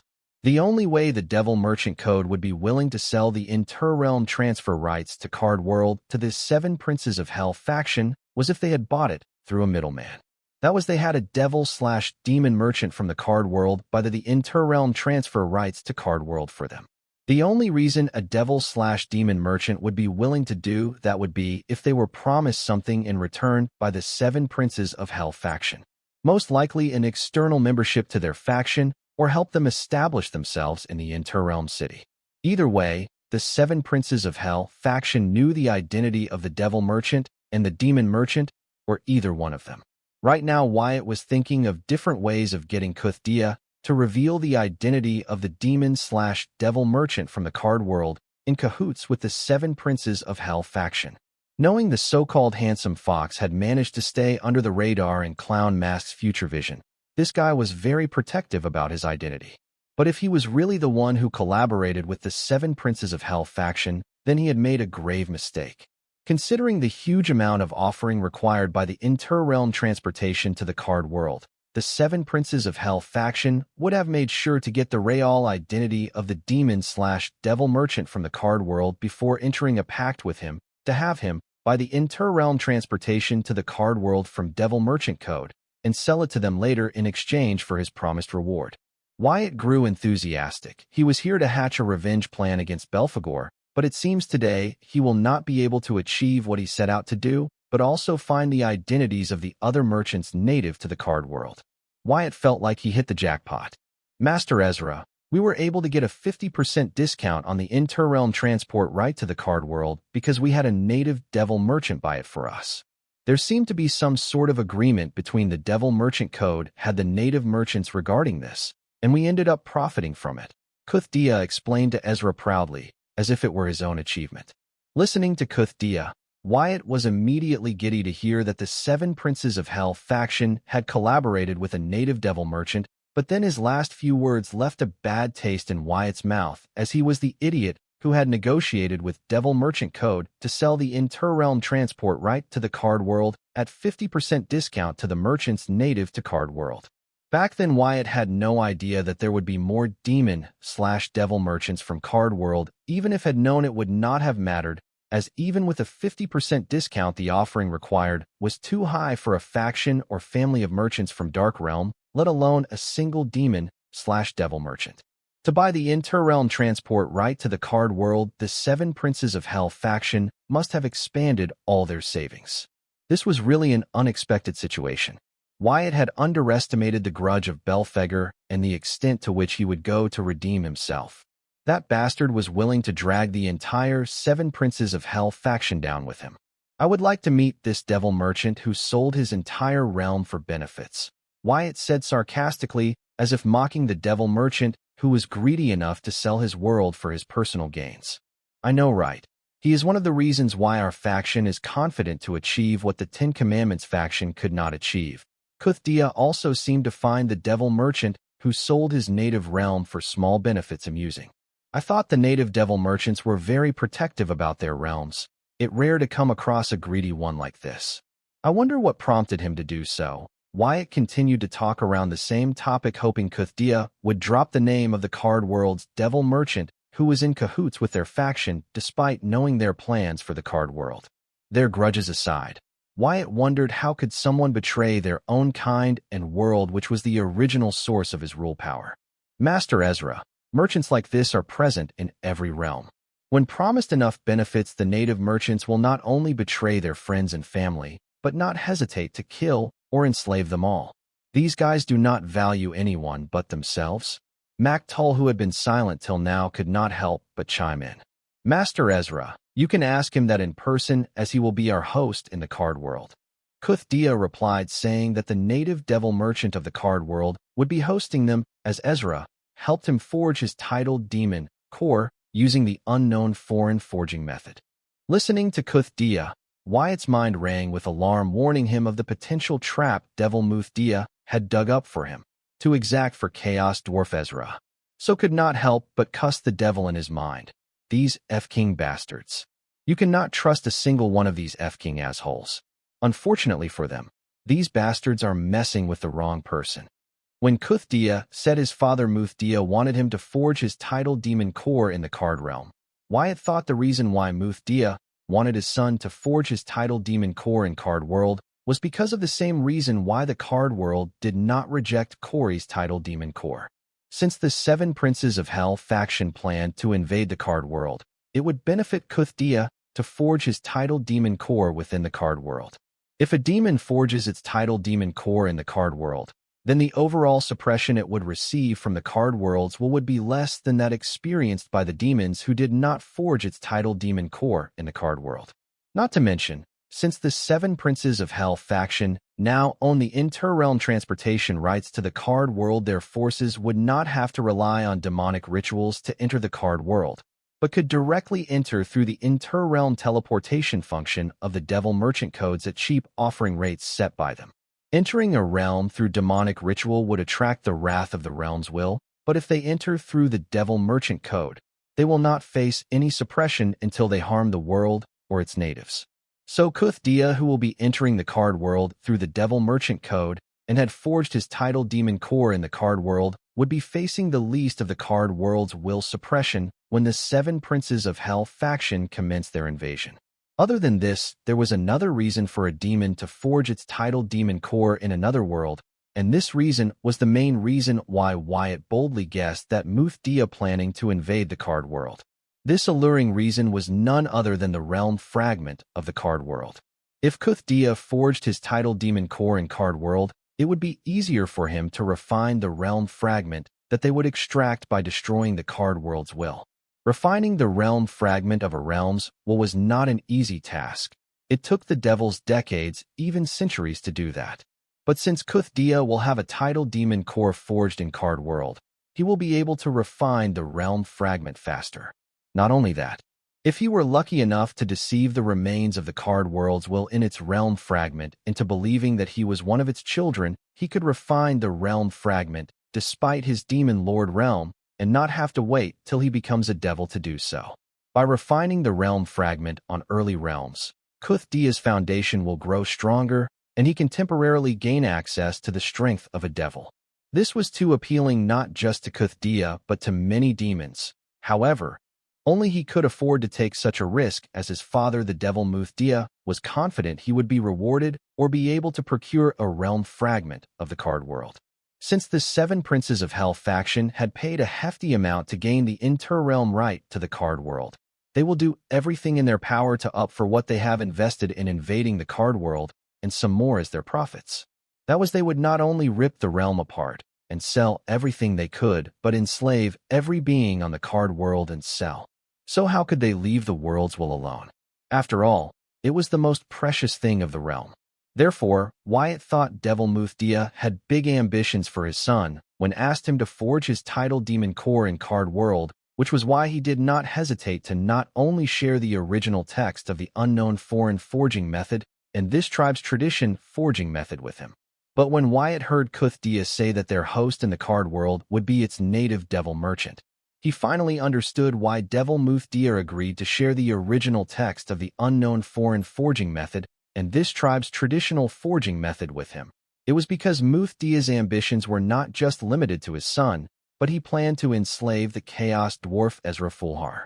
Understanding how deep Devil Muthdia's plans ran, Wyatt could not help but shake his head, thinking that had he not known about the abilities of the only devil merchant of the card world, he would never known what Devil Muthdia had in store for Chaos Dwarf Ezra in the card world.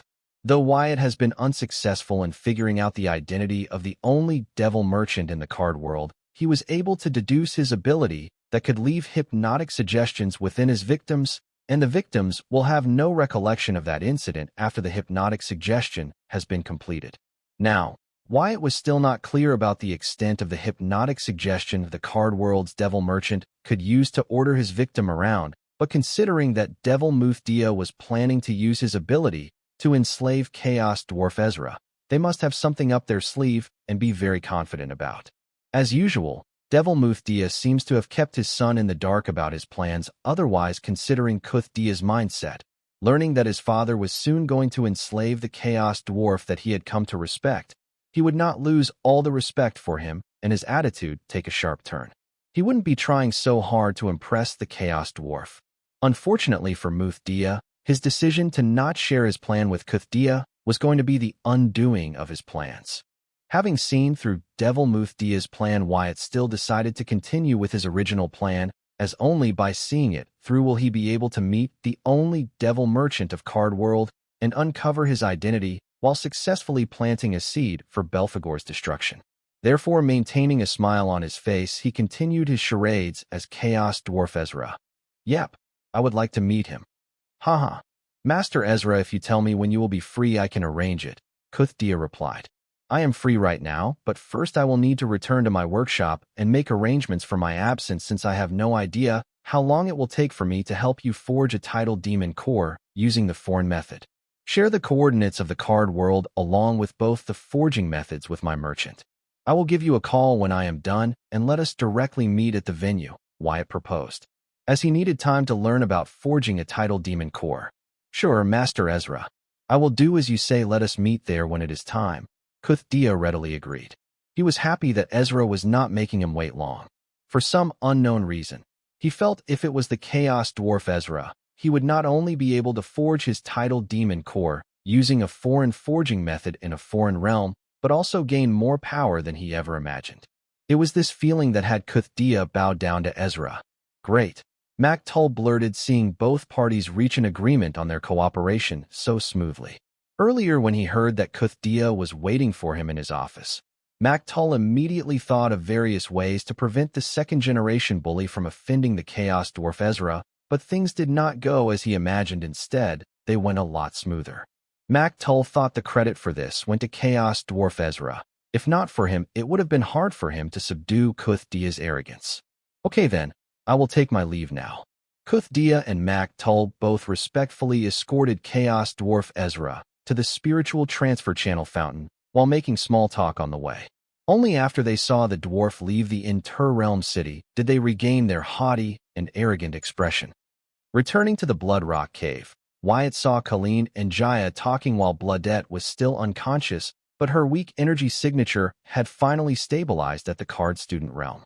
Considering her recovery speed, she should regain consciousness soon. Wyatt, you are awake, Jaya exclaimed, sensing his gaze on her. How did you get in here?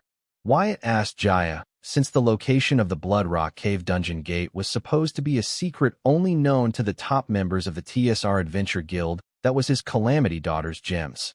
I followed your energy signature, Jaya lied. She discovered the location of the Blood Rock Cave dungeon by following Wyatt's lingering smell. As a pure Voltronian, the effect of Wyatt's gigamite fragrance was several-fold stronger on Jaya than any other female. Though it would not make her go crazy like Jill's carnivorous womb, she viewed Wyatt as her ideal partner biologically, and considering her feelings for him only boosted this view. What nonsense are you spouting? I helped create your origin card. You do have some superhuman vision abilities, but I do not believe it allows you to trace soul energy signature in an area after several hours have passed. Wyatt immediately caught Jaya's lie and confronted her. Are you really this dense? Leave the little girl alone. So what if she entered the dungeon seal? This doesn't belong to you. Colleen, who was silent until now, spoke up to defend Jaya. Since when did you two get along? Wyatt asked. Why shouldn't we get along? Colleen asked back. Forget about this. When were you going to tell me that your family is building a new sliver milk powder production factory in the southern capital? Wyatt questioned Colleen. Perciviously, when he found out about this, Colleen was comprehending blood rule, so not wanting to disturb her practice, he held in his anger, but now he planned to get to the bottom of this. How do you know that we are building a new sliver milk powder factory in the southern capital? Who told you that? Instead of answering Wyatt, Colleen questioned him. Colleen was surprised that Wyatt heard about them opening a new silver milk powder manufacturing plant in the southern capital, since it hadn't even been a day since it was announced. And even in the southern capital, the general public had not heard about it except for a few people that will be directly involved in this project. So Colleen was really curious how Wyatt knew about this, especially since he has been with her in the Blood Rock Cave all this time. It doesn't matter how I found out about it. The question here is, when were you going to tell me about it? I cannot help but feel that you were deliberately hiding it from me. Wyatt controlled himself from accusing the Southern royal family of betraying him by deliberately hiding things from him. Boy, watch what you were saying. Once things are said, they cannot be taken back no matter how much one regrets it later. Colleen warned, and then went on to explain. I did not tell you about this because I am not the right to inform you about it. Not only this, there are other things you need to know, but I am not at liberty to tell them to you. If you wait a few more, you will be informed of everything in detail by my daughter. Nothing you said just now made any sense. Why can't you inform me about building a new manufacturing plant, and why does your daughter get to do that? Wyatt was confused for a moment, but then thought of Anna's mother's role in the royal palace. He immediately gained some clarity. But he waited to see if Colleen's response matched with what he had guessed. Wyatt, please be respectful toward Her Highness. Jaya reminded, seeing Wyatt continue to rudely interrogate Colleen. At first, when she saw Wyatt casually address Colleen, her heart almost jumped out of her mouth, but before she could recover from that shock, Wyatt went from rudely accusing the royal family to interrogating the queen. It took her a while to process what she was seeing.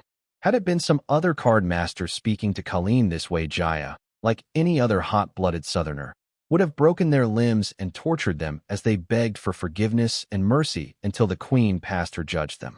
So Jaya advising Wyatt not to continue to be rude toward the queen was her showing a lot of restraint out of her feelings for him. Jaya, he is my great son-in-law. That makes him family, so it is okay, Colleen purposefully said with great detail, hoping to kill Jaya's feelings for Wyatt before they blossom into an undying love. In Colleen's defense, she felt she was saving Jaya from a lot of heartache and pain further down the road by doing this, as Wyatt wouldn't even consider and who was Anna's origin card, so it was in Jaya's best interest that she would forget about Wyatt. Colleen was not doing this to help her granddaughter decrease her love rivals by one, as she felt no woman or girl could be her granddaughter's rival. Then the image of a simple and pure girl popped up in Colleen's mind, but then she shook her head, as both her daughter and granddaughter had warned her from approaching that girl. Listening to Colleen's words, Jaya felt as if thousands of lightning both had struck her heart. She was aware of the relationship between Anna and Wyatt, but considering Anna's reputation, she thought that the Southern Emperor would soon grow tired of Wyatt and leave him alone, but she never imagined they would progress so far. Don't speak nonsense. I am not your son-in-law. Seeing how things are processing business-wise, I wonder if we should continue to be partners. Wyatt detonated a bomb in Colleen's mind of the same magnitude as the one she detonated in Jaya's heart and mind. Boy, say what you want, but the contract between you and my granddaughter is the proof. You cannot escape your responsibilities. Colleen did not seem to care about Wyatt's words, as if they did not hold any weight for them. Wait, what contract? As far as I know, there is only one contract between us regarding the production and sales of silver milk production. What the heck are you talking about? Wyatt was confused by Colleen's words and wondered if he had entered some kind of contract with Anna without him being aware of it. Wyatt, don't act dumb. The ring on your finger is the proof of it, Colleen said, pointing at the dummy ring on Wyatt's left hand's index finger. I am not acting dumb. You are misleading others by blowing the story out of proposition. Anna gave me this ring as protection against curses, Wyatt responded, but then it hit him. Why does this matter? Then he glared at Colleen, wondering how could he let her of all people rile him up, and said, Enough of this. Colleen, I need answers about what is happening in the southern capital. Like I said earlier, wait a few days. Your mother-in-law will explain everything to you in detail. Colleen's lips were tight. She did not reveal anything extra or relevant, instead just repeated what she said earlier. Wyatt did not let Colleen use the same tactic to rile him up and get him off topic and demanded, Colleen, I am losing my patience. Just tell me what is going on. My dear great son-in-law, this is the problem with all you smart people. You people just can't let things go and let nature take its course. You have to poke into everything. Wyatt, for the last time, I can't be the one to discuss this with you. However, I will tell you that it is a good thing. You will be very happy when you hear about it. So, please calm down and just trust for once. Colleen assured Wyatt that everything that was happening in the southern capital was good and he would be happy about it. Trust you, you say? Wyatt looked at Colleen skeptically because every time someone in the royal family had said this to him, things had ended wrong and he had to pick up their slack. Come on, don't look at me like that. If you trust us, you will let us do it our way. Otherwise, you can only do what you feel like. Colleen was dumbfounded seeing the way Wyatt looked at her when she asked him to trust her. But then remembering what happened yesterday morning, she understood Wyatt had every right to look at her that way. Fine, I will trust you guys.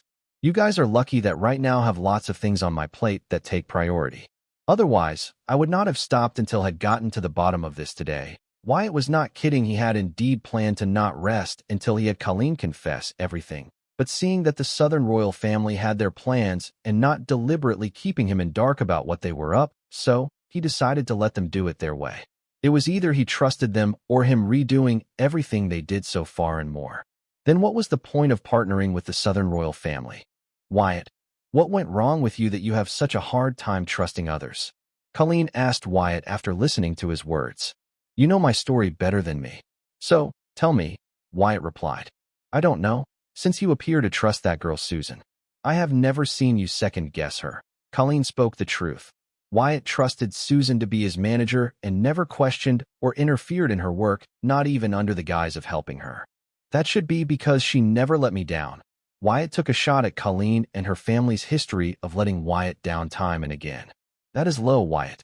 You know we are doing everything in our power, Colleen argued. Really? Why was the field marshal Henson not in my protection detail during the ambush? Wyatt asked, proving that the Southern royal family was not doing their best for Wyatt. Even though she was nearby, she was busy guarding the Dual Gate dungeon. You know the economic benefits of that dungeon to the Southern region better than anyone, Colleen defended. The Dual Gate dungeon will bring huge economic benefits to the Southern region, but does it outweigh the benefits brought by the silver milk powder? If you are going to prioritize one over the other, then should you guys not be prioritizing my safety over everything else? Instead, what did you guys do? If I had not made prior preparations, I would be experiencing unspeakable torment in Belpegger's hell, Wyatt said sternly. We thought 15 teams of demigods along with me and other shadow teams should be enough for your protection. But there is no winning with you. So, let us just stop here. Colleen stopped arguing, knowing that Wyatt made valid points, and she could not win the argument. Wyatt shook his head, and then thinking of something, he asked Colleen, how long after killing a devil/demon does it take for one to receive the grace of the world's will as a reward? I have yet to receive the grace of the world for killing Belphegor's Worldhog incarnation. Worldhog incarnation? Colleen asked Wyatt in surprise. That devil we killed is not the original body of but an incarnation of the devil Belphegor, Wyatt explained. How do you know this? Colleen asked Wyatt. As their conversation progressed, she was starting to find that Wyatt was very mysterious. Earlier, she believed him to be a genius born once a millennium, but now he was starting to seem like a mysterious being capable of anything. She still could not figure out how Wyatt solved the plague egg incubated in him, and how returned to this world after leaving with Henrix for another world. She was willing to bet her life that Henrix would not just send Wyatt back, when he could be a very valuable asset to freedom fighters willingly or forced. Not to forget the plague egg was created using realm fragment. Hold up, in what world does a card master manage to defeat a devil? It's the devil I borrowed power from to save Anna and defeat Agent Forger. Did I not tell you about this before? And you haven't answered me yet, Wyatt said, trying to get the conversation back on track. If the devil you killed is an incarnation, then you will not be awarded any grace from the world, Colleen replied, and then asked, you still did not tell me how you know about us building a new silver milk powder factory next to the southern capital? Damn it. Had I known this, I would have killed the other 5 devils and the demons. Wyatt cussed aloud, not planning to answer Colleen. Besides, was genuinely disappointed about not being rewarded grace by the world's will. After all, the world's grace can help one improve their active soul control percentage and origin card. Seeing Wyatt cuss aloud instead of answering her, Colleen frowned.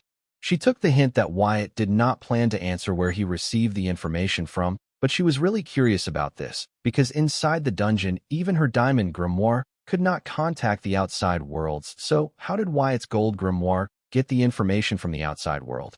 Colleen was sure Wyatt had learned this information after entering the dungeon seal, because her conversation with Wyatt before entering the dungeon seal was intimate. Fine. Even after entering the dungeon seal, he seemed to be fine, but just now, when he awakened from his spiritual one with world state, things were different, prompting Colleen to wonder if Wyatt had comprehended some kind of blood rule meaning related to divination or far communication. Inside this holy place of blood rule, those types of blood rule meaning would work wonders. Feeling an awkward silence looming inside the cave, Jaya decided to skedaddle before one of them took interest in her. Your Highness, I just remembered I need to head to the office early today and shred some documents. So, I will take my leave now. Slow down, Jaya. Let me see how the work culture has changed since the last time I worked, Colleen said as she followed Jaya to leave the dungeon seal. Your Highness, you used to work in an office too? Jaya asked in shock and amazement. Yes, briefly when I was suspended for a year, Colleen said, reminiscing about her youth. You were suspended for a year? Jaya asked enthusiastically. Yes, for insubordination. You read about it in my biography, Colleen replied as she stepped out of the cave. Seeing Colleen leave with Jaya, Wyatt was without words and shook his head in dismay. There was no point in continuing their conversation, as both were unwilling to share what they were up to with each other. This was better. With Colleen now, Wyatt was free to attend to more pressing matters. But first, he had to get Sarah to guard the dungeon seal gate, so as not to repeat what happened with Jaya. After arranging for Sarah to guard the gate of the dungeon seal, Wyatt then used his merchant index and texted Dre his coordinates, asking her to come ASAP. He did not want to hurry her, but now the situation was urgent. Things could no longer wait. Especially on the side of the Broodbright Club and Devil Muthdia. They must be using this time to learn everything there was to learn about Chaos Dwarf Ezra Fulhar. Wyatt had to get back to them before they started to get suspicious about his make-believe identity, the Chaos Dwarf Ezra Fulhar. Considering the time difference, even a few hours should not have passed in Dreedra's realm since Zoltan promised him VVIP membership to Infinity Library. So Dre might not have gotten enough to get her things in order, let alone say goodbye to her entire tribe and enjoy her farewell party. Wyatt would not have done this if it hadn't been really urgent. Wyatt did not have to wait for Dre long. The space in front of him twisted and churned until the tiny figure of the lavender-haired pixie appeared in the cave. Arriving at a new location, Dre cautiously looked around the cave, and the blood rule power was not doing her anxiety any favor. Had she found the familiar figure of Wyatt a second later, she would have been the first pixie from the book guide tribe to die of a heart attack in a dungeon seal in a foreign realm. Wyatt! Dre exclaimed and hurriedly ran into his embrace and nestled in his hair. She loved the way he smelled. His fragrance reminded her of a tree. As a former forest guide, she could get addicted to it. She felt that Wyatt was a lot more approachable in the physical plane. This was the first time she had met Wyatt in the physical realm, and she had already taken a liking to his physical form, especially his fragrance. Dre, you made it. Do not worry, this is my friend's place, Wyatt said, pointing at unconscious Bloodette by his side. Okay, Dre said, but the shaking in her voice gave her true feelings away. Understanding that Dre was feeling uncomfortable by the blood rule power inside the cave, Wyatt manipulated his soul energy to form a bubble around her such that she would no longer feel the blood rule power in the cave, and said, "If you feel uncomfortable, just tell me. You're my guest now, it is my duty to take care of you. Besides, if you fall ill, what will I answer to Zoltan? Fine, I will be honest. I am not comfortable here, but your soul energy bubble helps a little." Hearing Wyatt say he would have to report to Zoltan, Dre immediately became honest and began to cooperate instead of acting tough in her own way. Wyatt summoned one of his slave consciousnesses as a clone to keep an eye on Bloodette and to be there to comfort her when she wakes up. Then he summoned the seed world and entered it along with Dre. Then he asked, "See, was that hard? Next, you don't have to wait till I ask you. Instead, immediately tell whatever makes you uncomfortable. Understood?" "Yes, understood." Dre cutely agreed as she slowly floated out Wyatt's hair and looked around the space in the seed world. Especially the floating islands, various SSS rank VR universe card creation arrays, and the phantom sword mushroom plantation. Dre seemed to have taken a liking to the atmosphere inside the seed world. So Wyatt ordered the stone Viltranina to create another medium-sized floating island and flew onto it. Wyatt surprised the forest guide pixie by saying, "Dre, this island is yours. You can grow a forest or build a library or both. It's yours. You can do anything you want here." "This is mine, really?" Dre asked in disbelief as her tribe followed the rules similar to a commune, so she did not own anything. Even the place she rested was a shared space between her time. Now suddenly she was given a huge island. She did not know what to do. "Yes, it is yours and you can do anything you please with it. I have given you the authority to enter and exit the seed world at will. So when you're tired of exploring the world outside, you can come in here, and when you're bored in here, you can come outside," Wyatt replied.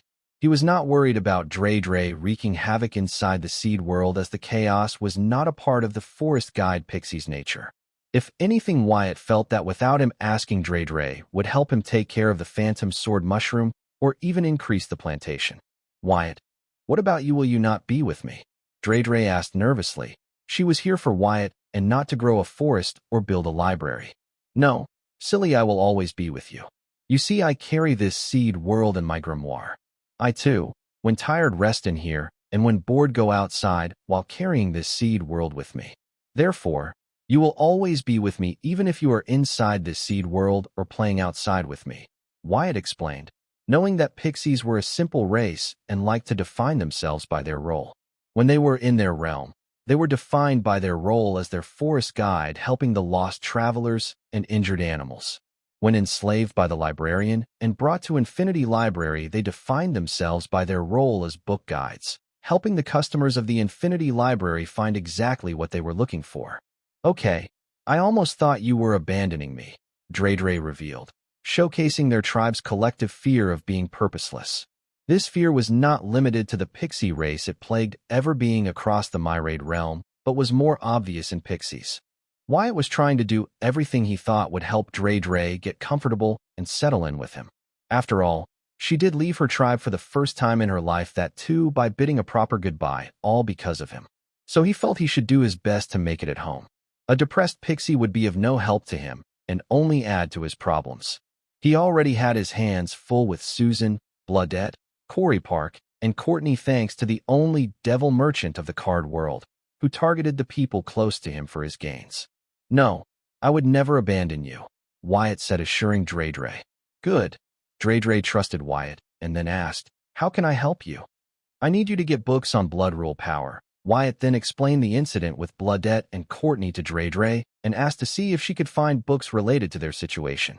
There is no specific book about this or talking about this particular incident, but if you give me some time, I will have the array of the Infinity Library to sort out books that have mentions about similar topics. Dre replied, asking for time to search and gather books needed for him. Listening to Dre, Wyatt rubbed his brow in frustration. Infinity Library was supposedly the hub of knowledge where one could find the knowledge of the different races and civilizations in the entire myriad realms collected and recorded there. If it did not have the answers he was looking for, what did not know where else to start searching for the answers. Okay, you do that and expand your search to all the languages. See if there is a mention of a similar incident in different languages. Learning a new language was not a problem for Wyatt, so he had Dre expand her search to all the languages and not limit it to just the 16 dark languages that he had selected while joining the Infinity Library. Okay, but the time required will increase considerably. The Infinity Library has a lot of books, Dre warned. Let us do one thing. Whenever the Infinity Library array finds a book related to my search, just give it to me as it continues to do its search in the background instead of waiting till the end, when it has compiled a list of books related to my search, Wyatt proposed, as he was not sure if the Infinity Library's array had such a function. I can do that. Yeah, that sounds good. I will do that, Dre agreed. Apparently, hearing Wyatt's suggestion left her mind blown away. She wondered, why did she not think of using the library search array in such a way? Well, in her defense, nobody had asked her to conduct such a wide search before, so she had not come across such a problem previously. Hence, she never gave it a thought. As for Wyatt, he came from a world where virtual search engines were common. Sure, now get me books on soul healing, soul splitting, soul mutation, soul with multiple consciousnesses, and lastly, any power system that is based on soul splitting. For this one too, do not limit your search by language. I want any and all books on these topics regardless of which language they are written in, Wyatt said, planning to heal his soul before he went to meet Kuthdia at Card World's only devil merchant's humble abode. Wyatt's mutated soul was damaged when he carelessly deactivated his curse incarnation form before safely lifting 12 different SSS rank blood curses, each housing one of his 12 consciousnesses. The soul was not damaged by the curse's effect, but the power behind the curse. Wyatt was immune to the blood curse thanks to ultimate mastery in the blood curse meaning of blood rule. Not to mention, he had the dummy ring protecting him. So the 12 SSS rank curses could not harm him with their cursed energy, but this incident was different. Wyatt had used the curse incarnation form to morph his multiple consciousnesses as vessels to house the curses in them. So when he deactivated curse incarnation form before having removed the SSS rank curses housed in his mutated soul, the power of 12 SSS rank curses could not be held by his regular mutated soul, so he brought harm upon himself by overlooking such a detail. Fortunately, he had simultaneously removed the curses as he deactivated his curse incarnation form. Therefore, the curses were in his mutated soul for a second or even less period without the protection of the curse incarnation form. Therefore, The damage suffered by Wyatt's soul, though significant, was not deadly. In conclusion, Wyatt was not damaged by the effect of the curses, but its mass. As a cursed incarnation, his soul could hold the curses, but as a card apprentice's soul, it could not hold the curses and was about to break. Fortunately, Wyatt had lifted the curses and stored them away before that happened. In the heat of the battle, not considering this minute detail would have cost Wyatt his life, but he was fortunate enough to escape soul obliteration with significant soul damage. That is another wide search. If you were not a VVP, you would have to pay a hefty fee to conduct 2 wide searches simultaneously. Dredre informed Wyatt as she conducted the search through the library array and asked, "It will take some time to complete the search. Do you want to read the first few books related to your search?" "Yes, I will start with the books in my preferred. Share the books with my Demon Merchant Codex. I will read them there," Wyatt replied, preparing to brush up his knowledge on soul healing, soul splitting, soul mutation, soul with multiple consciousnesses, and various power systems based on soul splitting across the myriad realms.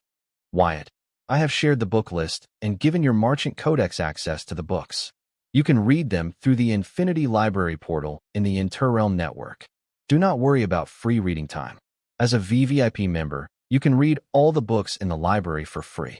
Usually, the VVIP members pay an enormous monthly offering for such a privilege, but since your membership is free, you do not have to worry about anything. Take your time to read and process the books," Dredre explained to Wyatt. Listening to Dredre, Wyatt wondered who in the right mind would buy such a membership to the Infinity Library unless they really enjoyed reading and updating their knowledge.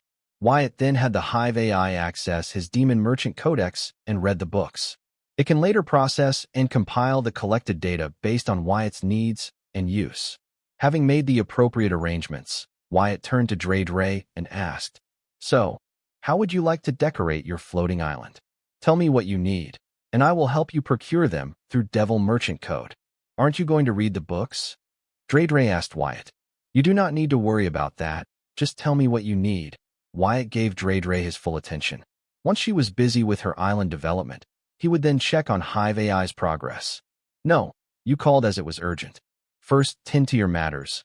I can wait until after whatever work you have," Dredre refused, feeling that Wyatt was avoiding work for her. After all, she just shared a list of books with him. Should he not be going through those books? "Dredre, didn't I ask you not to worry about my work? I am already handling it. Just let me what you need to make this place feel like home. I want your stay with me to be memorable," Wyatt explained, asking Dredre to stop worrying and enjoy her stay with him. "You promise I am not interfering with your work and being a nuisance?" Dredre finally spoke what was in her heart. She felt that her presence was causing Wyatt to split his attention between his work and her. She did not want that.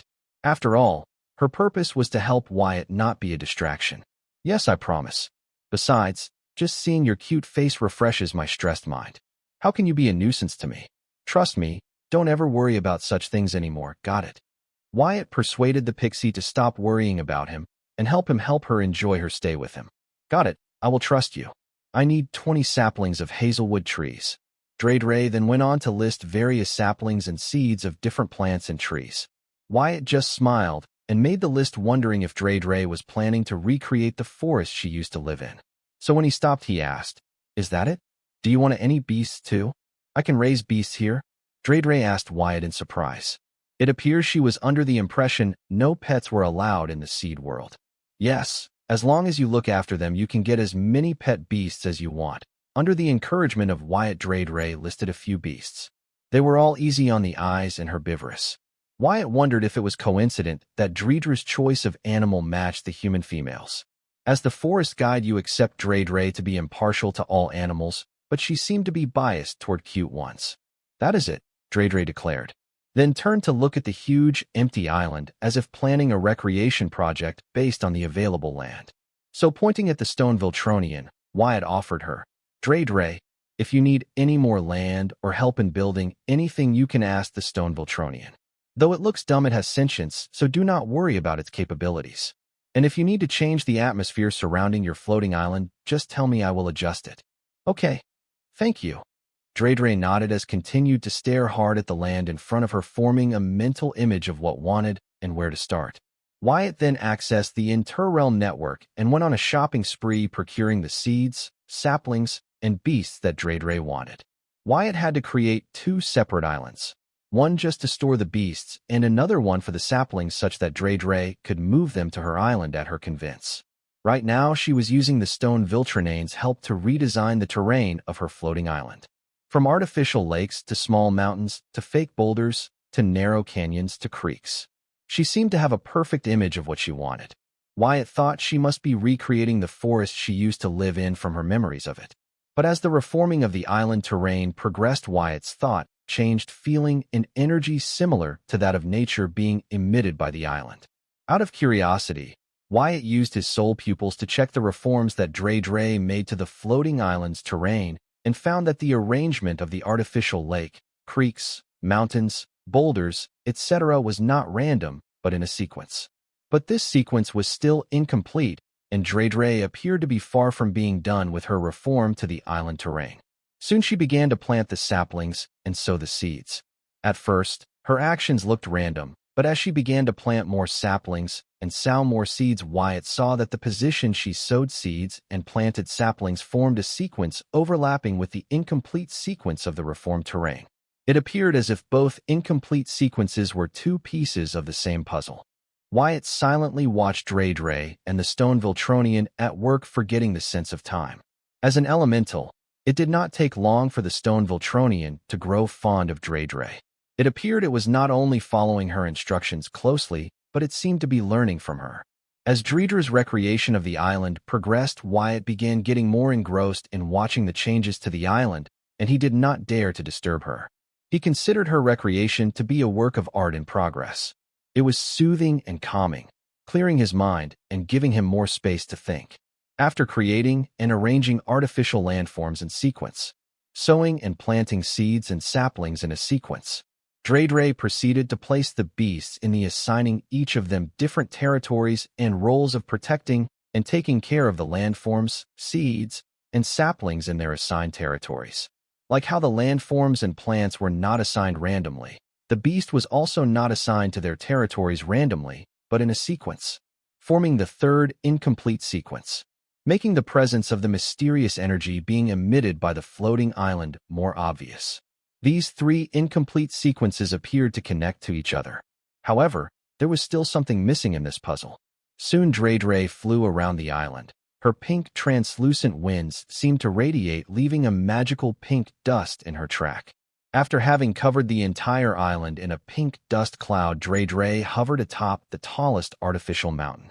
The beast and the saplings appeared to welcome and enjoy the pink dust cloud. Hovering atop the tallest mountain, Dreydre began to sing. Her voice was particularly melodious and rejuvenating to listen to. When Wyatt tried to make sense of what she was singing, he found that she was actually chanting a long spell. In response to the spell, the pink dust clouds covering the entire island began to descend on the island and be absorbed by the terrain of the floating island. Surprisingly, some of the pink dust was even absorbed by the stone Viltronian's body. As this transpired, Wyatt witnessed the 3 incomplete sequences, terrain sequence, plant sequence, and beast sequence come together to form one big, closed sequence. As the sequence was completed, the grass began to cover the once barren land. The seed began to sprout, and the plants began to grow at a rapid rate. Soon the whole island's terrain and artificial land forms were covered in a lush and dense forest. The beasts roared and howled in enthusiasm. The water from rivers was no longer falling down at the edge of the island, entering the underground and springing atop the mountains, hills, and lake. The floating island had now transformed into a functioning ecosystem. It oozed the breath of nature. Wyatt could now clearly feel the presence of nature within the ecosystem created by Dreydre atop the floating island. Wyatt wondered how was that even possible. Soon he entered the one with the world state, because if nature was present in the physical plane, then it had to be present in the spiritual plane. However, the floating island was not part of any world, so it should not have the breath of nature in the physical plane, let alone in the spiritual plane. But to Wyatt's surprise, as he entered the spiritual plane, he found a small network of energies in the spiritual plane connecting to the island in the physical plane. This means Dreydre didn't just create a small forest, but a self-sustaining miniature world from the physical plane. Usually, it is the other way around. The worlds will form in the spiritual plane, and its soul energy and rule power give birth to the celestial body, which we know as the world in the physical plane.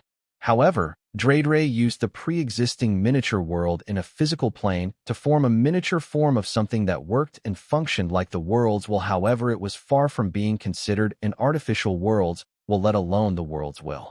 What surprised Wyatt was that stone Viltronian, whose stone body had absorbed the pink mist, grew thick layers of green moss and sprouted mushrooms. It no longer looked like stone Viltronian, but a swamp Viltronian. The stone Viltronian did not seem to mind its new look. Instead, it used this as an opportunity to increase its rule power arsenal to other elemental rules such as wood, fertility, etc. Gaining sentience seems to have made the stone Viltronian ambitious. Wyatt wondered if she had enough soul energy, realm fragments, and other required resources. Would she be able to create a world's will? With this, Wyatt became curious about the power system used by the pixies. Fortunately, he had a personal pixie to quench his curiosity about them. Come to think of it, what was Dredre's power level? He never bothered about that. She was so cute and appeared harmless. Subconsciously, he even thought she could not even hurt a fly. But now the same little cute pixie was creating miniature self-sustaining worlds, which can only be described as godly powers. The more Wyatt thought about this, the more curious Wyatt got about Dredre's realm. She alone was able to produce enough pink mist to turn the artificial floating island into a miniature self-sustaining world, which clearly meant that she had a huge soul energy reserve. It was one thing that his naked eyes were fooled, but even his soul pupils did not find any huge reserves of soul energy in Dredre's physical body.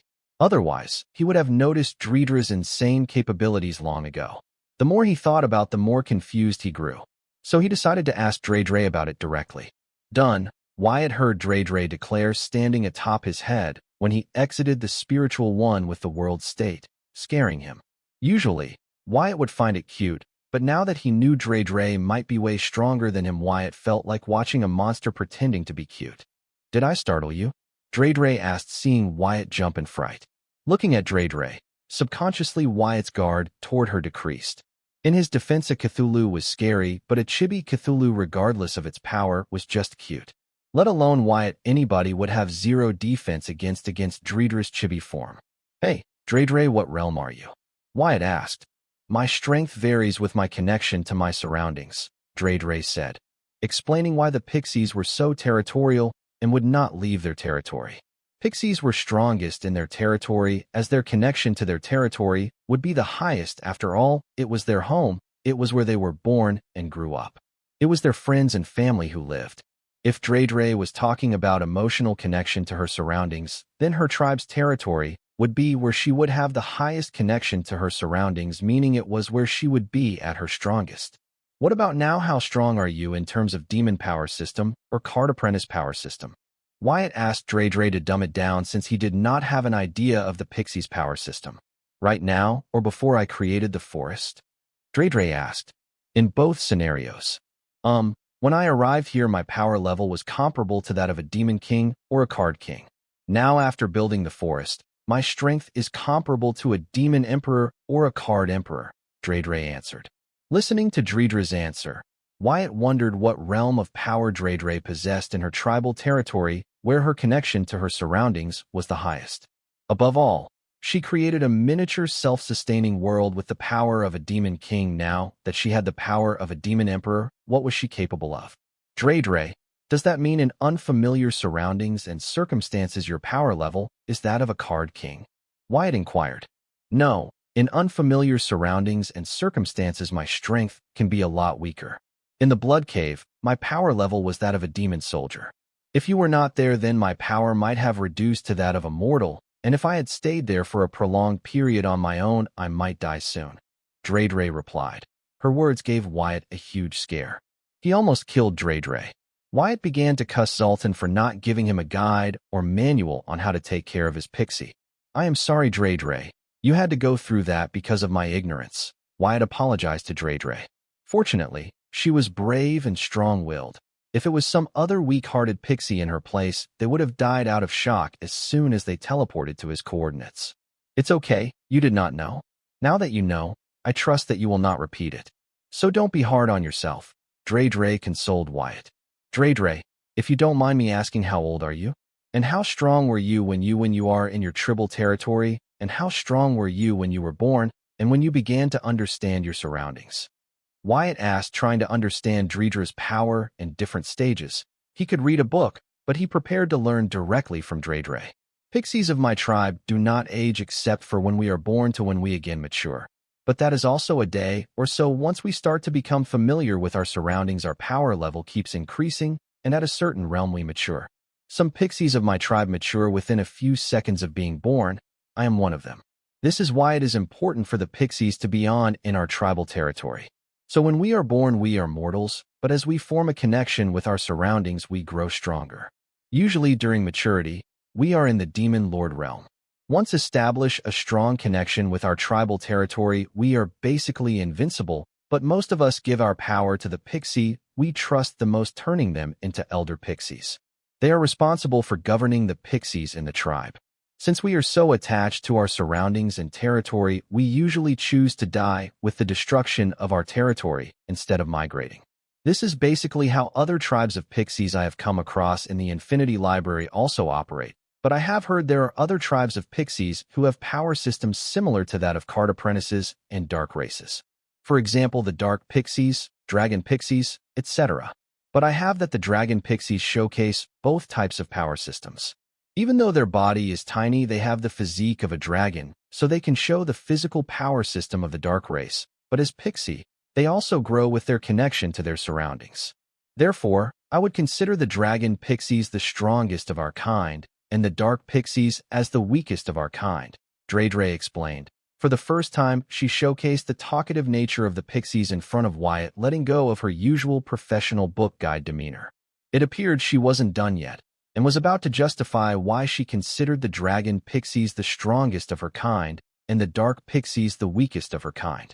However, from Dredra's explanation, Wyatt understood why the pixies were so pure even with their long lifespan. Because they basically did not age or grow. They were the same as they were the time they matured.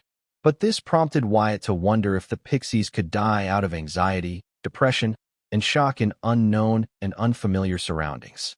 Why was Zoltan pushing for the pixies to become more adventurous? Most importantly, since the pixies chose to die with the destruction of their territory rather than migrate, how did the librarian get them to adapt to the Infinity Library? Nothing about the librarian enslaving the pixies and Zoltan trying to make the pixies adventurous made sense to Wyatt. Unless Zoltan wanted the pixies to rebel against the librarian. It was a mystery how the librarian got the pixies to leave their original territory and adapt to the Infinity Library as their new territory. By the pixie race's nature, as explained by Dre, they were the ultimate caregivers. Now that they have adapted to Infinity Library as their new home, they will live and die for it without hesitation, making them the perfect slaves. So from that perspective, the only reason for Zoltan to make pixies more adventurous would look like he was trying to get them to stop caring about the Infinity Library and their own place in the myriad realms. Zoltan did say he wanted the pixies to be more like the pixie dragons and dark pixies, but that would mean that they would no longer be as attached to Infinity Library, which was basic rebellion. From the looks of it, the Infinity Library's strongest guardians were the pixies. If they were to rebel, then bringing down the Infinity Library would be a lot easier. But even without the pixies, the Infinity Library was a humongous force to be reckoned with. From his talk with Zoltan, Wyatt had grasped that he did not want to go against Infinity Library. He just wanted the pixies to have a life apart from the Infinity Library, a better and eventful life. Zoltan loved the pixies, maybe even more than he should. After all, the pixies liked the way they lived, and it was centered around their survival. Zoltan's twisted love for pixies and the idea of freedom might only harm them. Wyatt said this because he almost gave Dre a heart attack because of his ignorance. The pixies were well as they were. They had managed to create a society that ensured their happiness and survival. The only problem here might be that the librarian was profiting from their lifestyle, which Zoltan appeared to be unable to stomach. Especially considering his passive hate for his father, the librarian. Hopefully, that wasn't the case. Otherwise, the pixies will be dragged into a power struggle that does not concern them. That is why I said that the pixie dragons are the strongest of her kind and the dark pixies are the weakest of her kind. Dre, I have a question. Wyatt interrupted Dre, who was still babbling, trying to justify what she said about the pixie dragons and dark pixies. If he had not interrupted Dre, Wyatt, she would still keep going on and on. What is it, Wyatt? Dre asked, enthusiastically prepared to answer Wyatt to the best of her knowledge. She was happy that Wyatt had taken an interest in her tribe. She planned to tell every little story about her and her tribe. Why did you guys leave your old territory and move to the Infinity Library? Wyatt asked. He was really curious as to how the librarian managed to move an entire race consisting of various tribes that would rather die than leave their territory to not only move to territory, but adapt to it. I do not remember, Dre answered, and this time she did not babble on. It was as if she had nothing to talk about her tribe's old territory, which was odd. How could she not have anything to say about the place she was born and grew up? What do you mean you do not remember? Wyatt demanded Dre to give more details for him. I remember now. We erased our memories of our old territory because unless we forget about it, we will never be able to truly accept the Infinity Library as our territory. Therefore, we chose to erase our memories about our old territory, Dre recalled, and revealed a piece of life-changing information as if it were nothing. You and your entire tribe erased your memories of your old tribal territory, and you are fine with it. Wyatt was dumbfounded. The fact that the entire race of pixies collectively erased their memories of their old tribal territories was shocking, but the reason behind it made sense. Considering how attached pixies grow to someone and something, but have a hard time parting with them, it can be understood no matter what they could never adapt to Infinity Library unless they had no recollection of their old territory. Yes, we would not have done it if we did not want to. Say what you will, but when in our territory nobody can force us to do anything we do not want to. But seeing how we erased our memories, and also remember erasing our memories, it's pretty clear that we knew what we were doing and did it anyway. It must have been necessary, otherwise our tribal elders would never have allowed it, and instead chosen to end our tribe with our tribal territory, then accept Infinity Library as our new tribal territory and His Highness Liberain as our master, Dre explained. And not once did Wyatt hear doubt or hesitation when Dre spoke these words, meaning she truly believed them, showing her trust in her tribal elders and their new master librarian. I see. Wyatt nodded in understanding, but actually after hearing Dre, he started to admire the librarian more than before. What he did to the pixies was just the next level of brainwashing. The dude managed to get the various tribes of the pixies, one of the most powerful entities in the myriad realms in their own right, to willingly become his slaves. This was a game-changer. Brainwashing and inter-realm slavery can never be the same. With such ruthlessness, no wonder he was able to create the hub for the entire myriad realms knowledge, the Infinity Library. That too in the dark realms of all the places. After all, the Infinity Library and Devil Merchant Code was just one of many branches of Infinity Library. So where was I? Dre, honey, I am not done. As Dre prepared to start where she left off about justifying how the pixie dragons were strongest and the dark pixies were the weakest of the pixie race, Wyatt immediately interrupted her. What do you want to know? Dre asked. She openly welcomed any questions from Wyatt about pixies. This was her first time talking about pixies to someone else. Most of the time she talked about this was when she with her tribe member. She can't talk to them about pixies because there were pixies too. They already knew everything there was to know about pixies. But she could not help but wonder who her friends believed was the strongest, the pixie dragon or the dark pixie. Thinking about this, Dre began to miss her friends, but before it could grow into her missing her tribe and home, Wyatt asked, Dre, what was it that you did just now? How do you create a miniature self-sustaining world? What is a miniature self-sustaining world? I just created a forest, Dre said in confusion. Wyatt looked at the wind blowing in the treacherous floating island and then the rest of the seed world. Shaking his head, he said, that is not a forest. It is an entirely new world by itself. The only thing Dredra's miniature self-sustaining world was missing was its own source of light, but she made use of the artificial sun in the seed world and built the entire world around its light, so it was not entirely self-sustaining and would collapse the movement Wyatt turns off the artificial sun. However, he would not do that to Dre. Besides, he was sure that if Dre wanted to create a separate light source for her floating island with his financing and procuring the required materials for her, she could easily create one. You call that just a forest? There is no wind in this entire seed world, but it exists in your so-called forest, not to mention the clouds. Dre, what you created is not just a forest, it is a small world by itself, like a dungeon. How did you do it? Is it related to your innate ability? Those pink dust from your wings, maybe? Wyatt asked Dre. As Wyatt talked, he began to relate what Dre just achieved to the formation of field dungeons in the card world.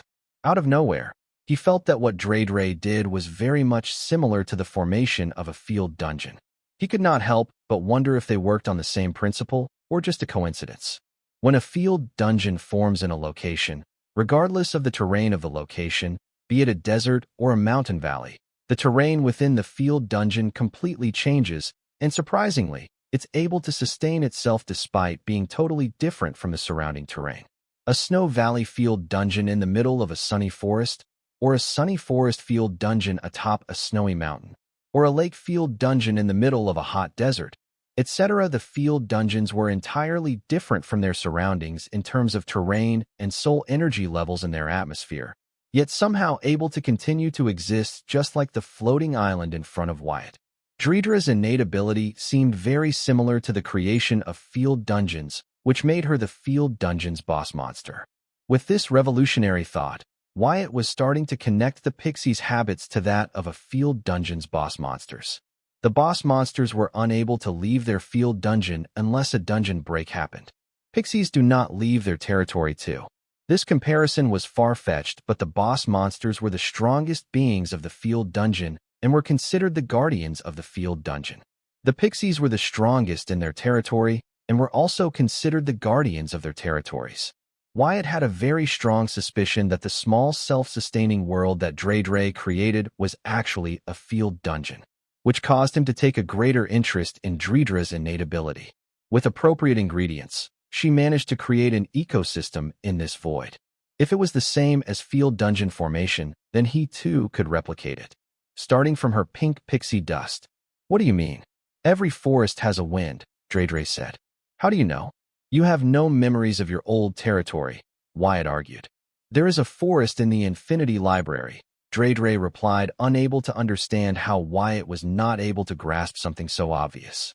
For Dre, who was born with this ability, it was all obvious. Just like asking someone why they breathe air or why they drink water, was it not obvious? Do you even have to ask something like that? Are you dumb? Were you dropped on your head when you were born? Wyatt asking Dre how she was able to create the small self-sustaining world with wind, clouds, breath of nature, etc. was like he asking something obvious. Fortunately, Dre would not call him dumb to his face. Of course, there is a forest in the Infinity Library, Wyatt said, taking a clue that Dre could no longer give the answers he was seeking, and he would have to rely on the Infinity Library for that. If you ask a regular human why he breathes, he will say to live, but if asked the same to a person with higher education, he would explain it more specifically than just saying to live. The same was happening with Dre. Maybe if Wyatt asked the same thing to an elder in Dredra's tribe, he might get a different answer, maybe even the one he was seeking. But he did not know any pixie elders, so he could only turn to the Infinity Library. Dre, get me all the books in the Infinity Library on pixies, Wyatt asked, since he understood that Dre was not the smartest of the pixies in her tribe to answer him why she was able to do what she had done. Okay, but do you want me to limit the search to your preferred languages or not? Dre asked, since Wyatt had changed his preference settings previously. Yes, Wyatt said, since his hands were already full with repairing his soul and improving his soul division and mutation power system. Then he planned to learn about titled Demon Core to deal with Kuthdia and the only devil merchant of the card world. As for the pixies and their innate ability, it was more of him satisfying his curiosity, maybe even downright procrastinating. Okay, give a second, Dre said, then shaking her tiny pink head she replied. This search is blocked for all members of Infinity Library. What? What do you mean by blocked for all? Are you telling me nobody can access any kind of knowledge belonging to pixies in the Infinity Library? Wyatt exclaimed. Yes, that is correct. Dre nodded, seeing Wyatt understood, even with her having explained it to him. Does this mean there are books on pixies and their innate abilities in the Infinity Library, but the librarian will not share it with any of their members, or anybody for that matter? Wyatt immediately knew what was happening here. The Infinity Library was abusing its power. Once again, a big organization was screwing over its customers as they felt they were invincible in their field of expertise since they had no worthy competitors or no competition at all. Yes, Dredre said. Isn't this illegal or something? Wyatt could not help but complain even though he knew his complaining would not change anything. No, the Infinity Library is well within its right to do so, Dredre defended. Wyatt shook his understanding that since the librarian was so blatantly banning people from accessing books on pixies meant that there was something about the pixies he did not want the others to know about, and that he was confident that people would not be able to get the books on pixies anywhere else in the market. He might have made sure of that before he blatantly banned the search and access to the books on pixies for his members and customers. With Infinity Library being the top player in their field, the librarian easily got away with what he did. The librarian's move only made him more and more curious about the pixies. He could not help but wonder what was the librarian trying to hide about the pixies from the general public. Due to the time constraints, Wyatt did not want to resort to using his soul pupils to uncover every secret of Dredre's soul pathways. But that would have to wait until after he had attended the more pressing matters. Wyatt, what do you want to know about the pixies? You can ask me. Dredre said, seeing that Wyatt was not happy unable to get books on pixies and their innate ability. So she offered to provide her services, wondering if she was not clear before that she was happy to talk about pixies with Wyatt. No, Dredre, there are some things that you do not know. I can only find about them in the books, Wyatt replied, knowing that Dredre just wanted to help him. What do you mean, Wyatt? I know everything there is to know about pixies. Just ask me what you want to know about pixies. Dredre seemed to not agree with Wyatt. It was already a surprise that she did not get angry at Wyatt because what he said to her was similar to telling a person of a certain ethnicity that they did not know anything about their ethnicity. Fine. Then tell me how you created the forest, and your answer better not be that you created it, because that is how can create it. Wyatt did not want to make Dredre sad on the first day of their together. So, he was willing to help her understand what he meant. But isn't that the answer? Dredre replied in confusion. No, there is more to it. Did your tribal elders not teach you about that? Wyatt asked, wondering if the pixies did not have a functioning school or some other kind of education system in their society.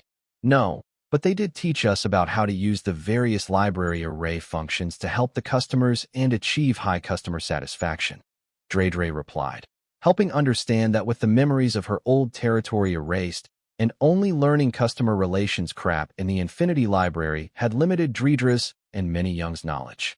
The librarian was indeed a ruthless slave owner. Dredre, how far has the wide search on the blood rule incident and soul healing and division come to? Wyatt asked Dredre, deciding to get over these things so that he could make time for other things in his life. The wide search on the blood rule incident has still not yielded any result. As for the soul healing and division, the wide search is reaching its conclusion. Do you want me to send you the list of books it has found relevant to your topic? Dredre checked on both wide searches Wyatt had ordered her to conduct. No, when the wide search reaches its conclusion, send me the list of books along with the list of language books. I need to learn the languages to read the book on soul healing and division. But for now, give me all the books on Demon Core and Tidal Demon Core formation. Yes, limit this search to my preferred languages, Wyatt instructed Dredre. Okay, give me a second. I will get to it when I have made the arrangements, Dredre said. Then, tinkering with her Demon Merchant Codex, she began to make the arrangements as per Wyatt's instructions. The reason why the wide search on the blood rule incident took a longer time to complete when the wide search on soul repair and division was soon about to conclude despite being started later than the other was mostly because of how large the topic of its search was.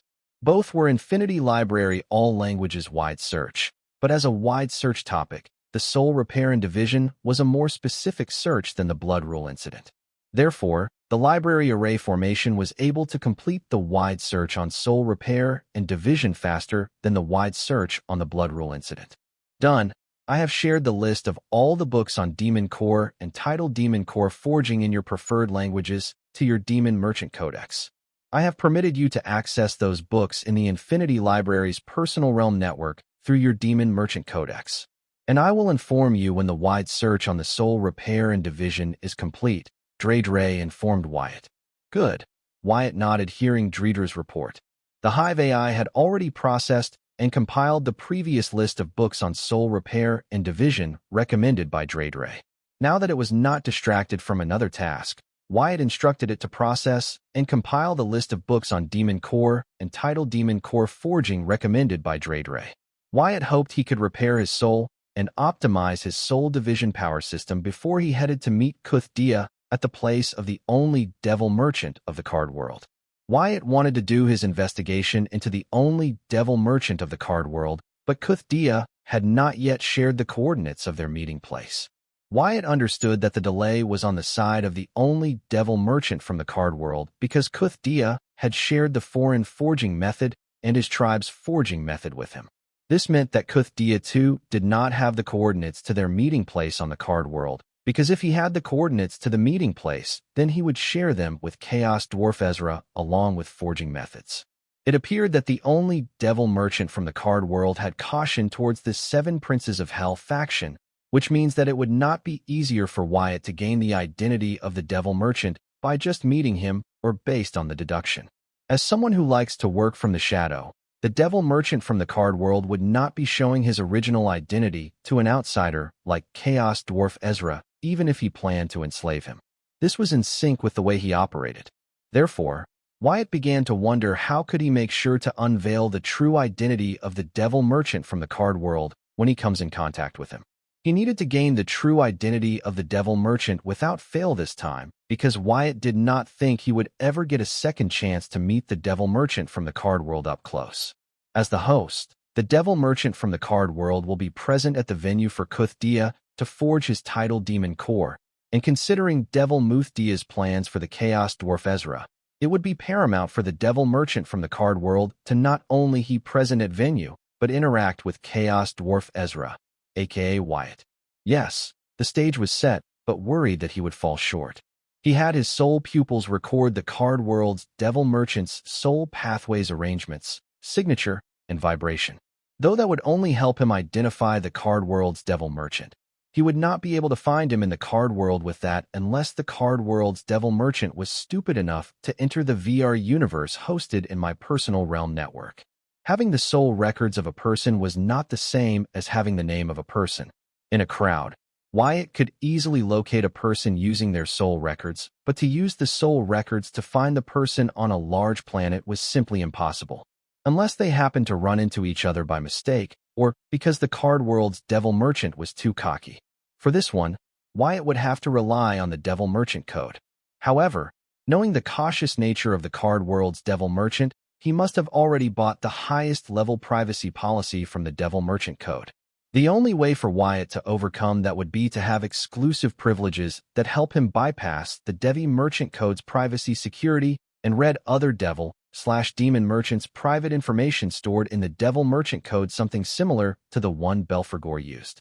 This option also was starting to seem unreliable. However, Wyatt updated his privacy policy to the highest possible privacy policy available with devil merchant code to guard his identity against the card world's devil, as he did not seem to be the type who would follow others like a sheep. Meaning that once Wyatt reaches the agreed venue, card world's devil merchant will definitely try to verify his identity. The arrogant and prideful Chaos Dwarf Ezra Fuller can handle him.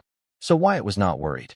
After a long time, Wyatt was still unable to think of a way to find the true name of the card world's devil merchant without raising any suspicion. There were obvious ways like using curse and other tracking cards, but once Wyatt makes use of them, he will be taking the risk of garnering the suspicion of the card world's devil merchant. If that happens, then he will be risking the plan he has been simultaneously working on to sabotage the devil Belphegor. Wyatt, the wide search on the soul repair and division is complete. I am sending you the list of books related to the topic and also the list of languages you need to learn to read those books. As always, you can now access those books for free on the Infinity Library's personal interrealm network. Dre informed Wyatt, who was contemplating various ways to learn the true name of the card world's devil merchant. Thank you, Dre. Wyatt politely thanked Dre for her service and then asked, Dre, Is there a way for a being to learn another being's true name? There are many rules and rule meanings that help you with this. For example, the fate, karma, etc. rules help beings find other beings past, present, and future based on different conditions. I can only think of these two rules off the top of my head. If you want, I can search for them on the Infinity Library. Drebra replied to the best of her knowledge. No need. Is there any other way, without the target knowing? Wyatt stopped Dre from searching for books on rules that would help him find a being's true name. Nope. Now what you are asking is impossible. Dre responded, knowing that there were countermeasures for every rule. After all, every action has an equal and opposite reaction. So, Wyatt asking her for a way to spy on a being's true names without them knowing was just too magical even for the Myriad realm. The reason Wyatt made such an unreasonable demand was because knowing the cautious nature of the card world's only devil merchant and his means, it would not be surprising that he has strong anti-spying abilities. After all, he was able to lie low in Clown Mask's future vision where the world underwent change twice. The first time was when the three mischiefs took it from the government and the royal families, and the second time was when Ada, with the help of freedom fighters, took it from the corpse of the three mischiefs. Despite all that, the card world's only devil merchant did not even show his face once. Wyatt knew there was no way the card world's only devil merchant did not participate in these two incidents in Clown Mask's future vision. After all, by not doing so, he would be giving up on lots of benefits. Yet, he managed to stay hidden and not reveal his existence. This can only mean that he had a lot of patience and strong hiding skills. Therefore, Wyatt did not bother to learn any specific rules for it. Not to mention, comprehending rules would take a lot of time. Even though Wyatt had a high synchronization rate, it was not like Wyatt could just learn the rules he wanted magically, especially when the rules that would help his situation were rare and special like fate and karma.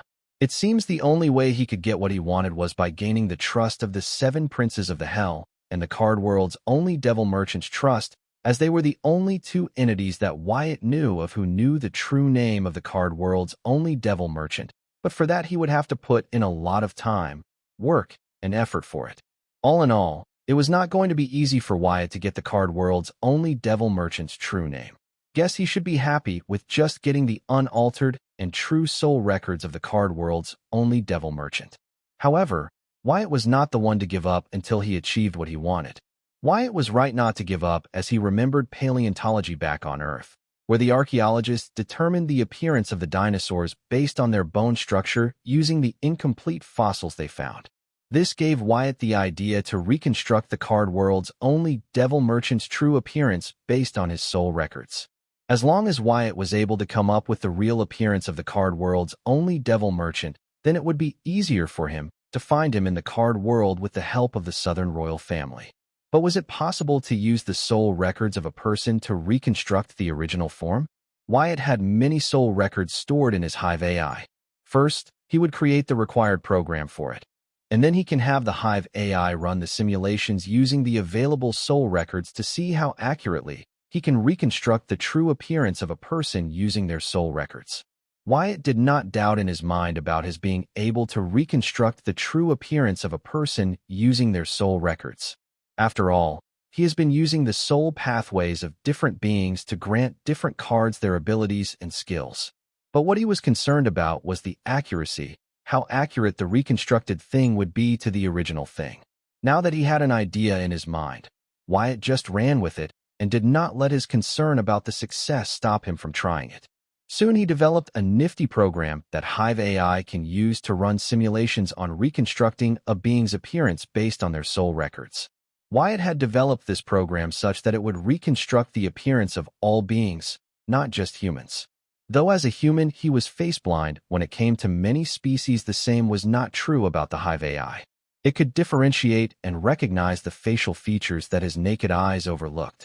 So Wyatt trusted that it would be able to run numerous simulations and optimize the program he developed to more accurately recreate the appearance of any being using their soul records. But for now, the top priority remains the humans. Wyatt did not overlook or deny the chances that the card world's only devil merchant could be of a different species like Jaya Keith, but he will be sure once he gets his hands on his soul records. Wyatt, you busy? Dre suddenly spoke, seeing Wyatt suddenly go silent for a long time. Nope, I'm not busy as of this movement, Wyatt replied. The Hive AI was now running at full throttle.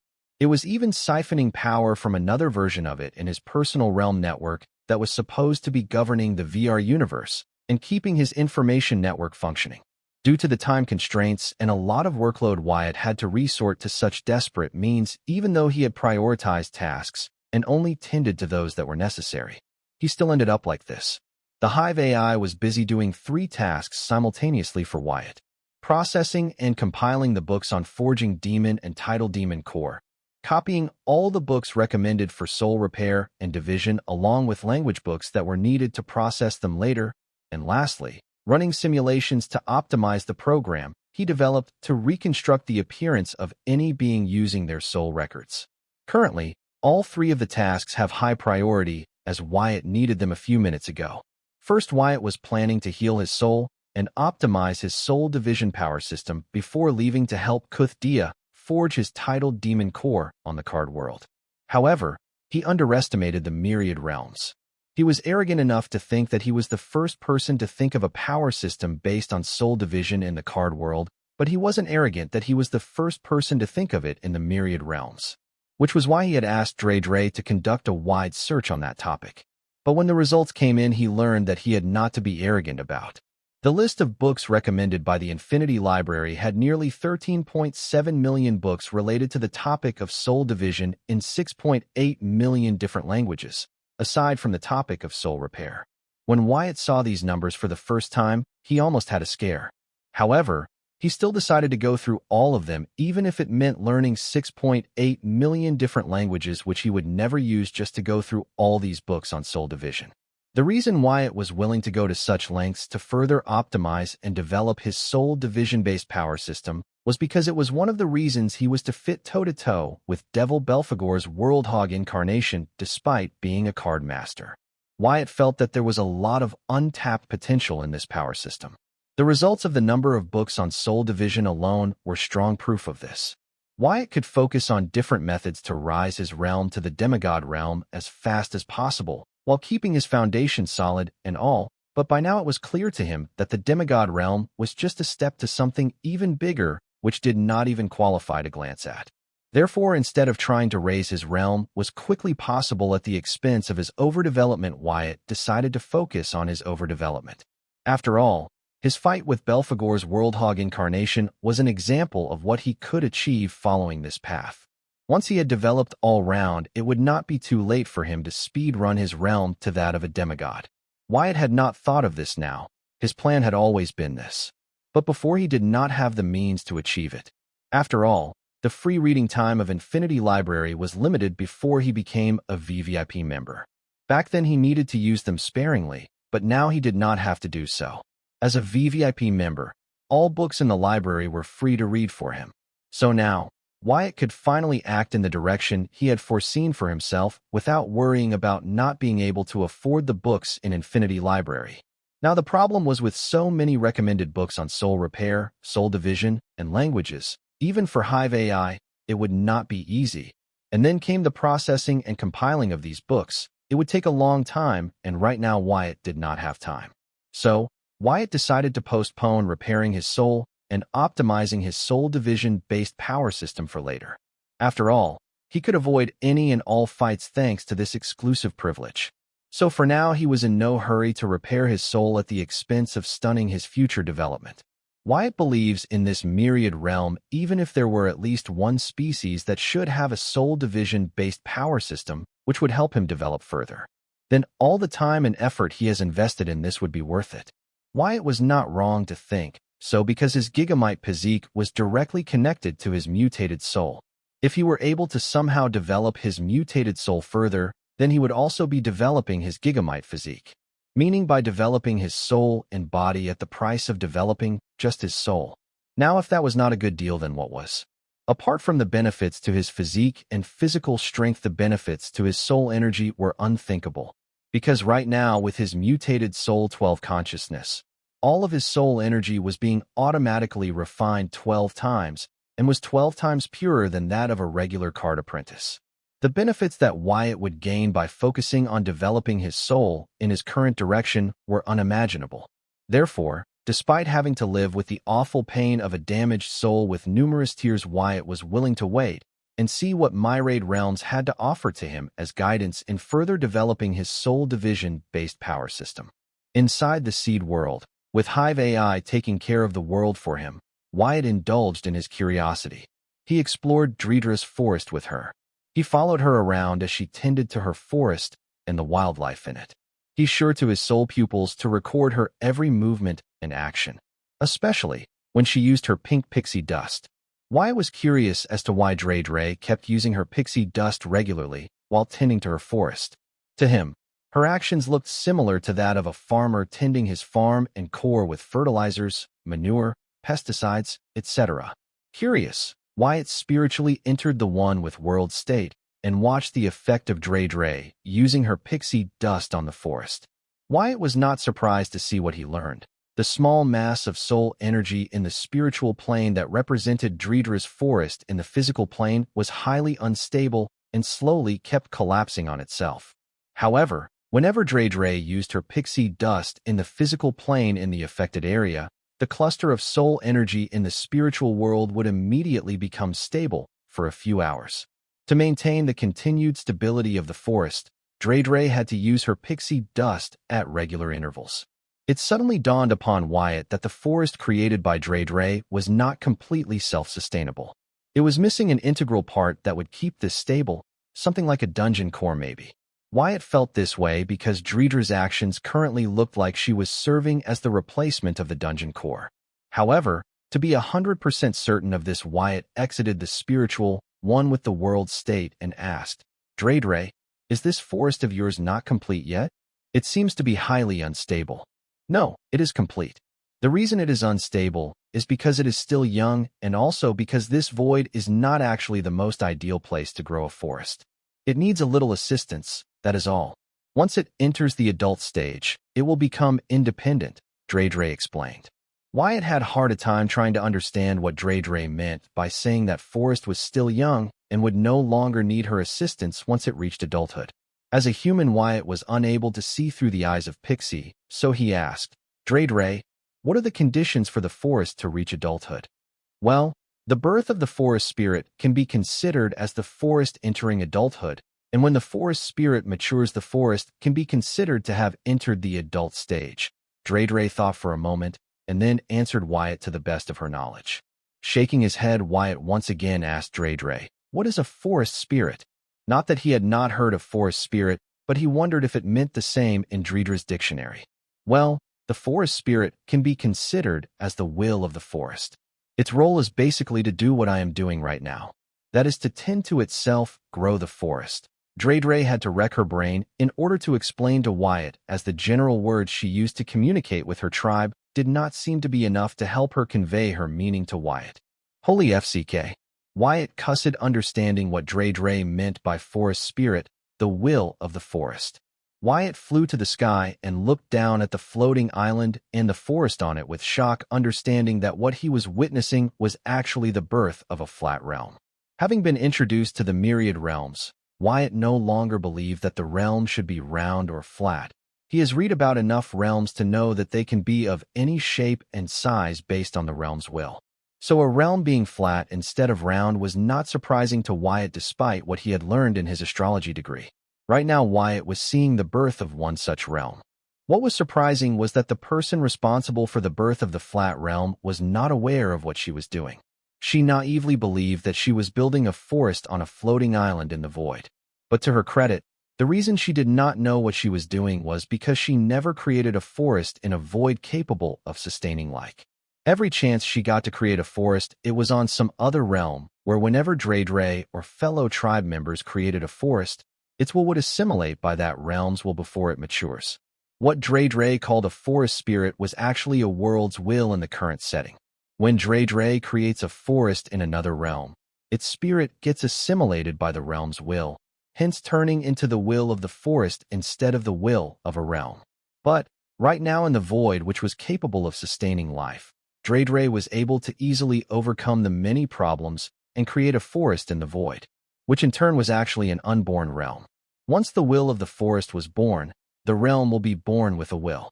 Once the forest's will matures, the celestial will be grown with a functioning will.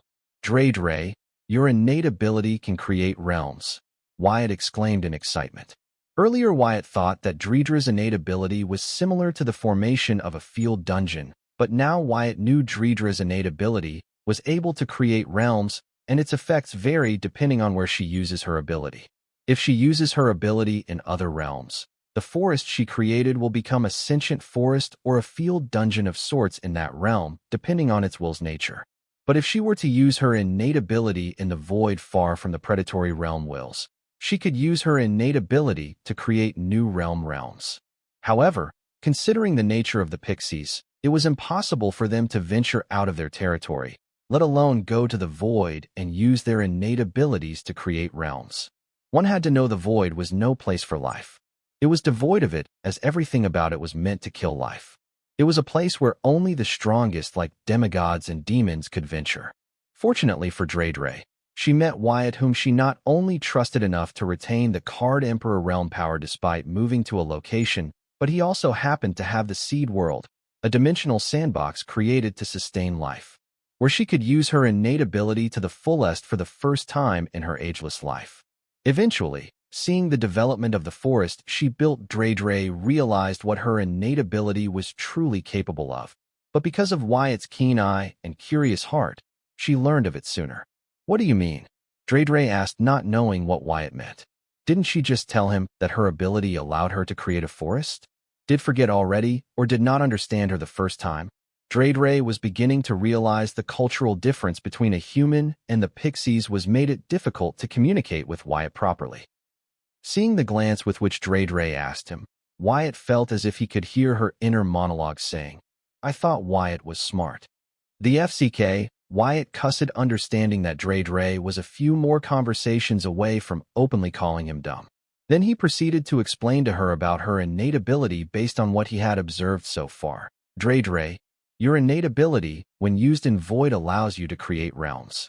The thing you call forest is actually the body of the realm in the physical plane, and the thing you call forest spirit is actually the realm's will. Wyatt went on to explain how her ability varied based on the location she chose to develop her forest. Dre was having a hard time accepting what Wyatt was saying. After all, if Wyatt's friend suddenly popped up and said to him, "If you pee on the earth, you will help grow plants, but if pee in outer space, you help will grow planets," would Wyatt believe him? Fortunately, Dre had the patience to listen to Wyatt out of consideration that he was her friend, or maybe because she was his exclusive book guide pixie and had no choice but to maintain her professionalism and listen to his bullshit with a patient smile. "Wyatt, I understand what you are saying, but I do not think pixies can survive in the void. Even if the said pixie had the devil realm strength, the darkness and loneliness of the void would get to them even before they were able to use their innate ability to create a forest there." Listening to Dre explain how the possibility of a pixie going to outer space to create a forest was slim to nil, Wyatt nodded his head in understanding and believed that this might be the reason why the pixies themselves were not aware of what their innate ability was capable of. After all, the pixies never leave their territory. Instead, they use their pixie dust to grow more forest and expand their territory. Speaking of the territory of the pixies, the Forest Guide Pixie tribe was one of the few pixies capable of growing a forest that was similar to tropical forests using their pixie dust. However, other tribes of pixies could grow other types of forests such as temperature forests, mountain forests, rainforests, mangrove forests, oasis forests, winter forests, etc. This did not mean that a particular type of pixie tribe could only create a particular type of forest using their pixie dust, but they all were capable of creating any type of forest in any type of terrain. However, they only had expertise in a certain type of forest. With the required knowledge, they too could grow any type of forest they wanted to, as their ability was not to grow a forest, but an entire realm itself. "Let us leave it at this," Wyatt said, knowing that he did not have the strength to take Dre to the true void and have her use her innate ability to verify your observations. Then Wyatt wondered. Knowing the vast knowledge collected by the librarian, there was no way he did not know what the pixie race's pixie dust was capable of. So Wyatt wondered it was reason why the librarian did everything in his power to enslave the entire pixie race and help them adapt to their new life as book guides for the Infinity Library. However, Wyatt did not understand why the library would have beings capable of creating realms serve as library help in his Infinity Library. However, understanding the true nature of Pixie's innate ability, Wyatt understood why Zoltan wanted to grow more outgoing and adventurous. Though their overall strength varied with their connection to their surroundings, their innate ability allowed them to turn their surroundings into a realm who would not love their own creation and which creation would love their creator. Therefore, Wyatt wondered if the true path for a pixie to become invincible was not to stay in its birth territory, but to create its own realm as its territory. Only then they can achieve true invincibility, known as transcendence. As soon as this thought crossed Wyatt's mind, he could not help but cuss out loud, FCK. So, Wyatt felt that if his observation of Dreedra's ability were right, the librarian might be hatching something, considering that he has enslaved their entire race except for the Dark Pixie and the Pixie Dragon tribe. The only tribes of the Pixie race that were known to not have the Pixie dust, since their power system varied vastly from that of the regular Pixies. Wyatt had a feeling that maybe Zoltan, who had been raised by the Pixies, knew what they were capable of, since the power system he mastered was taught to him by the Pixies. Wyatt had no idea how Zoltan managed to learn the Pixie race's power system when some of their kind, such as Dark Pixies and Pixie Dragons, could not. However, this did not stop him from wondering how strong Zoltan was, if he too carried the weakness of the Pixie tribe, and if he too was invincible like the Pixie in a surrounding that he was comfortable with. Wyatt had too many doubts and questions about Zoltan's power, and wondered if these restrictions of his power were the reason why he recruited Wyatt's help at the cost of VVIP membership to the Infinity Library. This thought caused Wyatt to look forward to meeting Zoltan again. In the back of his mind, Wyatt wondered if the librarian had enslaved the entire Pixie tribe just to teach Zoltan or one of his children the power system of the Pixie race. Thinking of how the librarian was able to get the Devil Merchant Code to give copyrights for words of different languages, this seemed to be in line with what he would do, even though it was too wasteful to use an entire race gifted enough to create realms a caretaker of his child and the Infinity Library. Wyatt chose to stop wildly speculating about librarian and Zoltan's intentions with Pixie race because he did not have solid proof to prove any of them. However, he strongly believed the Pixies were capable of creating realms. If the librarian had not monopolized all the books on the Pixies and banned them, then he would have been able to find evidence to support his observation in those books. Regardless, Wyatt will be able to get clarity soon anyway, because there was no world's will in the seed that would assimilate the will of the forest created by Dreydre in it. In the absence of a predatory realm's will, with time and Dreedra's undivided attention, the little floating island would soon mature into the flat realm within Wyatt's seed realm. That was if Wyatt's observation with the help of his soul pupils was correct. So far, the soul pupils have never let Wyatt down, so he was confident that his observations of Dreedra's innate ability were accurate. Listening to Wyatt ask her to no longer care about the matter that he just pointed out, Dreydre shook her head, wondering if Wyatt was feeling okay, but then she remembered hearing a story from her tribe's elder long ago. Since its story spoke about a topic close to what just talked about, Dreydre felt he would like to hear the story and decided to narrate it to Wyatt. Wyatt, there is a story passed down my tribe. It's about the primordial pixies. Primordial pixies? Wyatt's curiosity spiked upon hearing these two words. Yes, they are supposedly the original pixies, and we are created in their image, Dreydre said. However, she was struggling to continue to speak about the primordial pixies. After a lengthy pause, Dreydre finally spoke. It has been long since I heard this story. I don't know why the elders stopped telling this story. The last time I heard of this story was back in our old territory. You all right, Dreydre? Take your time. Do not force yourself, Wyatt said, seeing Dreydre was having difficulty recalling about the primordial pixies. Listening to her say that the last time her elders talked about the primordial pixies was back when they were in their old territory, Wyatt immediately knew that the librarian was behind this. The librarian had the pixies forget about their old territory such that they could adapt to their new territory. Now it appears that the memory-suppressing method used by the pixie race was also uprising the memories that the pixies that were even remotely related to the memories of their old territory. Nonetheless, It appears with little effort Dre was able to recall those memories, even though it put a little stress on her mentally. I am fine, Wyatt. It's only a slight headache, but now I do not feel it, Dre answered, showing that there weren't any harsh side effects to her trying to recall the memories that were remotely connected to her memories of her old territory. As long as you are okay, Wyatt said. He could get the answers he needed from somewhere else. The Devil Merchant Code was so huge Wyatt did not believe that the library had bought or owned the copyrights to all the books on pixies or their copies. Do not worry. I am fine, Dre assured Wyatt again before returning to the topic. Now that I recall the story of the primordial pixies, I understand that it is more than a story being passed down among us pixies, but more of a legend. Some tribes of our race even go as far as to worship the primordial pixies as gods of their tribe. This story is retold in our tribe to every newborn, but I wonder why tribe elders suddenly stopped telling this story. Seeing that Dre has still not figured out that the librarian had a hand in this, Wyatt could only shake his head in pity, but he did not plan to tell the truth to Dre until she figured it out herself, as currently, the pixie tribe appeared to have a lot of trust in the librarian, and anything he said would only be counterproductive. Even Zoltan never actually openly said that his father was taking advantage of them, the pixies. He continued to stay on the fence even when he recruited Wyatt's help. So it can be seen that no good will come from Wyatt telling Dre and the pixies that their new master was taking advantage of them unless Dre and her race figure it out themselves. Because only then will they believe it. That was how much they trusted the librarian. The librarian was nothing special. The pixies were just a loyal and sentimental race. Dre, what does the legend say? Wyatt asked.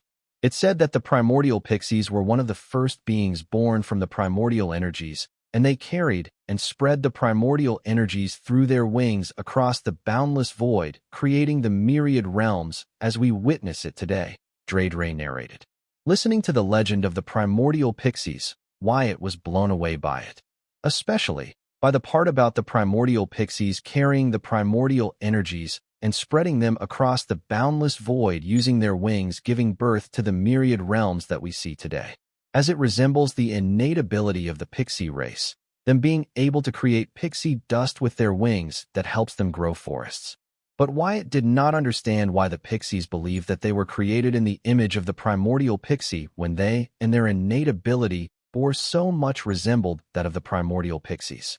Instead of claiming that they were descendants of the primordial pixies, since his only source of information was Dre, thanks to the librarian, Wyatt could only ask her, Dre, why do you say that you were created in the image of the primordial pixies instead of claiming that you were descendant of the primordial pixies? You do not know about pixies, do you? Dre said, hearing Wyatt something obvious again. Well, everything I know about the pixies is about the dark pixies and the pixie dragons tribe, but none of it applies to your tribe, Wyatt replied. Well, if that is the case, I can see why you would ask such a question. Unlike the pixie dragons lay eggs and dark pixies come together under the moonlight to grow their tribe. In our tribe, the pixies are born from the world tree. The legend has it that the world tree was created by the primordial pixies to help the realm wills manage their realm until and after they mature. Once the realm will matures, the world tree bore flowers that formed fruits in the image of their creator, the primordial pixies, and we pixies are the fruits of the world 3. Dre explained how the pixies of her tribe were born. Listening to the legend narrated by Dre, Wyatt was more confident about his observations about Dredra's innate ability. Because if primordial pixies created the world trees, and the world tree gave birth to pixies, then pixies were the descendants of the primordial pixies. After all, many amphibians create eggs and fertilize them outside of their bodies. The offspring born from these eggs were considered their children. The same was true for the pixies born from the world tree. The only difference was that primordial pixies laid their fertilized egg in the form of a world tree. After listening to the legends of the pixie race from Dre, Wyatt had his thoughts and speculations that did not align with Dre and her elders' interpretation of these legends. However, he did not bother to discuss them with Dre as he did not want to come off as a kin who told her that her tribe's interpretation of her race's legends was wrong and that he had a better interpretation. Now that would be crossing the line. So, Wyatt kept his thoughts to himself, believing it was not his place, and the human race had many legends that have been interpreted out of proposition, each of them. Everyone was free to have their own opinion unless they forced it on others. But after listening to these legends, he strongly believed that in the right conditions, the pixies could create realms. He also had a feeling that only by building their realms could a pixie become transcendent. He will be able to convince Dre that once the floating island being nurtured by her grows into a flat realm. Until then, he decided to keep his observations to himself, while seeking Dreidra's assistance whenever he did not understand something or was stuck. Soon Wyatt turned his attention to the stone Viltronian, whose stone body was covered in green moss, fungi, and mushrooms while he was in a spiritual, one with the world state comprehending a new rule or a rule meaning. Not wanting to disturb the stone Viltronian's pence, Wyatt chose not to spy on him through Hive AI to see which new rule or rule meaning it was comprehending. It had gained a lot just by being influenced by a little of Dreidra's pixie dust at the beginning. Wyatt has also tried to touch or grab a handful of pixie dust to see if he could benefit from it, but as his hands near the pixie dust, it turns into an imaginary dust and phases through him, ultimately reaching its target. No matter how hard he tried, he could not come in contact with pixie dust, which visibly frustrated you.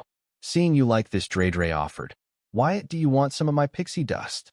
Yeah, I would like some. Wyatt revealed his interest in her pixie dust to Dre, who happily fluttered around Wyatt atop of his head, showering pink pixie dust on him.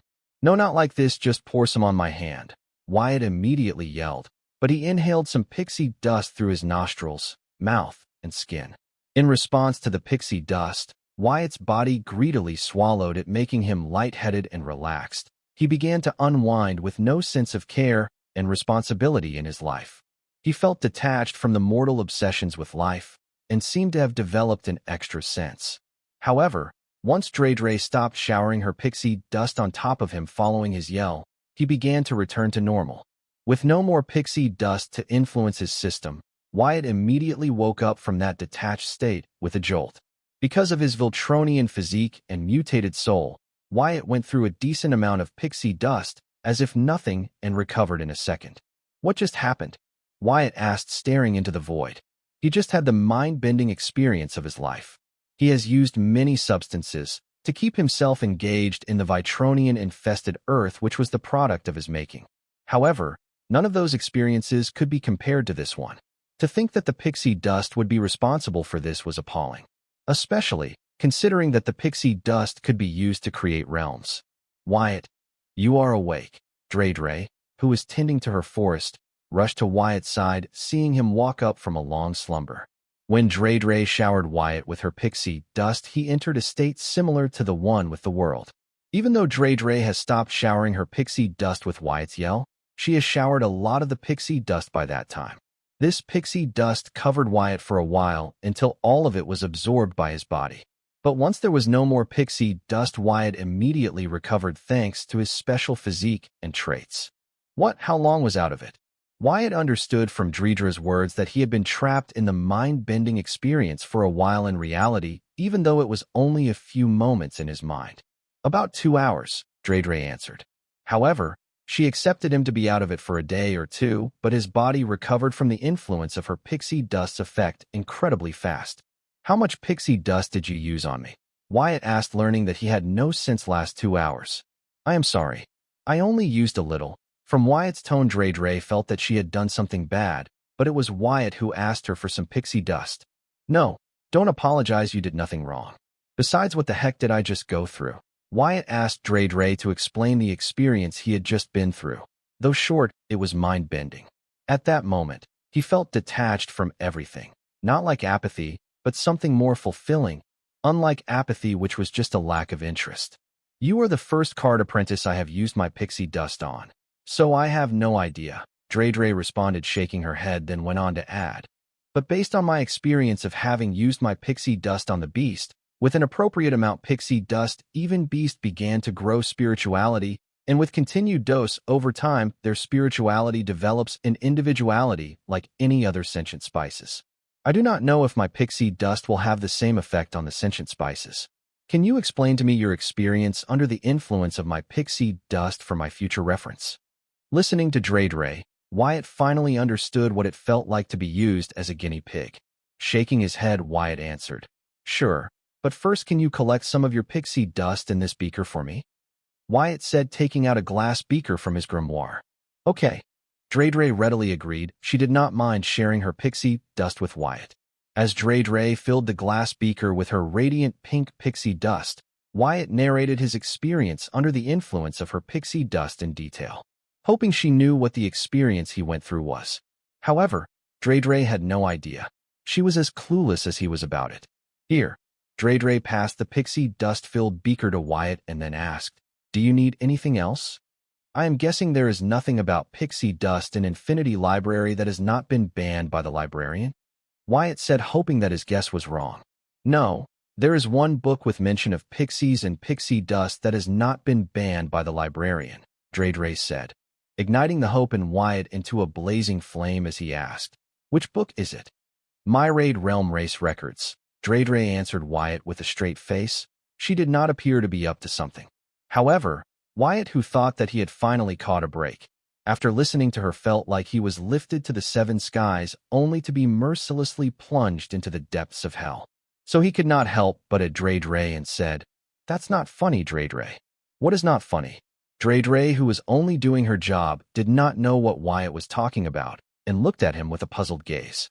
Having spent a significant amount of time with Wyatt in the physical plane, Dre was starting to find Wyatt's actions odd. But she liked him, so she ignored his odd behavior. Wyatt stared at Dre blankly and shook his head, but for some reason, his subconscious mind suddenly played the song, "Nobody knows the trouble I've seen, nobody knows my sorrow."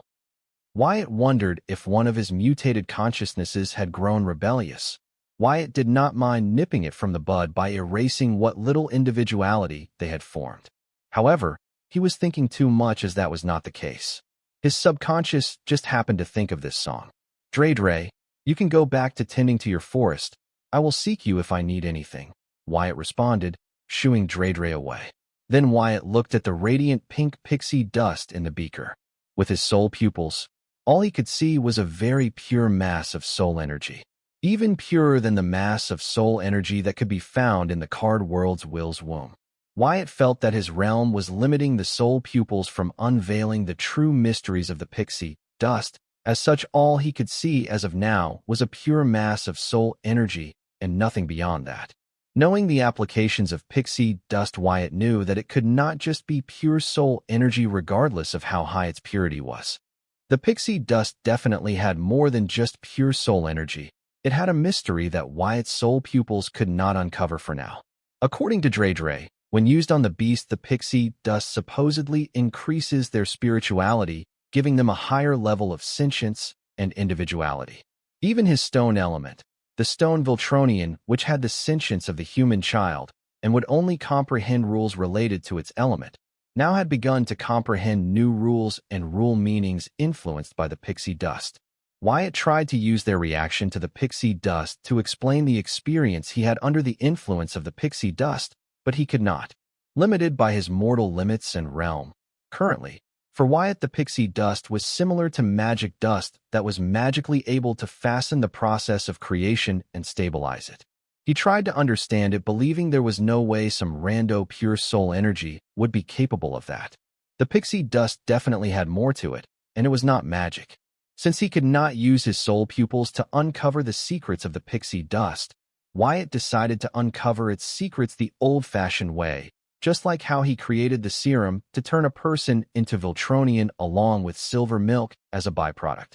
Wyatt did not need some magical eyes to help him uncover the mysteries of the world. He could do it on his own, however the magical eyes made it convenient. Hopefully, his dependence on the soul pupils did not dull his sword. Resolving himself, Wyatt prepared to experiment with the pixie dust to figure out what it actually was and its effects on humans, while Hive AI processed and compiled all the books it copied from the Infinity Library on forging demons entitled Demon Core, copying books on soul repair, mutation, and division. As for the program to recreate the appearance of a person using their soul record, it was already complete and was functioning as he needed it to. With this, the Hive AI was free to take on another task, so he had it, but instead of giving it another task, he let it focus on coping with the millions of language books and books on soul repair, division, and mutation. Wyatt never bothered to try and find a solution to the hypnotic suggestion implanted in Susan or to awaken Corey Park because he already knew the answer, and it was not what he wanted to resort to until he was sure he was right about it. That was only possible if he learned the origin card info of the one who implanted a hypnotic suggestion in them. The hypnotic suggestion was like a seed that would be sowed in the soul of the target. The seed would take root in the victim's soul when the conditions were met, taking over the victim's body and fulfilling the hypnotic suggestion.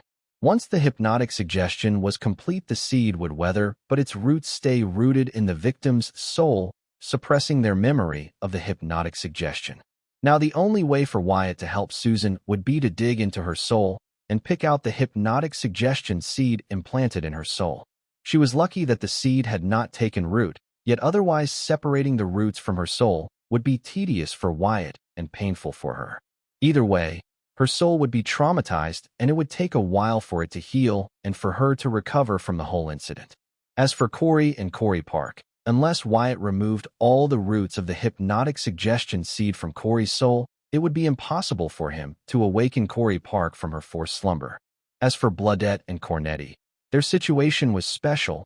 Wyatt does not want to form an opinion on it until he finds Cornetti and checks her soul. Considering that digging out the seed and roots of the hypnotic suggestion from Susan and the rest would be a very painful experience for them, Wyatt did not want to resort to it until he was certain there was no other option, such as killing the one who implanted the hypnotic suggestion in their soul in the first place. That was still not his last resort, as he hoped to find other suitable answers to healing his soul and helping his friends within the books on soul repair, division, and mutation recommended by the Infinity Library. It might not look like it, but Wyatt had already thought of many ways to help Susan and his friends, but he was searching for a perfect one. He knew things could change as wasted his time in the search for the perfect solution, but he was confident that he had everything under his control. He would not be calm and motivated if not for him already having taken precautions to ensure the safety of people that mattered to him. If things go according to his plan, then he will not only have laid the foundation of his plan to sabotage Belphegor, but also uncover the identity of the Scrooge known as the only devil merchant of the card world. Once he gets hold of his true name, he cannot hide from him. The Devil Merchant Code had many ways to track a person using their true name. With everything going according to his plans as of now, Wyatt had a lot of time on his hands which decided to use to indulge in exploring the mysteries of the Pixie and their innate ability. Despite being busy, Hive AI could still spare enough attention to Wyatt assist him with its basic functions. Equipped with them, Wyatt decided to start his experiment on the Pixie dust to figure out what they were and how they affected humans. I'd love to hear from you. Thanks so much for watching. Did you enjoy this video? If you did, make sure to hit that notification bell so you never miss an update. And don't forget to subscribe and give this video a big thumbs up. Your support means the world to me, and I can't wait to see you in the next one. Thank you.